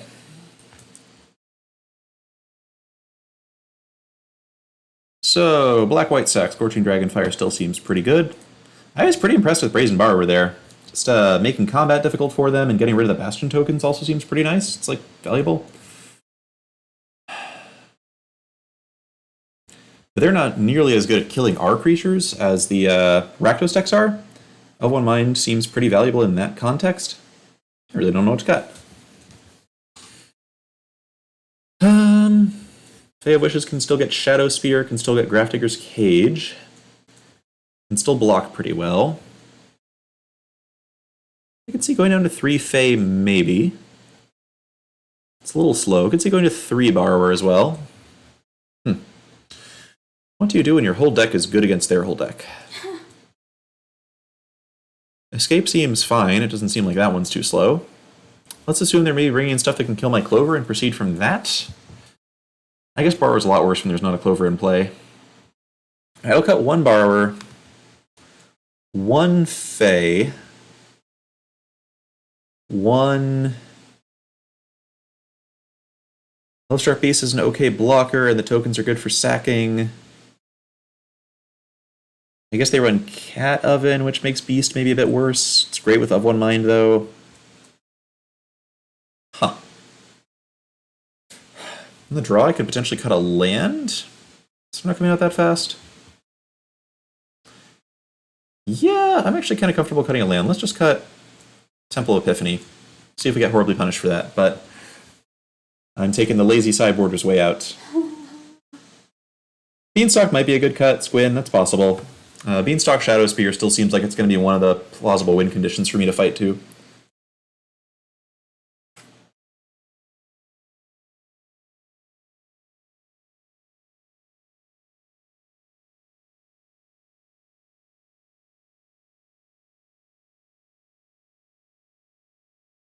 Okay. Huh. Yeah, I think the average 6 is going to be better than this. Sure. Nova Mind a little awkward here, but not the worst card in the world, even if we cast it for 3. And it was super good that last game. Super impressive.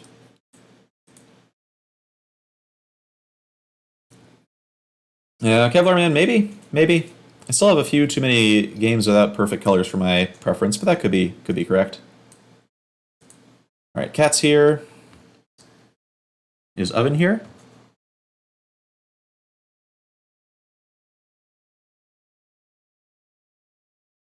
Oh dear.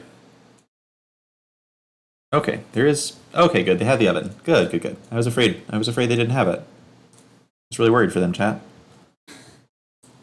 Alright, so we'll just Clover. If they don't kill this, we can slow them down a bit. The Oven Cats are a bit dangerous, but we have Fae of Wishes. If Clover stays in play, Fae of Wishes can go get Shadow Spear plus Grafdigger's Cage.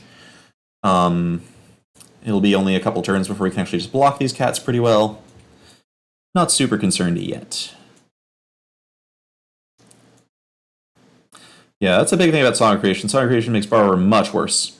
Henry, I've tried Song, and I just wasn't that impressed. Yikes, alright. Well, we're going to need that Grafdigger's Cage pretty soon. Until then, let's see.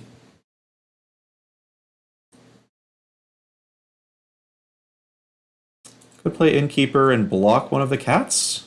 Honestly, like, just getting rid of it doesn't seem like the worst thing in the world, but I think I'd rather not shock and then be able to get Cage next turn safely. Let's just do this. We can double bounce something.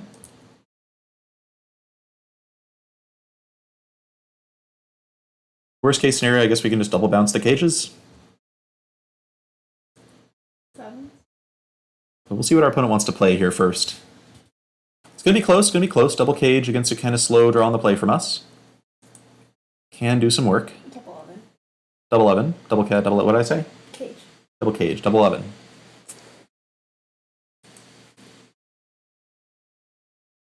This combo is just so execrably slow.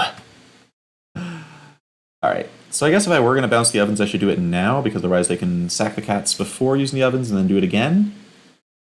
Do I bounce the Ovens now? I guess I can just bounce end of their turn, actually, so I don't need to bounce them now. Let's just let this resolve. So the cats hit me down to 12 off the pings, 10 off the attack, 8 off the extra pings. They didn't bring the cat back. I like that. Okay, we get a little bit of a breather. Maybe.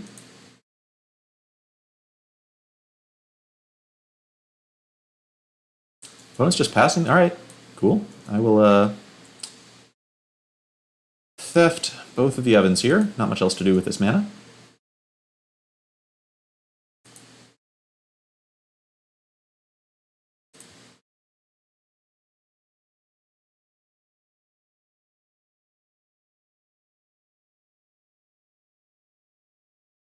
Or we're certainly looking better than Bone Crusher would have been here. I guess we could just cast Bone Crusher to block and it would have been fine, but... So we can now go to 9 off of these, sure. And then after Double Wishing, we go to 5 off the cats, and they have to replay the Ovens to do that. And then we can play Cage, play an Innkeeper and a Fae, assuming no other stuff from them. They do appear to just be flooded out.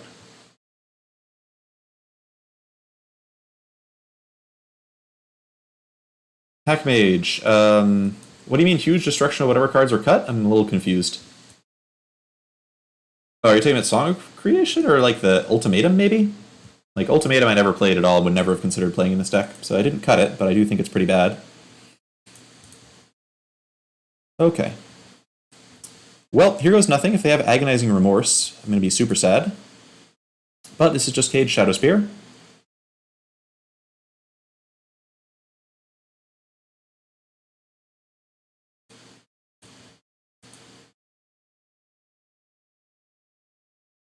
Yeah, Genesis Ultimatum seems horrendous in Clover, and I would not recommend it at all. It is nice, actually, though, that even if they have like a discard spell or something to take the Cage, maybe, then Shadow Spear still does keep up with Double Oven. It wouldn't keep up with like Double Oven, Bastion, Celebrant, but it does keep up with Double Oven, and buys me time to find things to answer cards like Bastion and Celebrant. I don't have anything to do besides... Okay. Alright, their draw was not very good, so it seems like we might be able to pull out of this one, just barely. Okay, well, start here. We should see a double sack in response. Oh yeah, Hackmage, if you change out Escape for Ultimatum, I expect you to lose many games of Magic. You need your cards to be in your hand to use their adventures, you see. I guess, does the Ultimatum let you put them in hand? Maybe it does, just being 2 mana is so much more expensive. It's like a turn, turn 4 versus turn 6 or 7 or something. It's crazy, crazy expensive. Much easier to counter, gets Mystical disputed. I have many, many concerns. Like, it's hard to think of that many cards besides maybe Beanstalk Giant that you even want to put on the battlefield besides your hand. I guess lands too, but then Escape lets you play 2 lands anyway.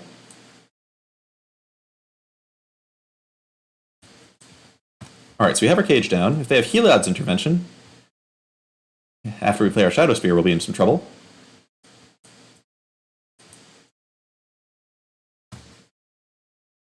They can still sack with Ovens. It's important to remember they can still sack with the Ovens. So if they have Cruel Celebrant or Bastion of Remembrance, that still represents a clock.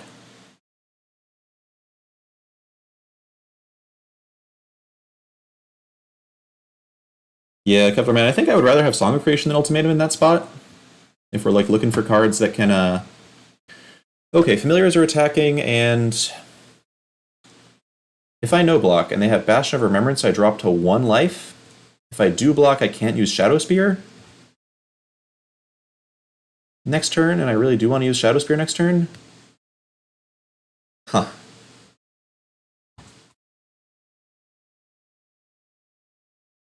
I think they have nothing, and I'm not blocking.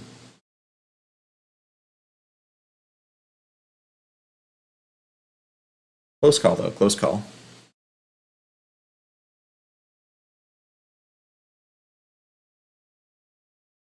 Okay. Escape's not really a consideration here. We're just going to try to start getting some life. Certainly awkward, because I do end up not being able to borrow to play this turn, but I think it's important that I not just be dead off of a... I guess if they have another removal spell and kill Innkeeper, I'm suddenly in great danger again. Well, let's see.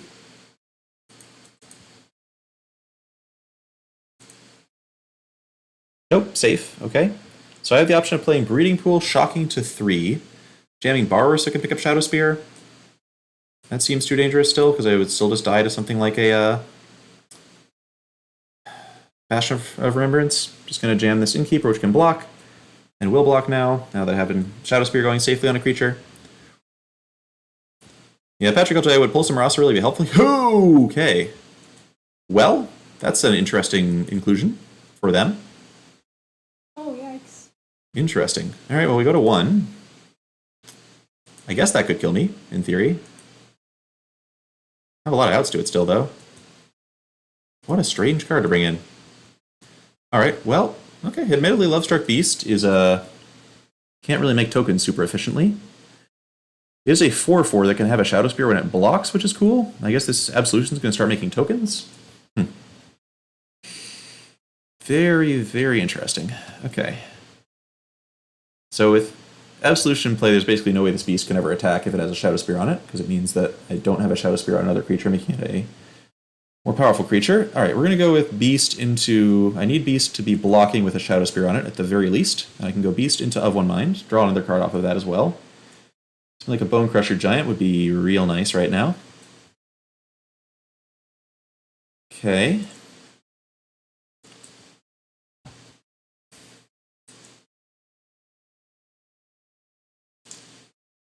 Yowza. What an odd game. Okay. So... could hold back Innkeeper Beast. If I cast Borrower, she just dies, though. Or he just... I don't know. It just dies. Doesn't matter. Jeez. Okay.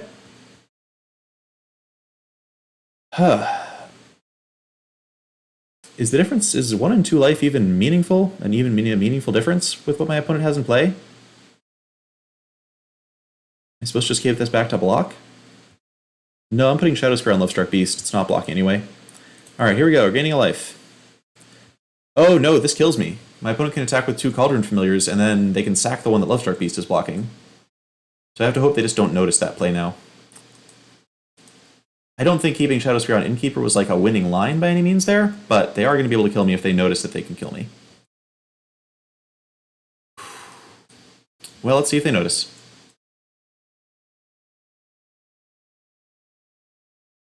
This card, like what? Like, this is a game where I would have easily lost if my opponent had had anything like a Bastion of Remembrance or something, and this 6-man enchantment's the only reason I was able to live. Alright, my opponent figured it out. Well done. Good game. They got me with a surprise tactic there. Was not expecting Ethereal Absolution. Huh. Well, that's a reason to play more copies of Brazen Borrower and Fae of Wishes. So weird. Okay. What did we learn there? I don't know. I don't know. Really don't know. Happy having the 27th land back in on the play. Did I cut a Beanstalk Giant? Let's see, cutting a... Ethereal Absolution. Of all things, of all things.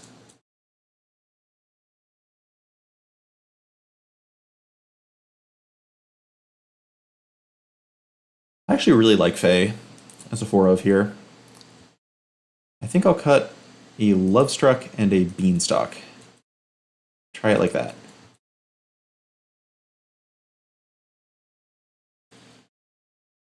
Getting Cage seems important. Being able to get like Mystic Repeal for Ethereal Absolution also seems important.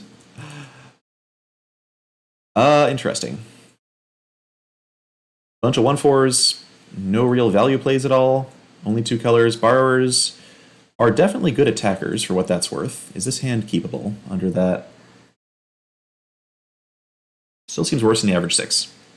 This is better. I will keep this. And do I dump Escape or Borrower? I just dump Borrower. Okay, we're going to take a lot of damage off of Shocklands this game.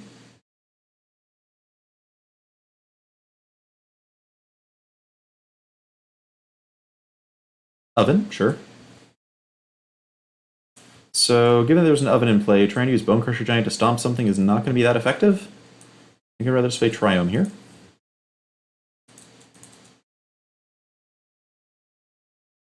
Yeah, opponent played no new cards that game, notably. They only played 2 cats, 2 ovens, and an Ethereal Absolution. Innkeeper dies, sure. That's fine.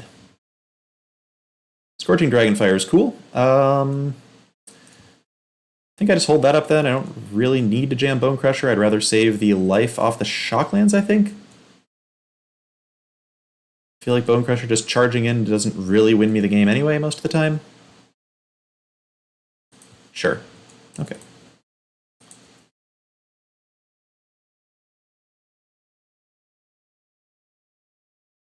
Whoa, Strider? Okay.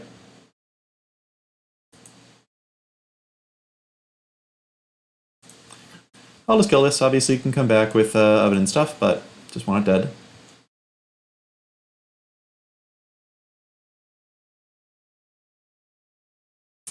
Scry's immediately nice. Pretty happy getting rid of that creature. 2 cards in the yard. Borrower. Meh. It's okay.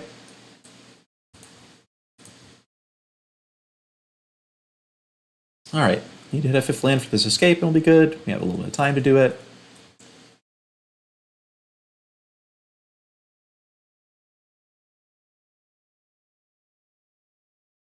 Ethereal Absolution. Still can't get over it.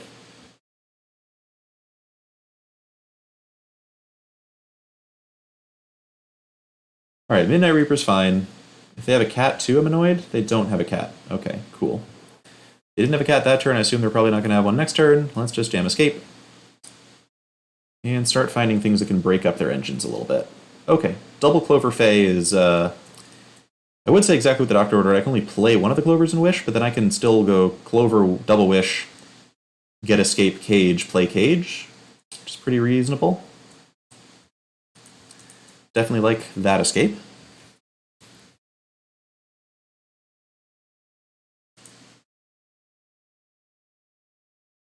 Iago, if I had stomped the Woestride, I wouldn't have a Bone Crusher Giant in play right now. And 4/3s are actually pretty good at blocking, which seems important against their deck. Alright, Priest is annoying. They don't have much else to go with it yet that I can see. Alright, so then... This is absolutely Clover. Wish, Cage, and Shadow Spear as well. Probably just Escape instead of Spear, I would think. They do get to draw a lot of cards. I could get Red Cat melee and just eat their Priest or their Reaper right now, as well as Cage, but then I'm kind of off of having any more card draw, which doesn't seem good. They don't have any cats yet. They only have one Woe Strider in the graveyard. It's possible killing Priest is still just more important. They also haven't shown me many fodder creatures yet. If they do have a creature next turn, they still have to sack a Reaper to get me with Priest. Darn. I'm getting Cage, I'm getting Escape to the Wilds. Just going to keep it at that.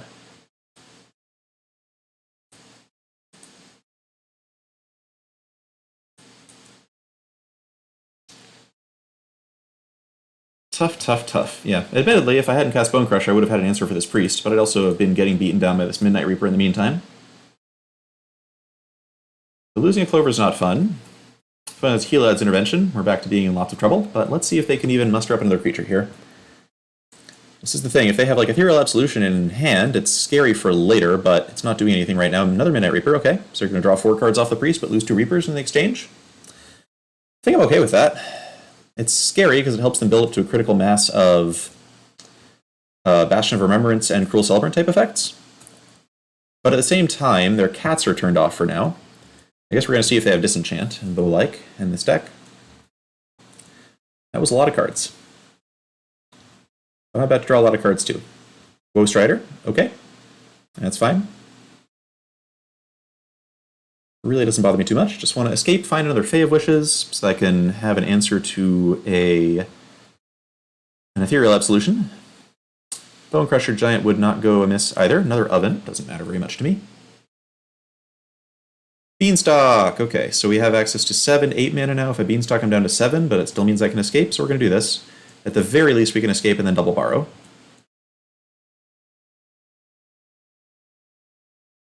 And Beanstalk's a really good one to have in reserve for later when I wish for Shadow Spear.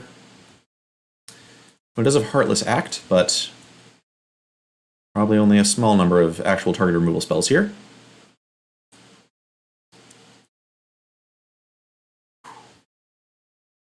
Okay, great. This is looking, I mean, a little land heavy as far as like things to draw go there, but I'm still pretty happy with the extra Fae, which is going to grind me into even more card advantage.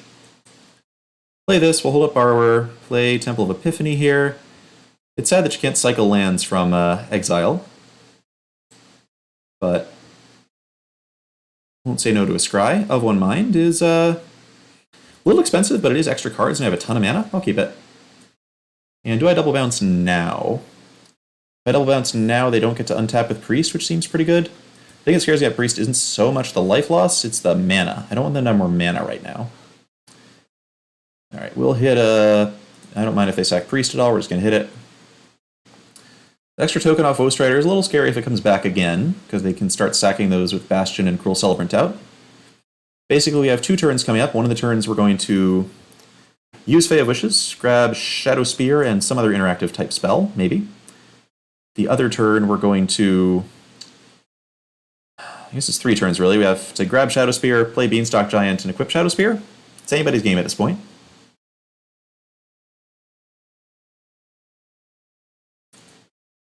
To all you who are still viewing, it's been a long stream. Thanks for hanging out for so long. Or if you just popped in, you like what you see, consider following. Alright, opponent just replays all their stuff. You'll love to see it. Okay, so we play the Triome, right? Well, how much mana we got here? We got 11 mana. Okay, so 11 mana is enough to Fae and Storm's Wrath, which gets rid of their Priest for good, and also their Strider, which seems pretty nice. So I'm going to do that. The question is, what do I get besides Storm's Wrath? Maybe it's just Once in Future, honestly. Once in Future being able to get back Storm's Wrath seems great. I could get Shadow Spear because it's my main source of life gain, but Once in Future is just really flexible here. I'm pretty into it. Alright, so Storm's Wrath, come to me. And Once in Future. Okay. And we kill stuff.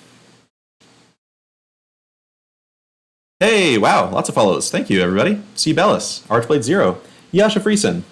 Great to have y'all here.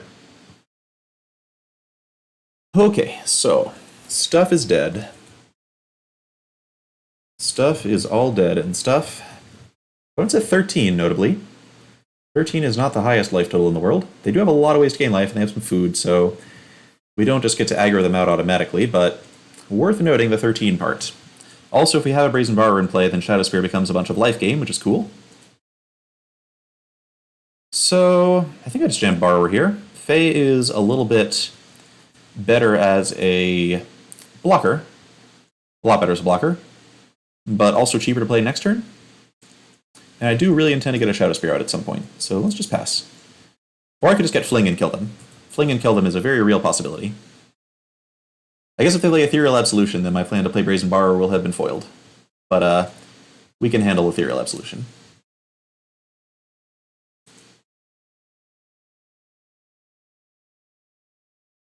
Hey, and Pokestat, thanks for the follow. Alright, opponent really does not have a lot going on. They drew the all Woestrider, no Bastion, no Celebrant hand. Huh, maybe they sideboarded some of that stuff out? Well, happy to see it, whatever is going on. Okay, so what is Once and Future doing? I think it's just Escape Innkeeper. Innkeeper lets me cast Of One Mind very cheaply, which is good. I'm really just looking for another Fae to finish the game with Fling at this point. I could get a little bit of interaction, but I have a bunch of Fae Wishes in play, which is good interaction with their attackers, at the very least. Even under Absolution, it still survives to block. Okay, let's try it that way. Once and Future, dig back, Innkeeper, Escape. I guess I should prepare for the possibility that Innkeeper dies immediately, but still seems fine.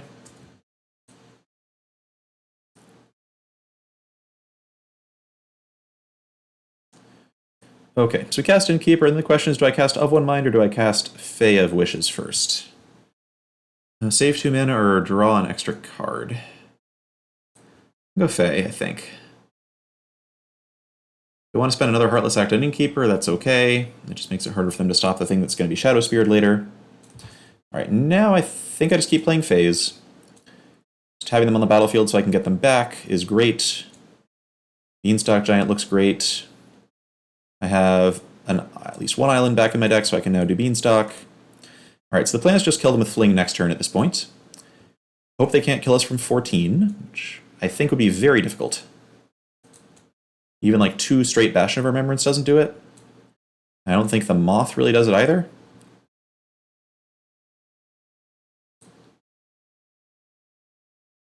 I've been liking this card. Alright, we hit a little bit more interaction to form another Brazen Borrower, which is cool. Didn't end up needing to use Escape. So maybe it wasn't the pick to pick that one up. Whew. Okay. Yeah, Clover's still doing the Clover thing. We can't gain a million life with our O. We can't just play Hydra Crisis all lazy-like, but give it enough time, we can assemble the right package to take down anybody. Except for Wilderness Reclamation. Not Wilderness Reclamation. Rats Arena, no. This deck does not put nearly enough cards in the graveyard to make use of Underworld Breach, other than in a really weird game. Okay, so this comes out. We're just going to bounce Fae back to hand. Kaya's Wrath, by the way. They have Kaya's Wrath. I can't get over it. Alright, so we're going to try bringing Fae of Wishes. I guess they could Heartless Act the Fae of Wishes too. Nope, they don't have it. Alright, so opponent boarded in. I assume they boarded in Kaya's Wrath and Ethereal Absolution. And those were not good cards to bring in. It was not fighting us on the right aggressive axis they need to be fighting us on. Alright, so Temur Clover, still fine. We punted against that Planeswalker deck. Pretty sure we should have beaten that one. And then, what was the other loss with Clover? Do you remember? We lost to the Planeswalker deck. What else did we lose to? Oh, I don't remember. Okay. Look at Untapped.gg. Still think Clover's pretty darn good. Would happily recommend it as something to try out on the ladder. Plan on laddering it a little bit higher at some point myself. Hopefully number 1, but we'll see. It's hard to get to number 1. I'm happy with just a top 10 finish for the season. Yeah, Planewide Celebration is much better than Underworld Breach. I don't play that right now, but I've considered it. Luis Salvato plays it, which is a huge plus in my book. I trust Luis a lot. Anyway, thanks for hanging out. That was the last match. I'm just going to open some packs now. You don't want to watch that. I guess I'll hang out in the stream a little bit more. Remember that if you enjoyed this stream, want to see more Temur Clover, more other kind of funky offbeat decks, feel free to follow. I guess Temur Clover might not count as funky and offbeat anymore, but I swear it was when I started playing it. And I'll probably be experimenting with other stuff on stream at some point, at least once the ladder rolls over.